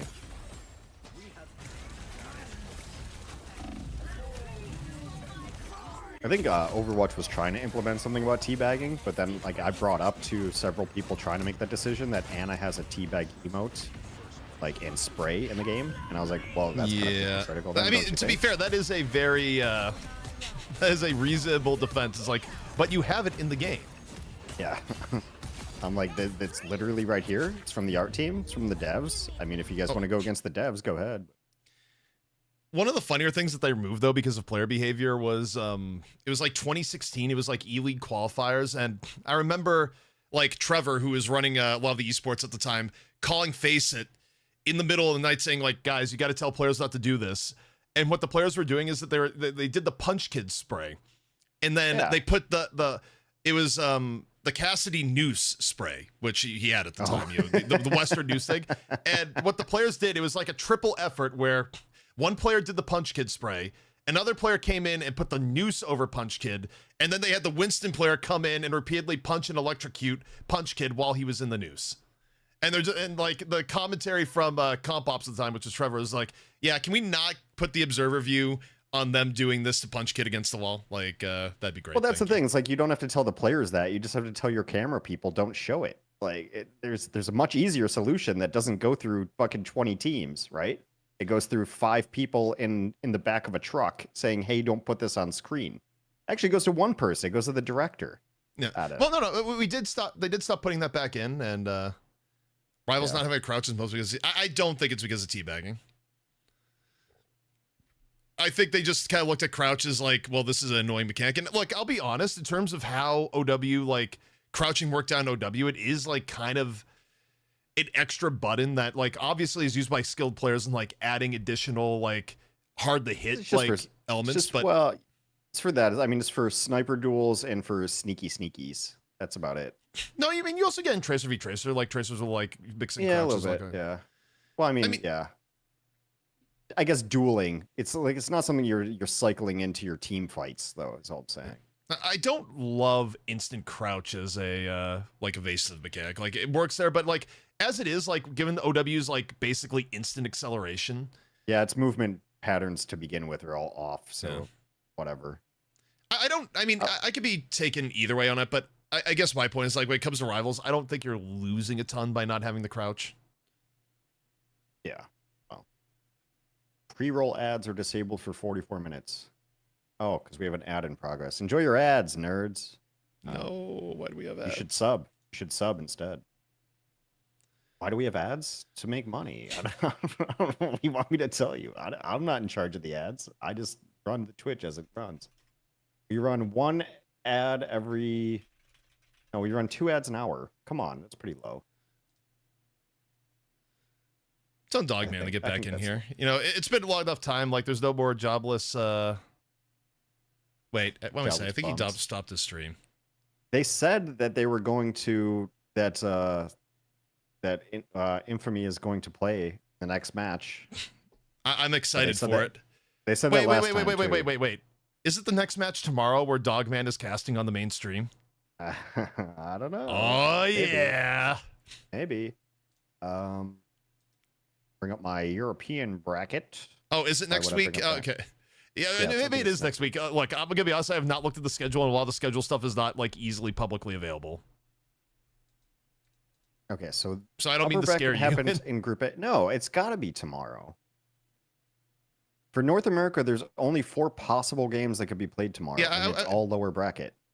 Wait, no, because we have to do round 1 lower brackets. Not picture in public. Like, if you can find a way to like DM me or whatever. So tomorrow is very likely Luminosity Shikigami. Yeah, because we have to do round 1 lower brackets already, right? Okay. So tomorrow is going to be Luminosity Shikigami, FlyQuest Solaris, Nightmare, Alani Wind, Dark Zero Techie. Yes. And then next week is round 2 lower brackets. Okay. I'm dumb, but you all knew that already anyway. I mean, again, to be fair, it's like kind of hard to find some of the info that's out there. It's always been Liquipedia. Even when Overwatch League had their own internally designed website, which was garbage and never worked, I'd always use Liquid. Well, actually, the funny thing about that, like the Esports Awards had this thing of like, what is the best supportive thing? It's like in the same category they have like, on one hand, you have Liquipedia, like anchor of every competitive community ever. And on the other hand, you have Dextero, clickbait extraordinaire. Like, who the fuck is voting for Dextero there that actually is in gaming? Like, if you don't vote for Liquipedia there, you are out of your minds. Like, not that I put much, look, I don't put much stock in the award shows in general, but like, that just feels like a hydrogen bomb coughing baby comparison. Is like, Liquipedia is like so important for like keeping up on stuff. Yep. I mean, it's where I go pretty much for everything. I'm like, who won Fight Night 2 weeks ago? Like, things I should know, but I'm like, well, Wikipedia's got it. Dextero is where you go to when you want to hear like unsubstantiated reports that your game may be dying because they want clicks. That's when you go to Dextero. Why Concord is dying and why that's a good thing. That kind of shit. Concord may be dying, I don't even know if that was like gamers' faults. Yeah, who knows? Concord will always live in infamy. I played some Concord, actually. Didn't you tell me to play Concord? Yeah, I think I was the one that told you to like check out the beta of it. And like obviously the game was not I played a couple of it. I played the guy who looked like Yondu, but like played like you played played like Temu McCree. Yondu basically. Yeah, but he played like McCree, right? Or Cass, whatever. So I'm like, oh cool. Like I understand guy with gun. That makes sense to me. Also, Pravarana, thanks for coming on by. Little bit of a lighter co-stream here today because some of our other people that we have that show up, they have lives like, or they're taking out their girlfriend to dinner or whatever, but mostly throwing some shade on Vast. But he had a long ass day too. So yeah, and he's contractually obligated to stream Korea. Well, he's got to do it tomorrow too, actually. So yep. If it's not on Liquipedia, okay. The funniest thing about Liquipedia for someone that's like, obviously we're running tournaments and 2 games, players will yell at us sometimes, and be like, "Hey, why is our Liquipedia wrong?" It's like, do you think we're Liquipedia? Like, what in the world? Like, what do you mean? Like, I look like a Wikipedia to you. Where is it? So what's upcoming tomorrow? Oh, I think it's trash games tomorrow. Oh, is it not? Like, are we not getting 100 Thieves Envy tomorrow? Well, hold on. This might be OC. No, I'm looking at the Overwatch stuff that's happening tomorrow because I'm going to pick up. Also, Ben, I added you on Discord. Old Ocean. At least I think I added you. I see a cat in a beanie hat. Hopefully that's you. Oh, T1 plays Zeta. That'll be good. Okay, looking at bands here. See if Nemesis changes anything out. Nemesis, I really would love to see them just... Pro Gamer move. Pro Gamer move from Shroud-X. Ban Magneto, pick Magneto. No Magneto for you.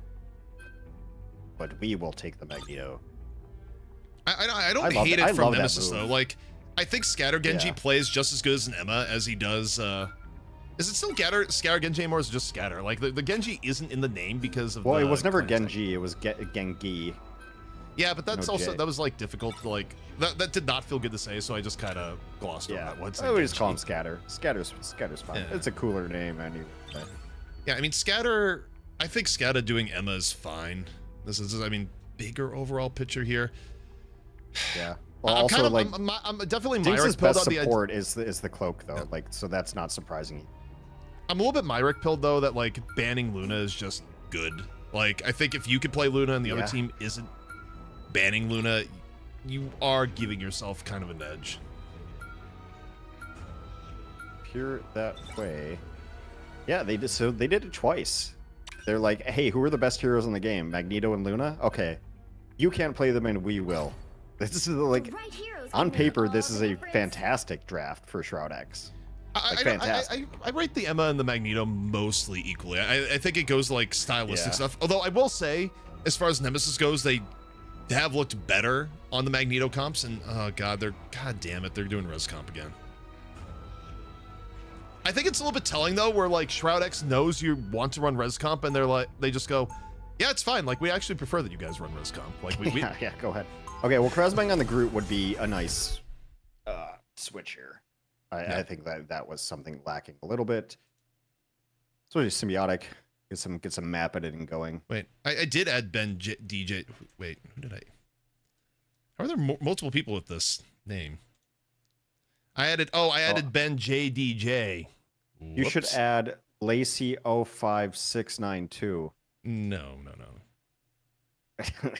What? You don't trust Cammy2995 to come into the channel and say, add me on Discord? My Discord, you know, my name being Cammy, obviously my Discord is Lacey05692. Yeah, that'll make sense. Also, why is that? I bet she's cute. I'm gonna add her. This is how you lost your social security number. All right, moving along. Okay, Krasbang on group. Thank God. Like, no more things. Sorry, I lost my virginity. Yeah. Group, like, that's kind of what also, we're pushing for. Okay. I will as well. A good old group v group matchup. I mean, Krasbang. I still think they have to do something to deal with Vision, but I guess that's just sending a Maiden after them. So maybe it's a little micro battle to the macro battle here, because Vision just sitting back and throwing spears is not. I didn't see a 7-7 because I was reloading, but Not guys. In response. Shroudx still needing to move over on the point. I mean, Nemesis should still be able to get a good recontest here. Look at the ult build of where we're at.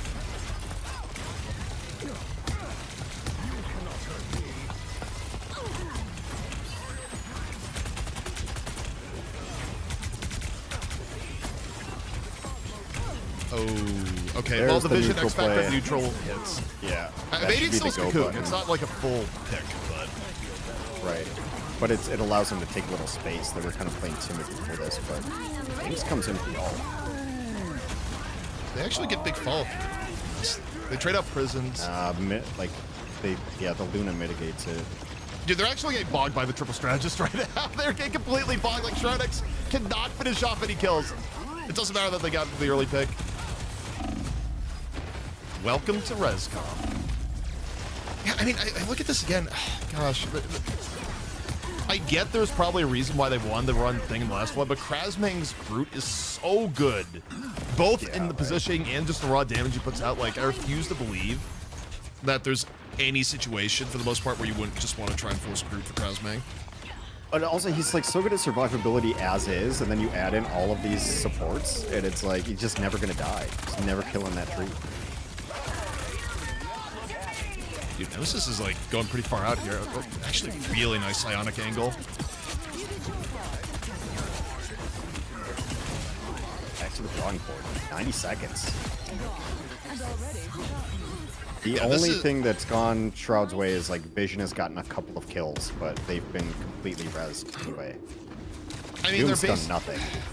They're basically all in on landing a good group, like prison Kraken combo, and then if they don't get that, even if they do get that, if Mellow is a little bit out of it, like, could actually get a super high value rebirth. Krasmang going for super early prison. That was kind of an overextension. Okay, so now they have the Karmic really early, but they still get value out of the Karmic. Like they actually get these. Vision is the only one doing anything here. Vision with another 2-piece. I think he's the only one with kills. But now they have combo and there's no karmic. And scatters. I don't think they bring this one back. I think Doomed is actually just going to continue to get resets here. Yeah, so Nemesis actually could have full held this. I think they just got like that last prison from Krasman was just a little bit aggro. Prison, yeah. Yeah, I mean, I think he thought he was going to get like a single pick and just delay them even more, but just absolutely did not get it. Getting the legend here. I still think they're in it. Also, I look at chat, Ben verifying the entire idea of like, yeah, I don't know. But it's also another pro player that's like, yeah, I don't know why I was off grid either. Like that shit doesn't make any sense to me. Like.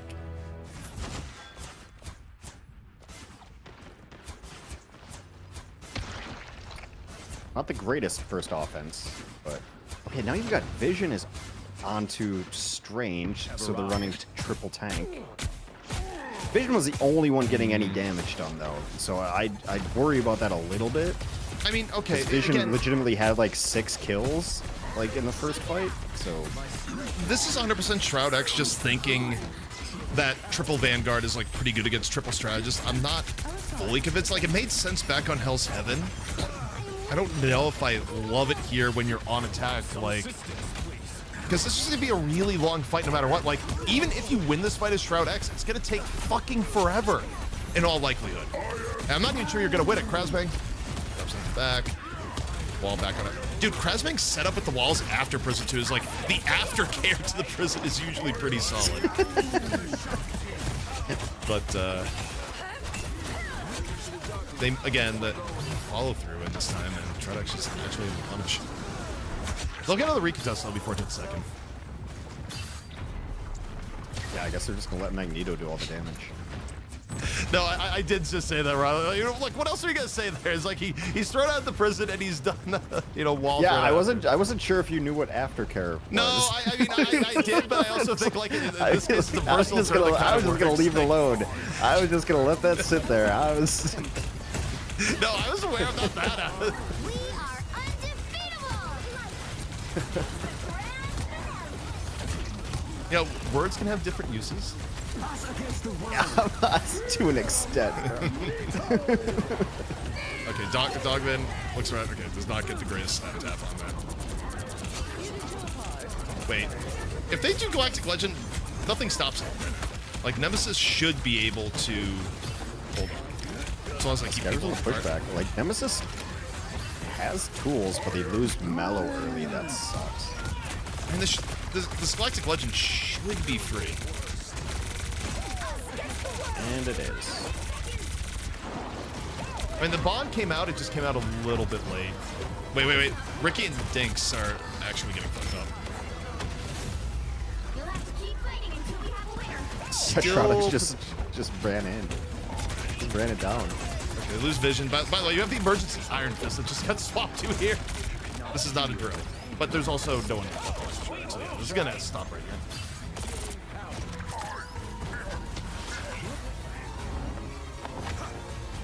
If Fly loses us, we get to replace them, by the way. The current score is 0-1. Oh, you guys get to be the new roster. FlyQuest just cycling through rosters. They're running a King of the Hill gauntlet to see who gets. I mean, who okay, gets to be the fair, money. I don't think the rules allow it. I had heard something along the lines that like I don't think Berber Patapim can get sponsored by another team while the tournament is going on. Like once you're in. Oh no, you gotta lock rosters. Like you can't allow that shit. You gotta lock rosters. Well, I mean, okay, there's locking rosters and then there's like orgs that are there. I'm not sure if it applies just to stage 1. Like, is there a world where like Berber Patapim could get sponsored by, you know, theoretically a Fnatic or something between the end of stage 1 and the beginning of mid-season? Maybe. I don't know what the lockout is. I just know that I had heard that for the next few weeks, you cannot get picked up by an org in the middle. It's like Berber is stuck being like the tree team for at least 2 more 30 weeks. seconds before you attack. Get ready. You shine like a diamond, but your soul is so empty. Or Berber. Dude, I had heard a little bit behind the scenes about like some of the teams that. So, supposedly, this is like a little bit of the third-hand source, but the rumor was that Berber did get approached by like some big-name teams, but they all like super lowballed them. It was basically like, "Hey Berber, would you like to be this big esports org? We'll pay you an exposure." That was basically it. And Berber, I think, very rightfully told said orgs to go fuck themselves.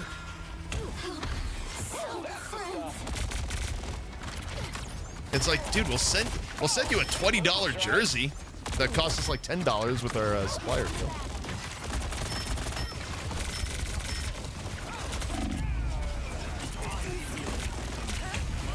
Also, Kresming on the strange now. I mean, Kresming is decent strange, but Ooh.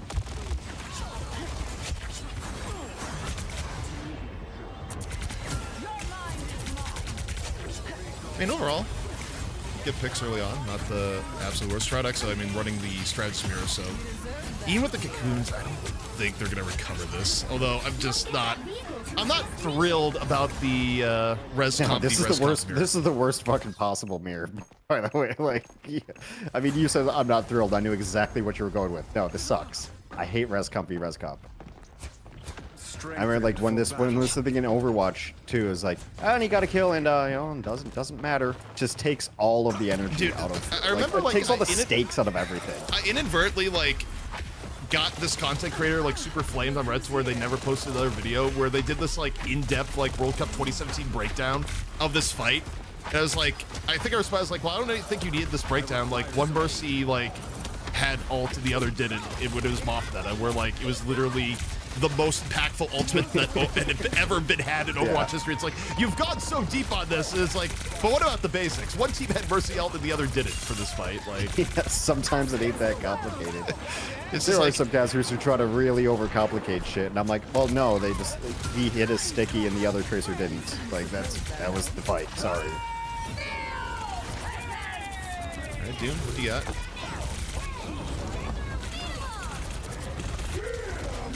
Incomprehensible cycling continues. Guys, there's a lot of stuff. A lot of lights on the screen right now. It's like a Blue Oyster Cult show. That didn't hit anything.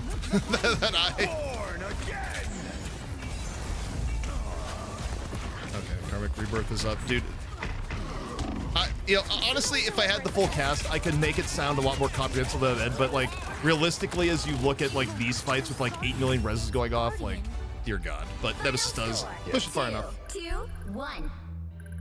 I don't know why Shroud X would want to run the res comp mirror, by the way. Like, against a team that clearly wants to run res comp no matter what.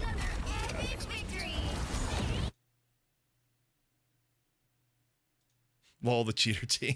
Look, I'm more neutral on the entire situation. For whatever happened to Infamy. Apparently, Infamy, she is playing tomorrow. Or rather, she is playing next week. We'll see.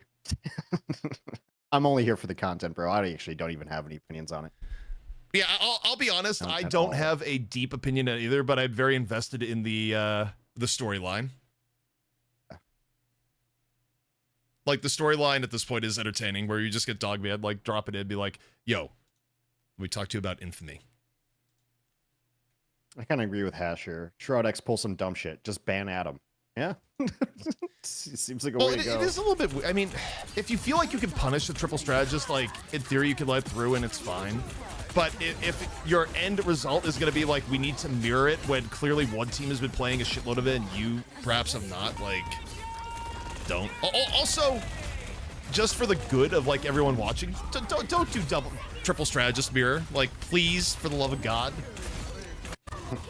Or if you are going to do triple strategist mirror, like, do Ultron v Ultron. Don't do the Atom variant. Like, I'm good with like back on Hela. That's all I want to see. I've just never been a fan of reses in games. It just, I don't know. I don't like it in movies either. Feels low stakes, right? But I guess it's Marvel, so it tracks. Well, I think the no one's ever dead. Nothing really matters. We'll go to a different timeline. Look, from an observer point of view, the problem like, sorry, observe as like a spectator. Like, the gameplay flow of like triple res versus triple res is very, like, you're already dealing with a chaotic to follow game. Like, hero shooters already suffer from the problem that there's 8 million things going on stream, and there's very little time to breathe. Like, you don't have moments to like set up in the way that you do in other games. It's like big fight, big fight. But then when you do like triple strategist v triple strategist, it is literally just very, very long fights with multiple different res cooldowns going on. And you don't get to get hyped about picks the way you do normally, because it's like, oh, the Star-Lord got picked. Well, he's going to cocoon over there in a moment, and we'll see what the overall effect is on the flow of the fight. Like, it it sucks. It just breaks the flow. It's unnatural. It's unnatural. I don't like it. I don't like turrets in games. I don't like resurrections in games. It's a shooter. You should have to aim, you know? Damn it. It's going to be, quote, it's going to be interesting day in Horror May seasons when the Adam Warlock team up gets removed. I don't know if it's going to get removed as much as it's going to get changed. Like, I could see a world where they change, like, who gets the cocoons with Adam Warlock.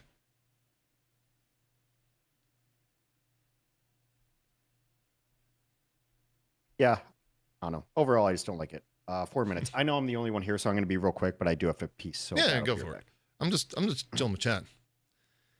Vinci said, I want to see 2Z hand cam and screen recorded.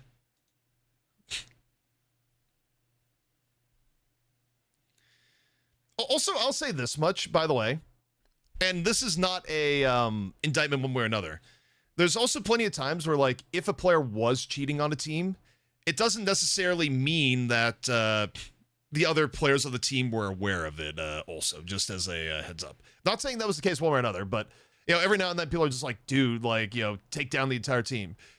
Case in point, we had a moment in Deadlock, you know, thankfully a bit far in the past now, but, you know, a player by the name of PayPal, which was honestly probably should have been our first clue. But the player named PayPal ended up being a cheater, but the rest of his team, like, had no idea, and they actually went out of their way to, like, help convict him with stuff behind the scenes, like, so, you know, you never know. But also, if a guy's named PayPal, maybe put a little bit of extra scrutiny on whether or not they're cheating.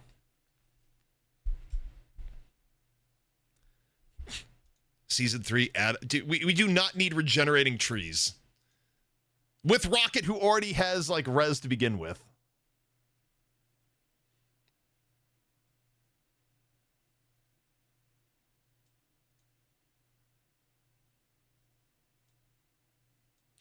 I found out my Tarkov duo was a cheater for a YouTube video exposing a cheater Discord. The name, yeah, I mean, okay, Infamy would be a very bad name if you got, like, proven to be a cheater. Like, that is clearly not the way to go. It's like, what was the cheater that got caught? It's like, the name was Infamy, or the name was Aimbot. It's like, oh man, they didn't actually think about the optics of this one. Yeah, I'm back.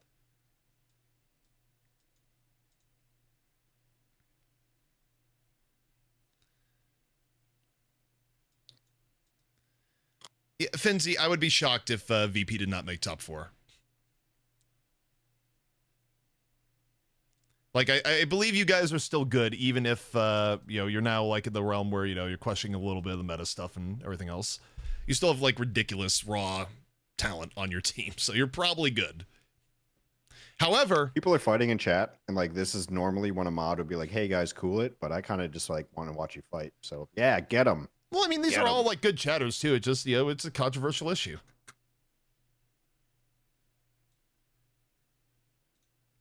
Although I kind of agree with the whole thing of, like, why are people missing for this tournament? It is allegedly the biggest tournament of their esports career. Well, to be fair, the devil's advocate there is that a lot of teams, or in this case, you know, a team that isn't even a sponsored team, like... Yeah, there's a world where if you're on the younger side of getting drawn around by, like, the whims of your parents, some people may not have a choice. Just don't go see your parents. I don't know, bro. Esports wise, I've missed family shit. But it's just me.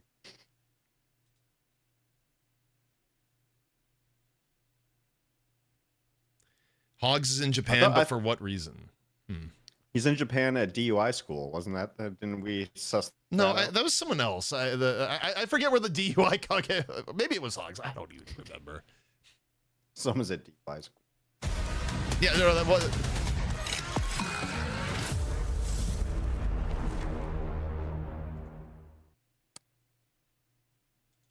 Wait, Finzi, you're a dad? I missed the birth of my child for Go for it. Oh, I feel like I'm getting trolled. That has to be a troll. The old ESL Go 4s were not high stakes tournaments. Wait, really? Okay, I don't know. This could go either way. Also, I'm going to reload earlier here, right before we get in the game. That seems to be prudent this time around.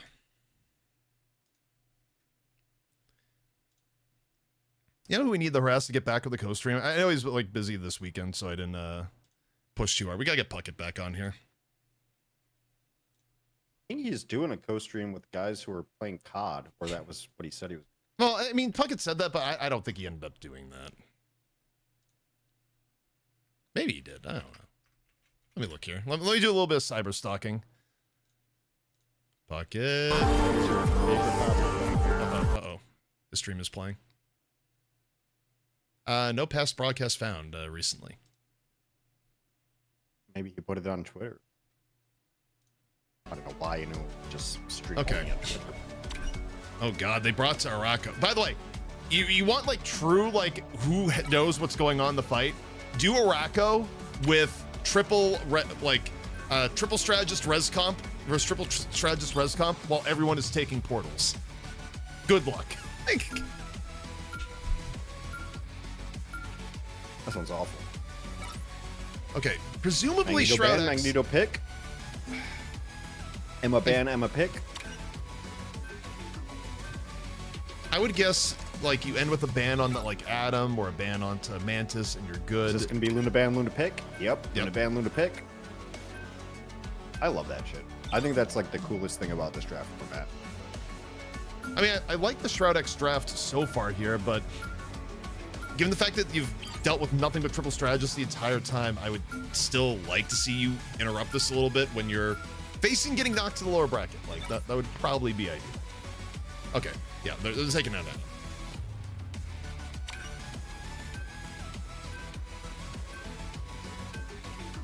We've been saved. The right heroes could make all the difference.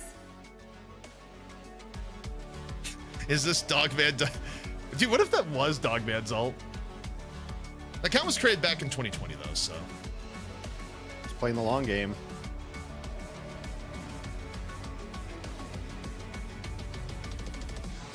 Hashmash say, quote, Shroud X is the dumbest fucking team sometimes. I'm pretty sure I've heard Shroud say the exact same thing on his stream. Like, least controversial Shroud X opinion sometimes. Wait. We were in-game and now we've gone back to map select.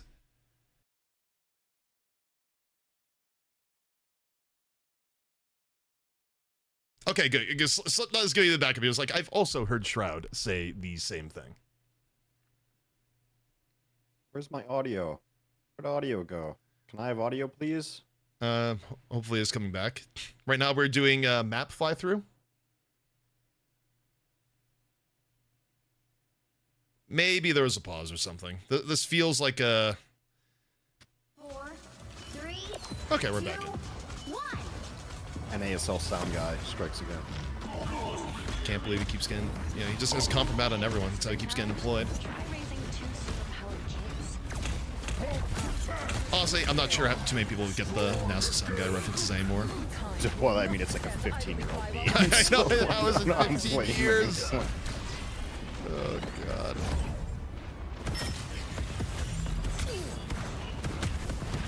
Well.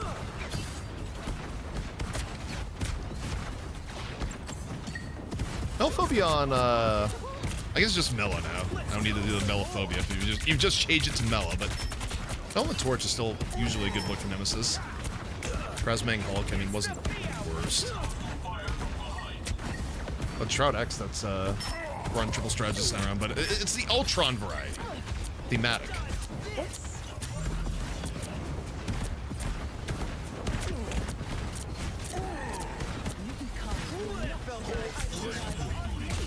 It is interesting though, like in terms of preference, that Nemesis basically is just like, yeah, we're gonna run triple strategist regardless, but we prefer the Warlock version.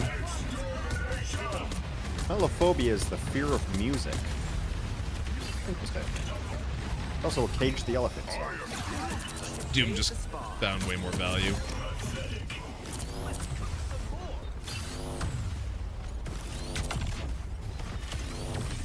I'm hulking. Be your best self. I feel like the few times I've seen Ultron mirrors, a lot has come down to like Ultron familiarity, because Ultron is still so new that you have pretty wide gaps in Ultron ability. Like Narrow on Envy is like actually ridiculous on Ultron, but it's a pretty sliding spectrum otherwise. The Hulk is probably like the most interesting. Yeah, I mean, I've seen Chris play the Hulk before, and it's been pretty decent. I just don't like him on that thing, really.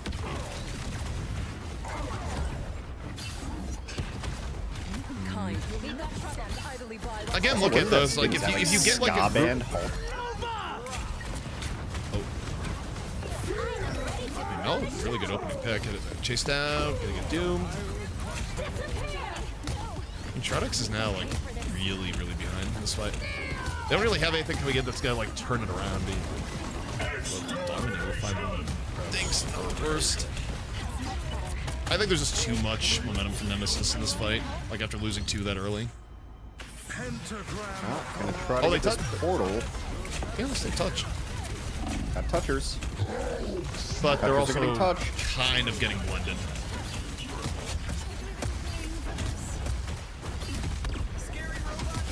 I think one of the good points about Portal Recontests is that Portal Recontests only feel good if you can actually like lead out with a strategist ult. Yeah. Like if you can. I mean, it is kind of telegraphed, so.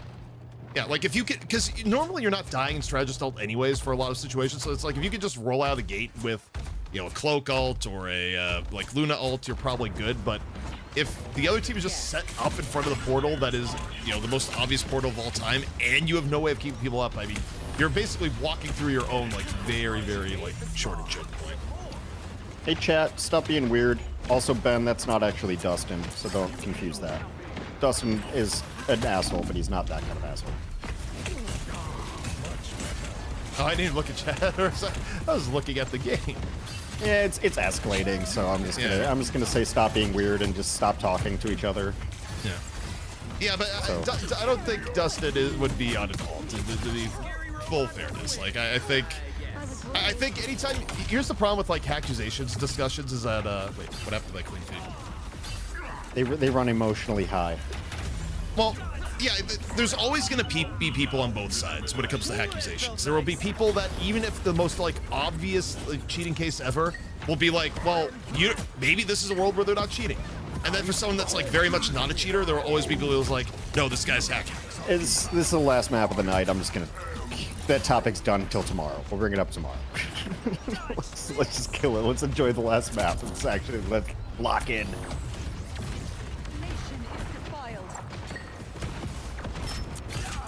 No one's been suspiciously quiet on what is very likely his best hero. Sorry, what did you say, Mr. Cole? Mello's been suspiciously quiet on what is very likely his best hero. Yeah, I mean, debatable. One thing I'll say, man, the portals, like, I do think portals are one of those things where, like, they're really cool to play, but they add, like, another layer of just, like, confusion to the spectator experience. Yeah, but they're too cool to take out of the game, so just gotta deal with it. The programming tech that must have gone into that is like kind of nuts. I wonder if you could add like a heat map or something to like affect on the observer and make it like. Okay, take 2. They have banter though, so it's not. I love the Torch's animation so much. He's like, just every animation's like he's really giving it his all. It was Neri, he's like, yeah. Those need to be the noises for when Torch is throwing shit. Also, don't clip that out of context, chat. Don't be cruel. It's too late. Yeah. See, you know what I mean, though? Like, it's just such exaggerated movements when he's throwing, especially. Yeah. I mean, look, he's really tossing some fire.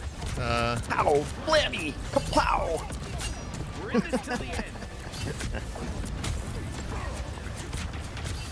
Okay, this offense is just completely stalled out for Nemesis.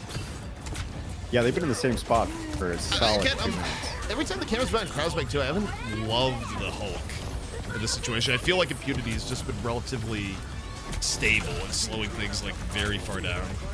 I get that Hulk has, like, more ability to, like, challenge flyers and, you know, create plays, but... Yeah, again, Groot was not banned, so this is his own accord. Dogman! That was the actual LeBron. Threaded in long range. That also probably just kills the rest of the push here for Nemesis. Like, they're fully out of ult at this point. They're still dealing with, like, Doom throwing down tornadoes. It is feeling pretty over. Although, like, you can get first health pretty reliably. What about this portal, though?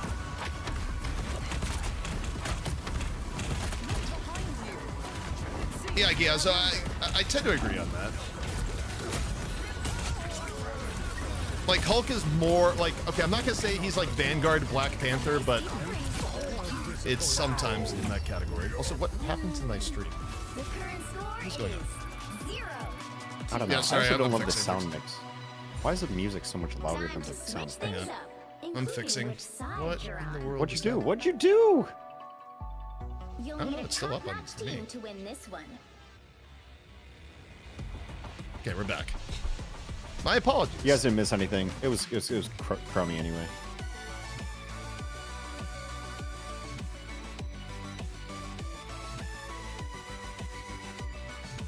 Yeah, I have no Didn't idea. I tell you guys to stop talking to each other? Hey, stop talking to each other. Just go eat your dinner. Then you said goodbye. Say goodbye. Stop it, kids. I will turn this fucking stream around. Armor packs here. Pay up. Ben, please check Discord for a second, though, on this note. People just need to like learn how to ignore people. Like that's what's wrong with society today. Y'all need a solid injection of apathy. Get ready. Solid apathy. Wait, what is going on this Yeah, apathy is a great defense. I gotta quit alt tabbing for this. Yeah, just leave it. Just watch the map. You can check Discord in 10 minutes.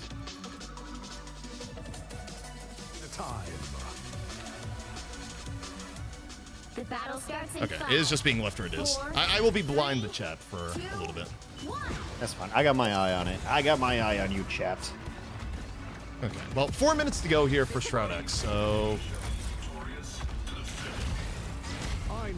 As mentioned, though, like Wicca brought up in chat, like we brought up here, is like, you're not guaranteed to get first on this map. Like, you really are not. So, like, this is still incredibly winnable. Yeah, but Defender's Advantage map, again, I would wish to see a Groot here.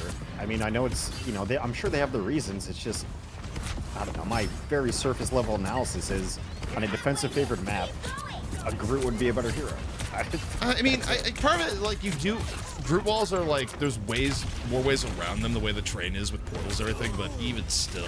Yeah. I mean, clearly it's still working out for Impunity at the moment, so...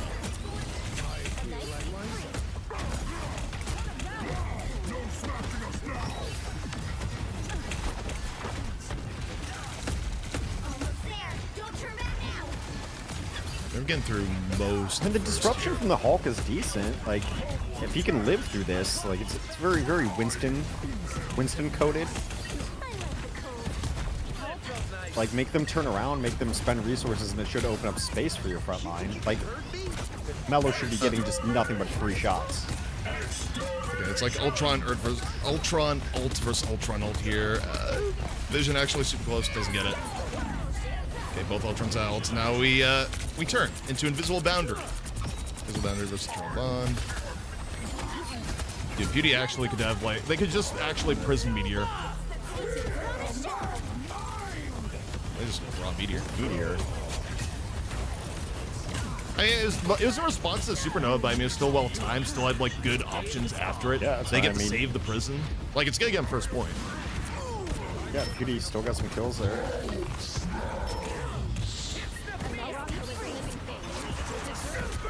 So they Hulk the delay, drop that, and they get the recontest with Visible down. Like, okay, this recontest is way, way better than the last one.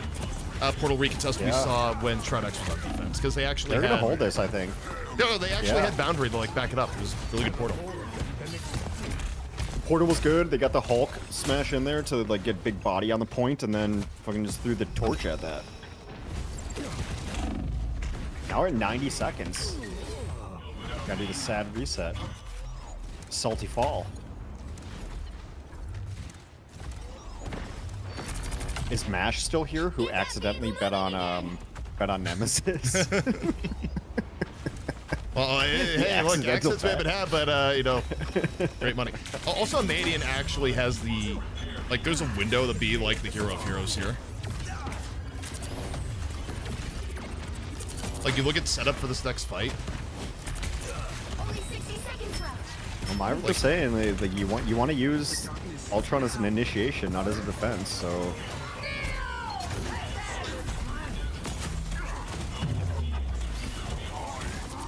Impunity just hanging on prison so icy. Very, very long period of time. Also, okay, finally drops it. This is Madian's point of view here. Does Madian have a good line of sight? Okay, Madian actually has a great angle on this. That's what's funny is like, because with all the portals, like, again, what does Madian actually see for Ultron? Apparently, like, super good angle. I mean, 25 seconds, Shroud X is... Well, I mean, they got Dance. They're gonna have Meteor. And they got Ultron, so it's not toolless. So Shroud X, okay, to win this here, they need to not have anyone get caught in the neutral, and then they need Dogman to have, like, a really good meteor end. Now they're just gonna drop. Dogman, actually, reasonable. Wait, he went for the long shot, doesn't get anything. I mean, it was half done into a supernova. They just gotta drop this. It's a bond, doesn't get much. Ricky is so close to ult. Yeah, Ricky living. Like, Ricky's gonna be able to just drop boundary. Shroud X is, like, actually kind of fucked here. Scatter died during ult. It might not matter.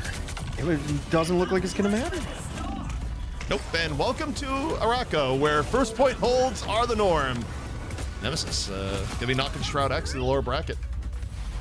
Final score 0-2-1. Yeah, I gotta pay out these Preds. Congratulations, Hash Mash. For betting on Nemesis.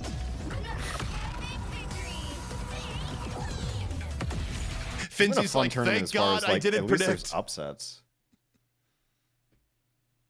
And 92% of people were on Nemesis, but I think half of that was like the 20K that Mash accidentally put on them.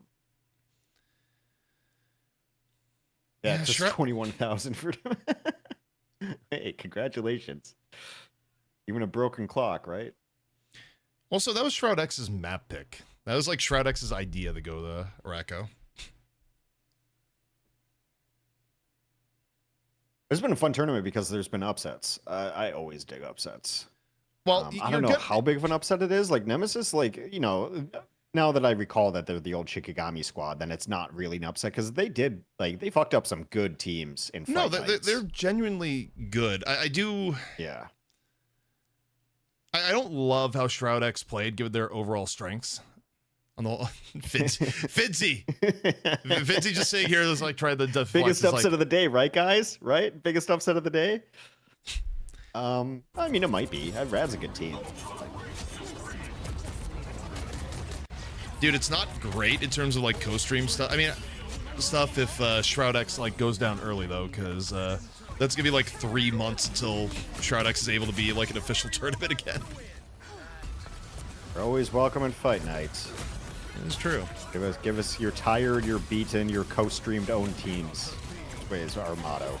To be fair though, is like I've never actually made like a concession for that. So it's like the thing that sucks a little bit too, like the dead zone for teams that knocked out early is like for invites for fight night, we are going to be like prioritizing teams that like did well in Ignite, right? Like that's what people are gonna want to like see.